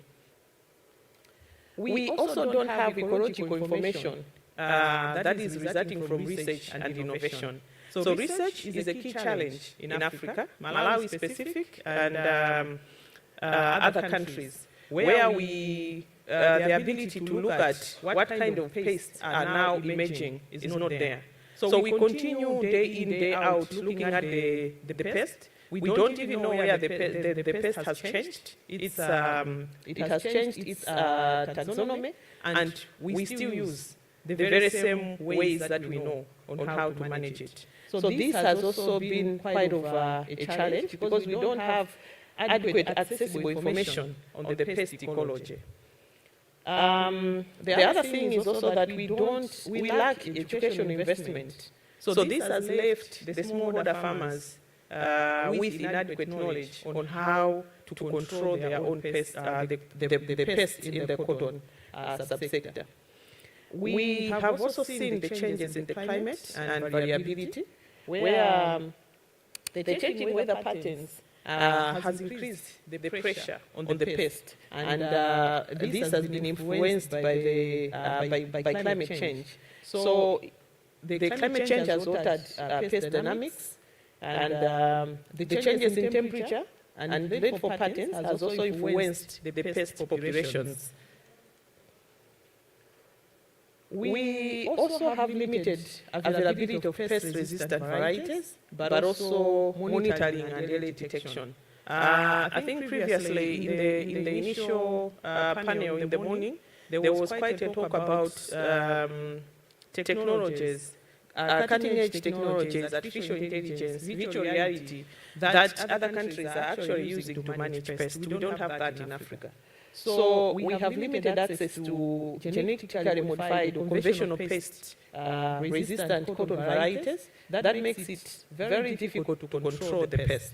And also, we don't have effective pest monitoring tools, but also the training that goes with it. And then the challenges are now even more at government level in terms of policy, where we have inadequate government support, in terms of insufficient support towards funding in research and extension. So because of that, there is a hindrance in the development and dissemination of effective pest management. This limits smallholder farmers' access to essential information and resources. Earlier, Mr. Banda talked about access to information, where the farmers only rely on extension service providers. But in a country where I'm coming from, one extension worker will be looking at not less than 2,000 farmers, which is a bit difficult to really even transmit information whenever it's necessary. And then we also don't have the financial muscle and resources to implement the pest management strategies. So these would require quite a substantial amount of money for it to be actualized. So these will be including purchasing of pesticides, equipment, or investing in alternative pest control methods. We also have limited resources, which makes it difficult for farmers to adopt and sustain effective pest management practices. In terms of the proposed solutions, the first one is where we would like to use pest-resistant cotton varieties, but that requires a lot of research and innovations. And we know that countries like Chad are already exploring the potential of genetically engineered crops to produce varieties with desirable traits. However, this requires quite a lot of research, it requires quite a lot of innovations, and it requires quite a lot of financial resources. We don't have that in most of the African countries. The previous speaker talked quite a lot about integrated pest management. This is what a lot of farmers are already doing. So we are combining multiple pest management strategies so that we can achieve long-term pest control, while we can minimize the use of chemicals. So this normally involves use of monitoring pest population using the cultural and biological control methods, but also only resorting to chemical control where necessary. So we are trying to see if we can manage to use sustainable cotton production practices that would actually deter pests in the cotton fields. We are also trying to enhance extension services So with the use of other non-governmental organizations, the policies, including the Cotton Council and other NGOs that are there in Malawi, for example, we are offering comprehensive training to cotton farmers on pest identification, IPM techniques, but also safe pesticide use. We are strengthening extension services to reach remote areas with pest management guidance. The quickest way possible is actually climate resilience practices. So currently we are also trying to train the farmers to understand issues to do with climate-smart agriculture technologies that would deter pests in their fields. So we are promoting climate-smart agricultural practices, for example, crop diversification, which crop diversification, intercropping, but also improved water management so that we can mitigate the impact of the changing climate. The other way is also to introduce monitoring and early warning systems. So in other areas, they have already started pest monitoring networks and providing low-cost monitoring tools and mobile applications to help farmers to track pests. So this normally uses the SME system because most of the farmers do not have the Android phones, they don't have the smartphones, so that they can be able to learn from those. So we use the SMEs, we use the community radios, we use all other means of transmitting information so that the farmers would be able to access whatever information is available for them to manage the pests. Thank you so much.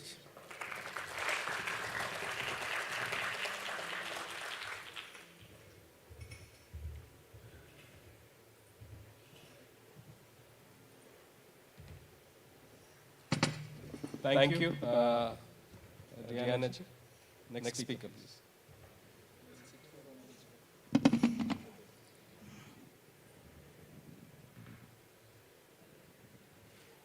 Our third panelist is Dr. Sandhya Kranti.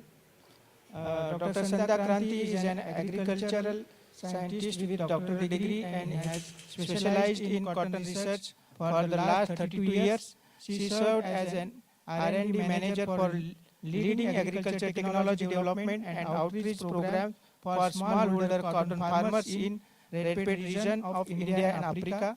As project consultant for the ICAC for 3 years, she helped secure funding for multiple GIZ and ITC projects in Africa while also providing technical support. She served as the head of crop protection division at the Central Institute of Cotton Research in Nagpur, India, for 8 years, managing projects and providing technical leadership to public sector, research and extension for cotton crop protection program in India. She trained master trainers in cotton production, protection and regenerative agriculture across 5 African countries and Bangladesh, using both conventional and digital tools, including a virtual reality films and the ICAC Soil and Plant Health app she helped develop at the ICAC. From an unusual molecular entomologist with wet lab skills, she has extensive expertise in cotton production technologies, and with her acquired extension skill, her passion now lies in making cotton production sustainable and synchronous through regenerative agriculture practices. Thank you. Thank you very much, Mr. Vanmare. And at the outset, I would like to thank the ICAC for having given me this opportunity to come and present here with what little knowledge I have on cotton pest management in India. The topic was pest management challenges in India and proposed solutions.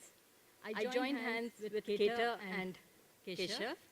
And as you all know, Keta is a very, very dedicated cotton scientist from the US, and he is not an entomologist, but he has been a mentor, and basically I think he's a plant physiologist, but an outstanding human being, and then of course a wonderful scientist. Keshav Kranti, I know, is a very passionate cotton scientist too. So I was happy that he agreed to be associated with this presentation.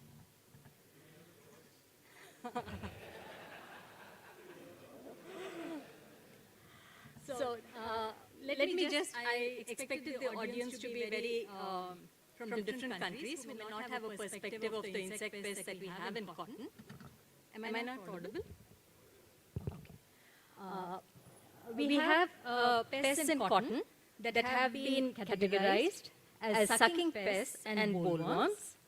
And in the sucking pest category, I've just used some images of aphids, jacids, the bugs, the myrid bugs and the whiteflies and the mealybugs. We have the red cotton bugs and the dusky cotton bugs. Now all these sucking pests, they suck sap from the crop and they do not directly cause economic damage in the numbers that they normally occur, but they do cause, they affect the health of the cotton plant and they also transmit diseases. Importantly, they are not controlled by transgenics. So African countries who are dreaming of introducing transgenics, even if they don't have the bollworms, please think again whether you actually need transgenics in your country. Then we also have the bollworms that cause economic damage directly to the reproductive parts of the plant. We have the spotted bollworm. Helicoverpa has become a little bit of a history.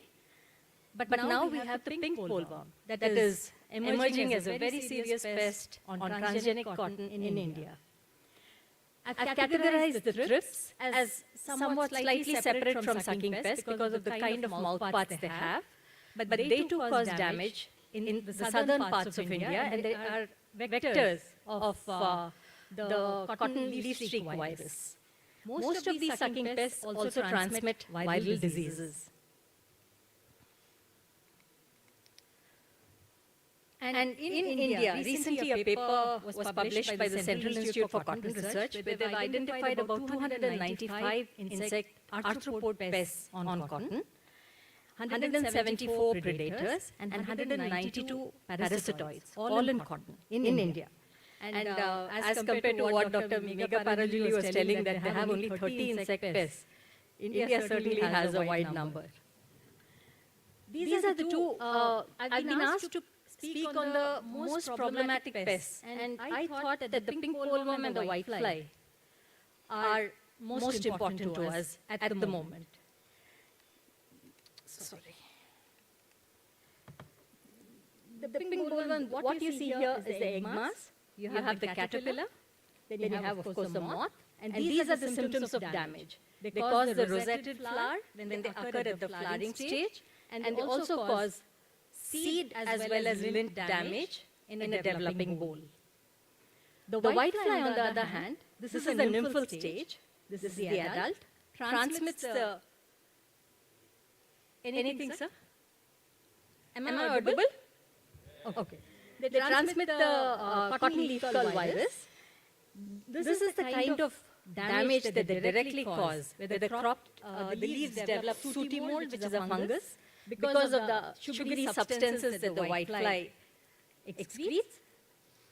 secretes, and this reduces the photosynthetic ability of the cotton plant while staining the lint, affecting the quality to the growth when the traders come to buy the cotton.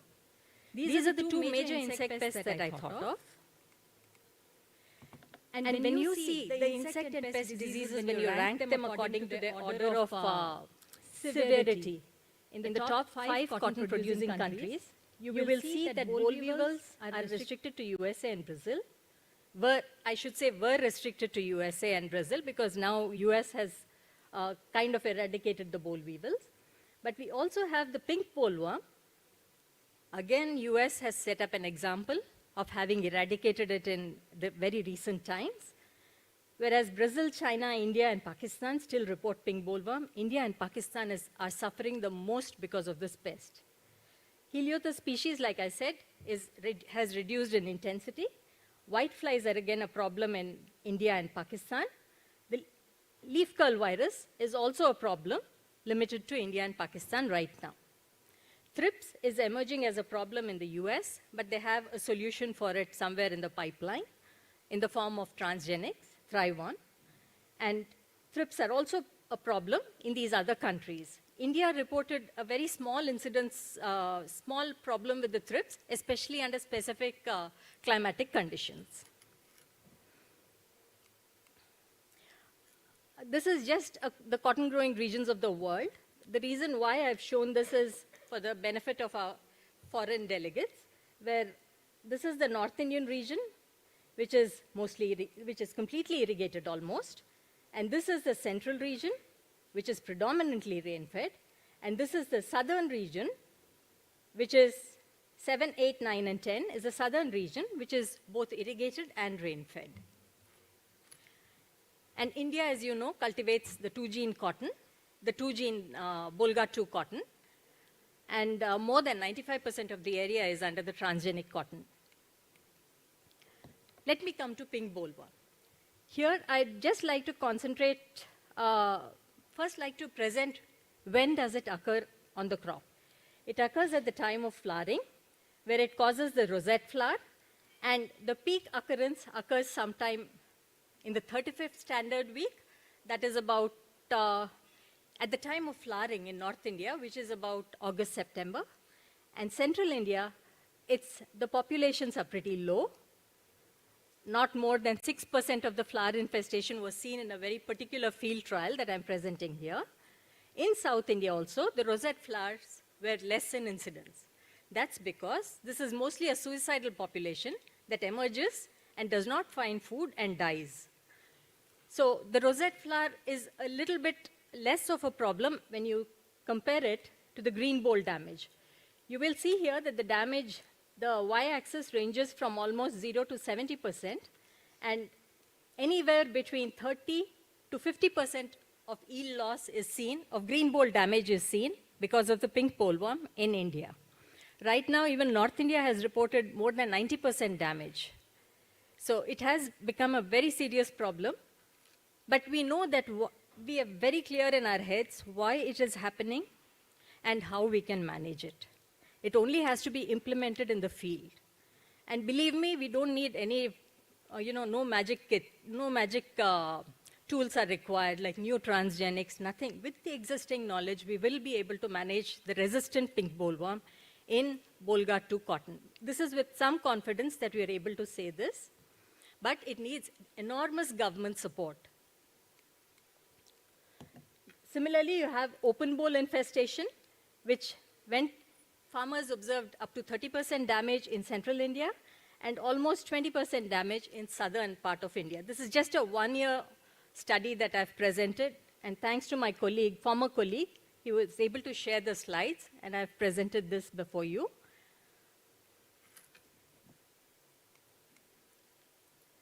Again, when you see the locule damage, the pink bollworm has this ability of, it doesn't have to damage the whole boll. It can just damage one locule.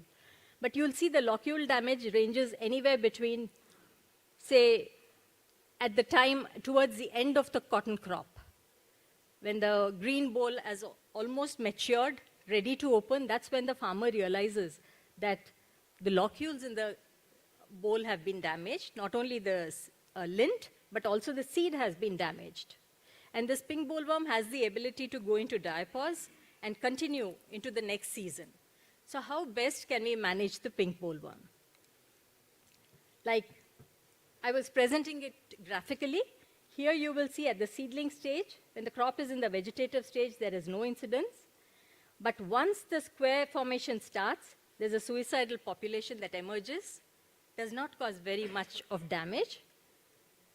At the flowering stage, there is an initiation of incidence, which carries on. The boll development stage and the boll opening stage, that is where you record the peak incidence. And once it's open, the first pick, sometimes you can escape pink bollworm damage, but the second and third picking is greatly affected. And all this is in Bolga 2 cotton, BG2 cotton. So right now, Bolga 2 cotton is effective, as effective as Bolgard, because it's only effective against Helicoverpa. There is no additional advantage for pink bollworm management.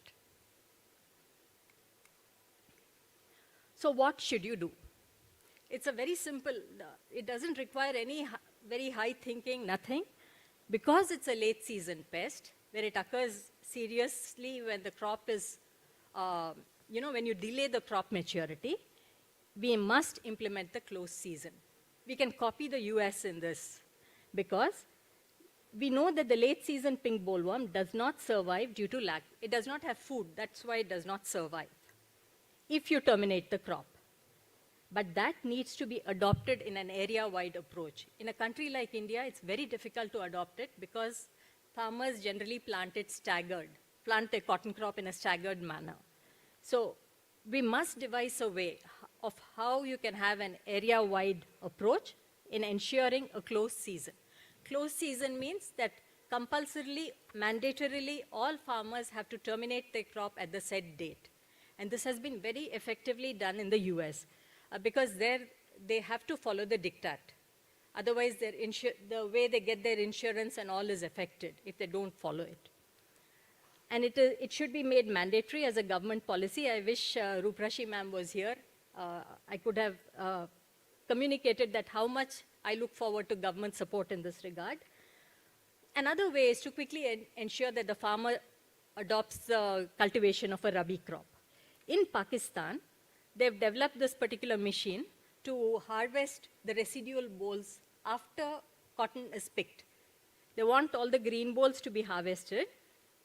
They bring it to the shed, lay it out, allow it to dry, force open it, set up pheromone traps around these picked bolls, and assume that the male moths are trapped in the pheromone traps, and thereby they ensure that the residual pink bollworm does not remain in the field. They think that they are controlling all the pink bollworm by gathering the residual green bolls and bringing it into their farm sheds. But I had a doubt on this because it's only the male moths that get attracted to the trap, but the female moths are bound to fly away once they emerge from the residual green bolls. But anyway, this is one of the technologies that Pakistan is adopting. This is, again, a very simple technology, protect early form squares. No two opinions about this. At 45 to 60 days after sowing, the 5th to 7th node of a cotton, this is the node, the 5th to 7th node of a sympodial branch, at that position you must ensure that all the first form squares are protected. This is the first formed, second, third, fourth, and so on. These first form squares, if you protect, you've won half the battle. Because the first formed squares are usually lost due to biotic or abiotic reasons. And they bear the best quality of both lint as well as seed. And once you protect this, that means you're giving it a chance to become a 20-day-old boll by the time the pink bollworm strikes. There is a bit of math involved in it. I get confused when I start explaining, but I think Dr. Kranti can step in and explain it in a better manner. Once I start with numbers, I get lost. Do everything possible. Pardon? Do everything possible to protect these squares. Like I said, that this middle portion of the plant, notice these squares and bolls. You protect these. You have the uppermost, second and third, this one, and the lowermost, this one and this one. They contribute less to yield. So make sure that the central portion of your plant is taken care of. The central portion, as well as those fruiting parts that are closest to the stem, make sure that you protect them. How can we do that? Because that is the region of the plant that contributes to more than 90% of the seed cotton yield. First, for that, in order to protect, you need to monitor. When do you monitor? You have to monitor between 40 to 90 days after sowing. Square shedding may occur because of any of these reasons. And these are the possible remedies that I have enumerated here, which include the use of pesticides. Let's be shameless. If we need to use it, let's use it, even on transgenics. But make sure that the choice of pesticide you use will be sensible and intelligent. Let's not bring in pyrethroids at this time. No use of pyrethroids, please, because we believe that pyrethroids had caused the Helicoverpa problem in India in cotton before transgenics came, and removal of pyrethroids enabled Helicoverpa to recede as a major pest. So if you bring in pyrethroids at this point, you are likely to invite Helicoverpa, adding to your woes. So let's use only these insecticides that I've sort of recommended here, and other strategies to manipulate the causes of square shedding. Retention of early form squares and bolls protect at least 70 to 80% of the first 30 form squares per plant. That means out of 100, if you have 70 bolls, out of 30, you will have 21 bolls. So you can afford to lose about 6 to 9 bolls at that time. Bolls or squares. Similarly, no, that is of squares. 6 to 9 squares you can afford to lose when the crop is 40 to 70 days old. For whatever reason, it could be drought, it could be anything. That's all you can afford to lose here. But here, out of 20 bolls, you should at least be able to protect, for 100 it's 70, for 20 it is about 14 bolls should be there. Again, 4 to 6 bolls must be protected on the plant at 60 to 90 days after emergence. Do you think this is difficult? Do you think it's impossible? Or can we make a strategy to do this? Can we all get together to find ways to protect your bolls and squares on the plant? So if you retain about just 12 to 15 healthy bolls per plant, you can get yields of 15 to 2,000 kg of lint per hectare when you adopt high density planting. That is, where spacing between rows is 90 centimeters and spacing between plant is just 10 centimeters. And all this you can achieve within 150 to 160 days after sowing. Would your pink bollworm trouble you on transgenic cotton?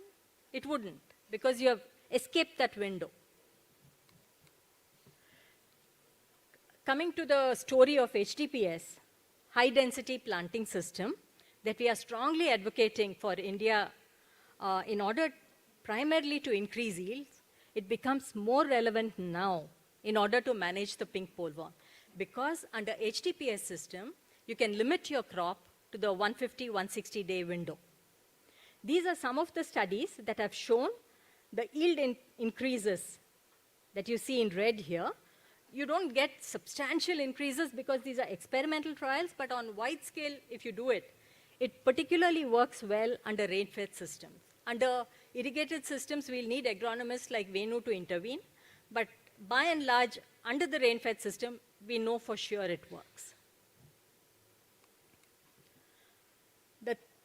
The first strategy was terminate your crop early, then protect your first form squares. The third one is convert stalks and ginnery waste to biochar. This is a newfound passion, and I would like to state that we've done it in Zambia, and I shouldn't say we have done it, Zambia themselves have done it, and we learned from them. So it was Martin Simasiku, who is working in Lusaka. With his help, we were able to demonstrate that you can adopt a cone pit method to make biochar on the farm. Cone pit is you just dig it in the soil and make biochar in the soil itself, in that pit. You don't need any structure, any implement, nothing to make it. This prevents carryover of the diapause larvae and pupae that occur within the residues. And it prevents that, and it reduces suicidal population of pink bollworm moths in the next season. Also, when you convert stalks and ginnery waste to biochar, you facilitate enhancement in soil health and also soil sequestration, carbon sequestration that we heard this morning. This is a picture. This is all the statistics of what happens when you convert cotton stalks into biochar, where 40 million tons of cotton stalks into biochar will fix about 61 million tons of carbon dioxide. Again, like I said, there is math involved. It's not that these numbers have been vaguely brought into this presentation, but all we know is that you can fix carbon, you can eliminate the pink bollworm. the residual populations of the pink bollworm, and your yields will increase significantly and sustainably. This is how the pit is made, the cone pit method. And then we also started trying to create the synthetic terra preta, which involved biochar, legume nitrogen fixation, green leaves, dry hay, cattle manure, molasses, and the local biofertilizers, Jeevamrit. And it's working very well. Terra preta, there's a story of how biochar was naturally formed in the Amazon region. And that's a story in itself. But importantly, we are trying to create this synthetic terra preta. Now, when do you bring in pyrethroids? You bring in pyrethroids when moth populations of the pink bollworm cross economic threshold level 120 to 130 days after sowing. Because that time you will not get any helicoverpa, the crop is old. So that is the time when you can spray pyrethroids against the pink bollworm. This is effective against pink bollworm moths, protect against late season locule damage, deters other seed feeding bugs. You have the dusky cotton bug and the red cotton bug that is a real menace. You know, it's more irritating to see it on these open bolls because they suck the sap from the seed and affect germinability. But do not use pyrethroids early in the season. Deploy genetically modified cotton hybrids with homozygous parents. That is, both parents. First of all, don't use BT cotton hybrids, in my opinion, but you don't have a choice now. You've already started using it on a wide scale. So if you're using hybrids, then make sure that both parents have the BT gene. This will not make a difference now to pink bollworm in India for Bolga too, but any other GMs that are likely to come soon, this will set a precedence. Especially PK Singh, Dr. PK Singh will be speaking about the new transgenes that he has. So if he decides to commercialize it, we should make sure that both parents have the gene. Coming to the whitefly, this is more of a problem in North India, as you will see here, less of a problem in Central and South India. Factors that trigger whitefly outbreak in North India, late sowing. So again, it's in your control. You sow on time, you will not have whitefly problem. You delay your sowing, you're likely to have whitefly problem. Cultivation of susceptible hybrids. This used to be what India learnt a bitter lesson. When we were releasing our BT hybrids, we started releasing randomly, left, right, and center. So we ended up releasing susceptible hybrids, but now we have become smarter. We screen the hybrids in hotspot areas of the whitefly, and we ensure that whatever comes out commercially is resistant to whiteflies. Poor field sanitation. Generally, our thing in North India especially, because they release the canal water a little late, farmers are in a hurry. So they tend to, if they don't adopt clean cultivation practices before the onset of season, they're likely to have pink bollworm, the whitefly problem. They should not do it during the season. They should have sanitation measures before the onset of season. Poor choice of insecticide. If you continuously spray insecticides like the pyrethroids, triazophos, where the pest has developed resistance, then you're likely to have flare-up of the whitefly population. So repeated use of pyrethroid group should not be done. High humidity and temperature in a dense crop canopy is bound to cause a bit of a whitefly problem. But if you do all what should not be done, then this problem is going to be more severe. Very simple. Whiteflies have a very good array of parasitoids affecting it. But in case your natural control is troubling you, you're not able to do it, don't use any other insecticides other than that is recommended here now. The first would be, they all belong to different groups. That means they have different modes of action. And the chances of development of resistance in the whitefly to these new molecules is less. We must remember that every molecule of a pesticide that is brought out entails huge amount of research. So some carelessness on our part will enable the pest to develop resistance, as a result of which we might lose an expensive molecule. These molecules are not only expensive to produce, to invent, but they are also expensive in the market when you buy it off the shelf. They're not cheap like the class 1A or class 1B insecticides, which we don't want the farmer to use. So when somebody decides what insecticides must be used in cotton, we beg all of you to follow these just 4 choices that you should make. Follow the JMPM, FAO, WHO criteria that provide ecologically acceptable molecules. Ensure that it is effective. Otherwise, why do you need a pesticide? Ensure that it does not cause resurgence and that it does not affect non-target organisms. So for this, our Bible is the annual publication by Cotton Research and Development Council, Australia. It's available freely on the internet. Please download it every time you have to make a choice of a pesticide molecule, if you have to make. And this is produced annually. This is how the table looks like in that particular book, where efficacy on the pest is presented, its impact on parasitoids, predators, and bees is presented, and the possibility of causing resurgence of insects is also presented. So please use this manual when you have to decide on which insecticide to use. You know, you have these list of pesticides here. It enumerates the target pests. It enumerates the natural enemies, how toxic it is to these natural enemies, and does it cause resurgence? Everything is addressed here. Cotton uses only 4.42% of the global pesticides and not 16% as reported.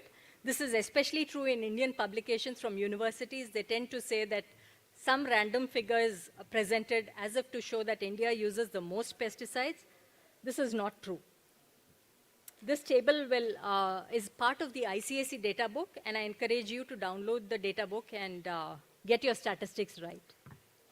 Similarly, while US uses maximum herbicides, India uses more pesticides as compared to herbicides, fungicides, and the other groups. China also uses more insecticides, as does Brazil. But you will see time. Yeah. Let's make sure that the highly hazardous pesticides are avoided. India still recommends, at least 10 are found in the recommendations for cotton. So please, let's become smarter in the use of insecticides. There is a new emerging disease, which is a boll rot disease complex in cotton. I have no experience with this disease. I didn't encounter this when I was, it's just come about in the last 5 years. So I think I'll stop here. But this is a disease which is more of a problem in central India, and it's affecting Bolgar 2 cotton. So, and there are certain management strategies that have been developed by Dr. Y.G. Prasad's Institute, Central Institute for Cotton Research. But I noticed there was a heavy, balance. There was a tilt towards the use of fungicides and, more of the hazardous fungicides. So I will not present this right now, as more research is required. So basically, I end my talk here. Thank you very much for your patience. And thank you once again for giving me this opportunity.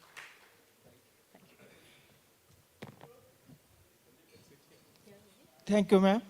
Our final panelist is Dr. P.K. Singh.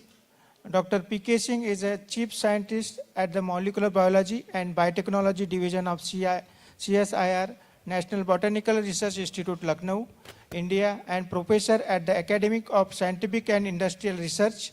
He obtained his master's degree from Guru Nanak Dev University, Amritsar, and his PhD from CSIR, National Botanical Research Institute, and the University of Lucknow. In his early research days, he developed a novel method of chemical synthesis of the double-stranded DNA and became the first Indian to synthesize agronomically useful gene artificially. His current research interest includes identifying novel proteins for the control of cotton insect pests, structure functions relation of insecticidal proteins, mode of insecticidal action, protein engineering for higher efficacy, the development of insect-resistant cotton through genetic engineering, safety study, and deregulation of GM cotton. Dr. Singh devised an innovative method of isolating novel insecticidal protein from ferns and cloning their genes.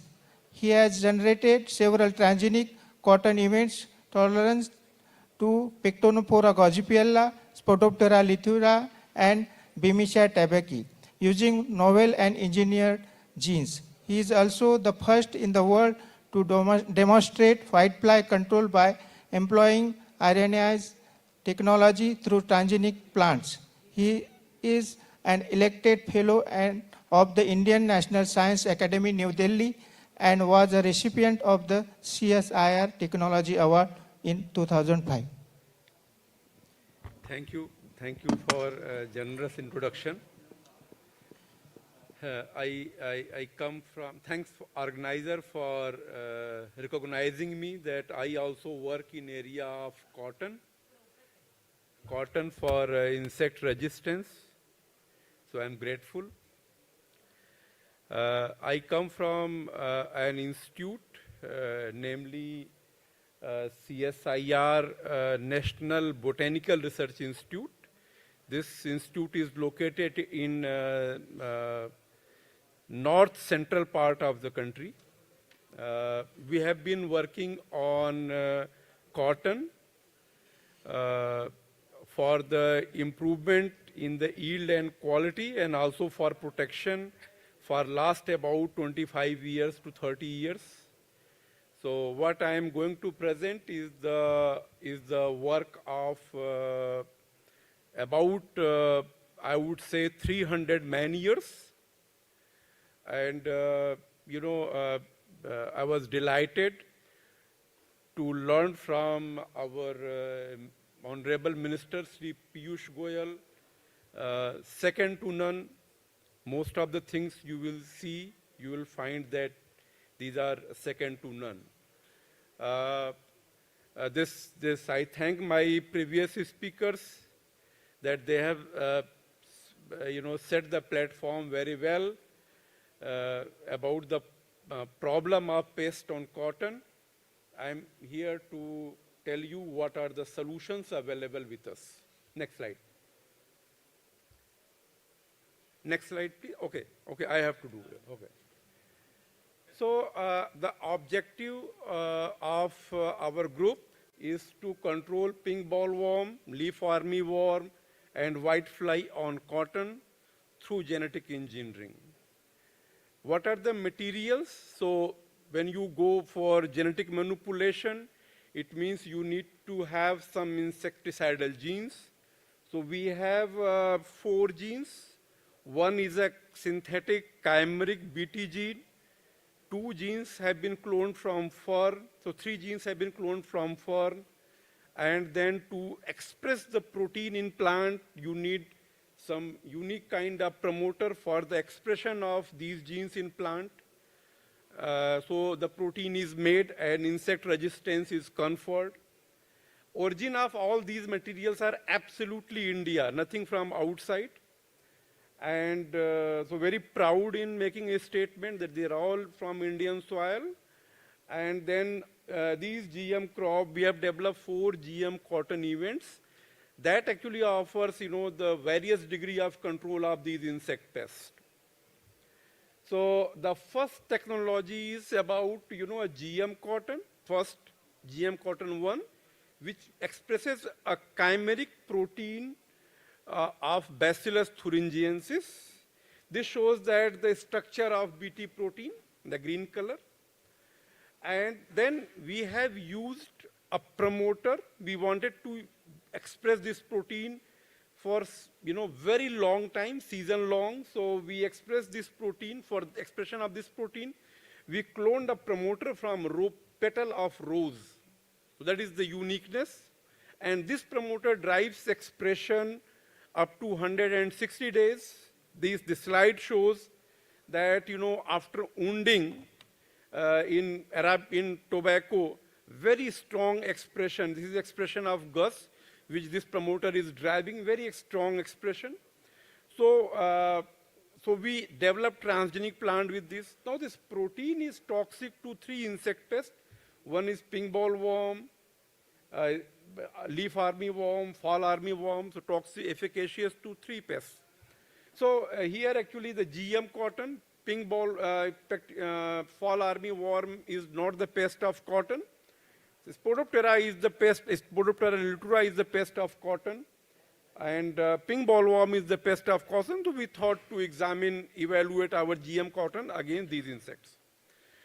So our institute has a strength of engineering the protein, cloning the gene, development of the transgenic plants, and we have also developed expertise in rearing the insects and testing the insects, testing our GM cotton against the insects.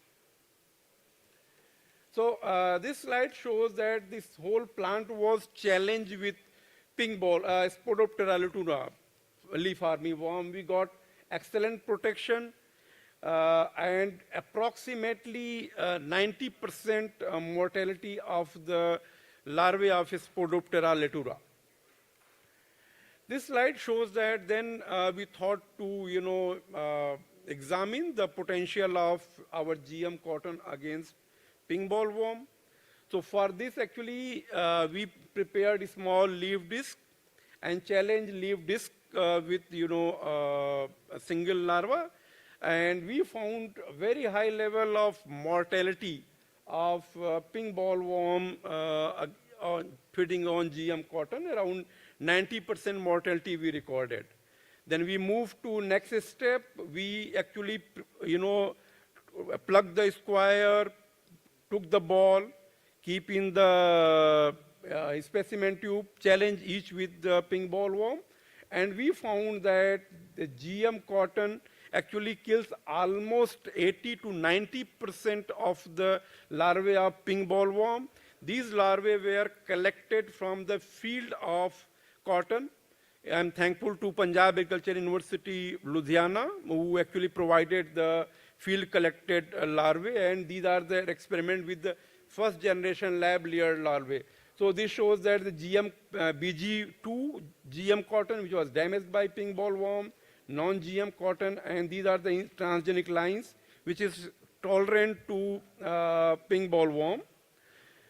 So around 80 to 90% mortality we have recorded, and then we used this a beautiful protocol developed by Dr. V.N. Bagmare of CICR Nagpur, where on the ball you release, ball should be of 12 to 15 days, you release 5 insect larvae, bagged it, and examined the balls after 21 days. We never ever found any locular damage in GM cotton, and in case of non-GM cotton or bull guard cotton, the balls were always damaged, and we could see, entry hole and exit hole. In case of non-GM or bull guard 2, we have never ever seen any kind of damage in GM cotton. So, there was a question whether this, the plants are resistant to, third instar larvae of pink bollworm.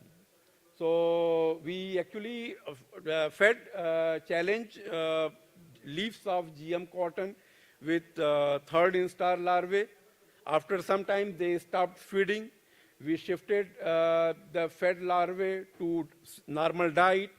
And from there, actually, we found that in case of, bull guard 2 or non-GM fed larvae, they actually grew continuously and pupate and advanced to new generation, next generation. In case of, our GM, they could not actually continue. They shrunk and finally, mostly died. Only 10% formed pupae, but they could never advance. So what I am trying to conclude that we have finally selected 2 GM cotton lines, event 519 and 523. They cause more than 90% mortality to the target insect pest. Kits are commercially available. It actually expresses protein more than 1% of total soluble protein. And determination of at the various stages is in the development, expresses protein in almost all the parts of the plant, like pollen, bract, you talk anything, expression is there. we have actually determined the franking sequence, and we found both the events are absolutely clean. There is no extra DNA integration, there is no deletion, no gene has been damaged. This material is with us. You are most welcome to examine the material. If you want to do back crossing, that also we are freely, open for any kind of collaboration. Now I am moving to second technology. This is about the discovery of, so here the target is whitefly. And so for whitefly, gene proteins are not available. So we are the first in world to develop a protocol to test, examine whitefly. We had initiated some work with double-stranded RNA. Almost whole world is following our protocol for testing whiteflies. But we left dsRNA research because I found some ambiguity there. We purified insecticidal protein from the foreign biodiversity. You should see some of the publications in PNS where somebody has isolated another protein. And then Tabashnik had written one commentary in PNS. Elizabeth has written one commentary in Science about the research that we have done, and I am going to present to you. So we identified 5 proteins. So it is the story of the first protein. This protein is, possibly forms a heptameric structure which creates actually pore inside the midgut.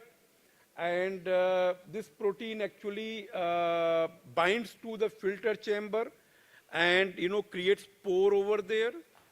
So this is the property of this protein. So heptameric structure binds to some receptor in the midgut, filter chamber of the midgut. And when you feed this protein to whitefly, there is a drop in the glucose level, triglyceride level, and ATP levels in the whiteflies. So this is the property of this protein. This shows that the protein this is an intact insect where we have shown the accumulation of labeled protein. And this is the, the gut we have isolated and labeled the protein. So this experiment was done. We developed GM cotton. You have this GM cotton actually attracts whitefly from the surrounding and actually make them sick and finally die. These whiteflies are very sensitive to temperature. One day actually air conditioner in our glass house actually got bad, did not work. And we found that a lot of whiteflies were actually dead at the edge. Then actually we learned that in this process, temperature was higher by 5 degrees centigrade. And then we performed the experiment and found that if GM, actually they die, otherwise also they die. But they attract a lot of whiteflies. The number of whiteflies on GM cotton is always more than non-GM cotton. Then another, the magical property of this GM cotton is it attracts a parasitoid, namely Eretmoceras. So Eretmoceras comes and it lays eggs near the eggs of whitefly. Whitefly eggs actually from nymph actually comes out from the egg. Nymphs become little bigger. Once the nymph is little bigger, then actually larvae from the egg of Eretmoceras comes out and actually enters in the nymph. So this shows that some stage of Eretmoceras nymph larvae inside the nymphal stages. This shows also. So these are the various developmental stages of parasitoid. When they develop much, the larvae become weak. So this slide shows that if there is a whitefly, they will actually make a T-shaped cut and whitefly comes out. If there is a parasitoidism, if parasitoid is there, then they form, oval kind of cut, and then, the Eretmoceras comes out. We have seen that in our laboratory and also in another ICR laboratory based in Varanasi, Indian Institute of Vegetable Research. We have seen approximately 80% of parasitoidism, and it is a season independent. Wherever there is a plant is grown, if whitefly comes, its nymphs are always parasitoided by Eratmoceras. So this is the kind of model we are proposing, that this plant actually produces excess of beta-caryophyllene and alpha-humulene. It is able to attract whiteflies. Whitefly feeds, its glucose level, triglyceride level, ATP level comes down, and then it attracts, but it is able to multiply and lay eggs. It attracts parasitoid, and parasitoid actually finishes the almost 80 or 90% of the nymphal population. And finally, you know, it becomes trap come death sink for whitefly. I'm just finishing. So we have grown GM cotton. So in one chamber, we have grown the GM cotton, and we grew control cotton. You see that all the white flies are collected here. Non-GM cotton is very happily growing. It is the other way around, and we found that this is. Then actually we thought that people would not believe that the two chambers are together. So we actually broke this whole polyhouse so that you can take photograph in one shot. We found that non-GM cotton is absolutely fine, and GM cotton was damaged badly. When we keep on growing this control cotton in our polyhouse to maintain the whitefly culture, and we found that when we developed this GM cotton, we call it as GM guard cotton, we have seen that whitefly population is continuously dropping. At present, we have almost finished the whitefly population in our polyhouse and in nearby area. So with this, actually, I am concluding my talk. The message from my side is that insect defense in cotton can be achieved through lethality, insect sickness, deterrence, reproductive impairment, and all. With these attributes actually need to be tested in open field for 3 consecutive years. If you do not test, you will never know the potential of the GM plant.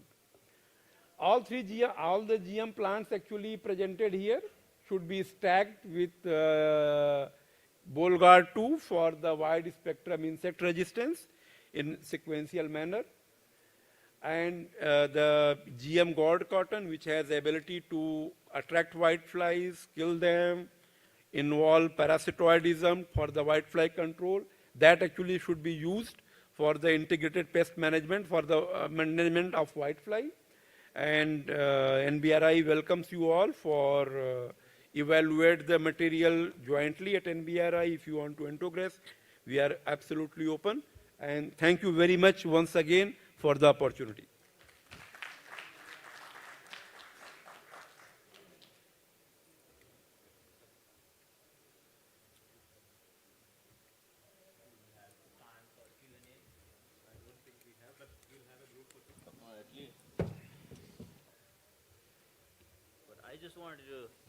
I just wanted to make a remark on your presentation, sir.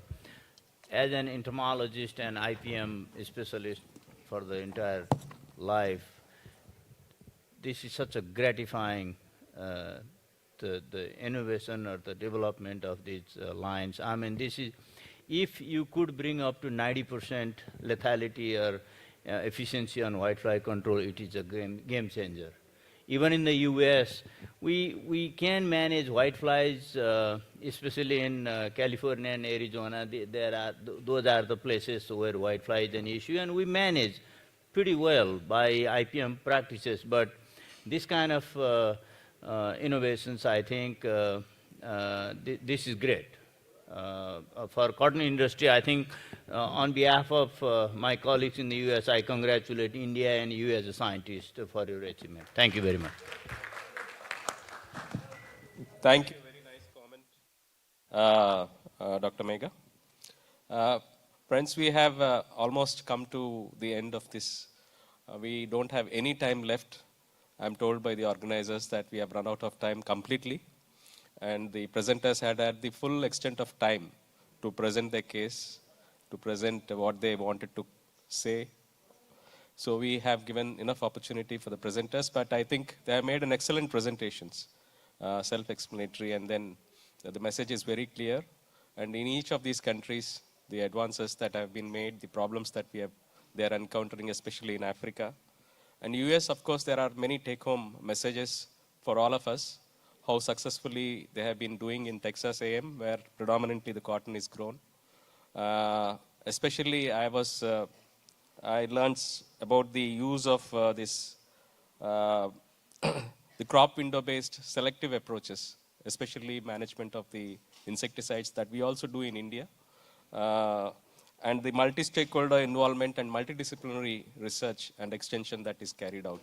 These are two take-home messages which I could see that, especially for the control of sucking pests like ligas, confining to the mid-season. So phenology-based, again, Dr. Sandhya also, Dr. Driana, of course, from Africa, second speaker. She was focusing on more of what lacks in Africa. There are so many constraints that we have, but the pest problems are so enormous. And basic entomology, basic pathology, basic agronomy, the resources constraints and research constraints that she has been able to highlight, and needs a lot of support for the extension programs, for the research networking. So many, but some positive points that I could see from her presentation is about the use of a very innovative, locally adapted practices like crop rotation, intercropping.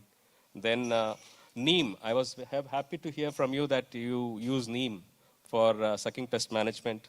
And then also a surprise to know that there is insecticide resistance issues in Africa. That is also, and one question that Dr. Sandhya also raised is whether we should go for transgenic GM cotton in Africa, where bollworms are not so serious, where sucking pests are mostly major. So this is also which she has raised for you. And Dr. Sandhya, of course, she also took the same line of insect phenology-based, crop window-based management strategy for pink bollworm in India. And also, I would like to inform you, Dr. Sandhya, that in the North Zone now we have, for especially the whitefly or the pink bollworm, we are now moving from suicidal generation to survival generation because of a host of factors of carryover of the pest. It's now becoming a number of broods which are driving the higher incidence of pink bollworm in the North Zone. And your presentation was very lucid in the way that we need to manage pink bollworm, such a menacing pest in India.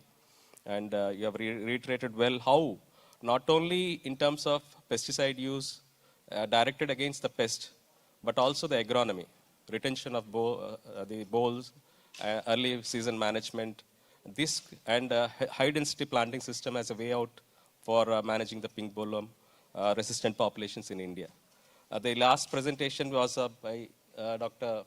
P.K. Singh, of course, many innovations, many firsts, excellent work, and both the Punjab Agriculture University and CICR have been involved in some of this research, especially for the whitefly TMA12 research that we could do.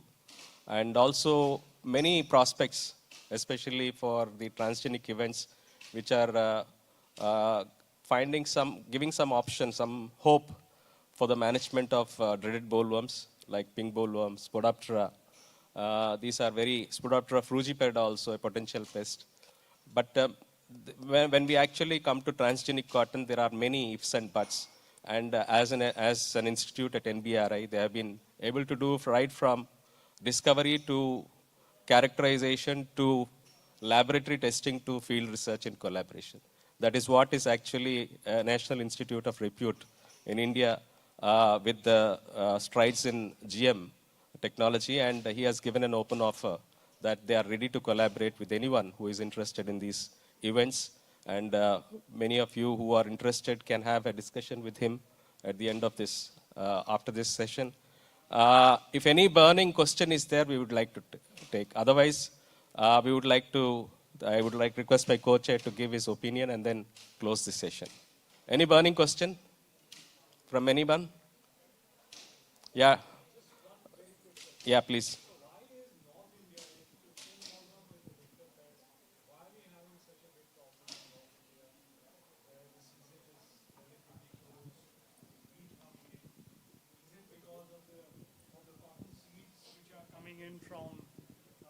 ginning from different areas. So I just wanted to ask that. And very quickly, you mentioned about homozygous. Do we have homozygous BT hybrids available today? I'm not very sure. I think we do have now, because most of the companies had moved. They were smart enough. They're quick to move to homozygous parents. But about the first question, it's, I think, mostly due to the movement of seed, as well as the seed cotton movement also has happened. That is why ginning companies are facing this problem of excessive moth numbers in their vicinity. And that has caused problems in the subsequent neighboring crop. Also, the stacking of cotton stalks, that could also be one reason, which carry diapause pupae in them. That could be one of the reasons why they have more pink bollworm. Thank you. Dr. Manish, you had some query?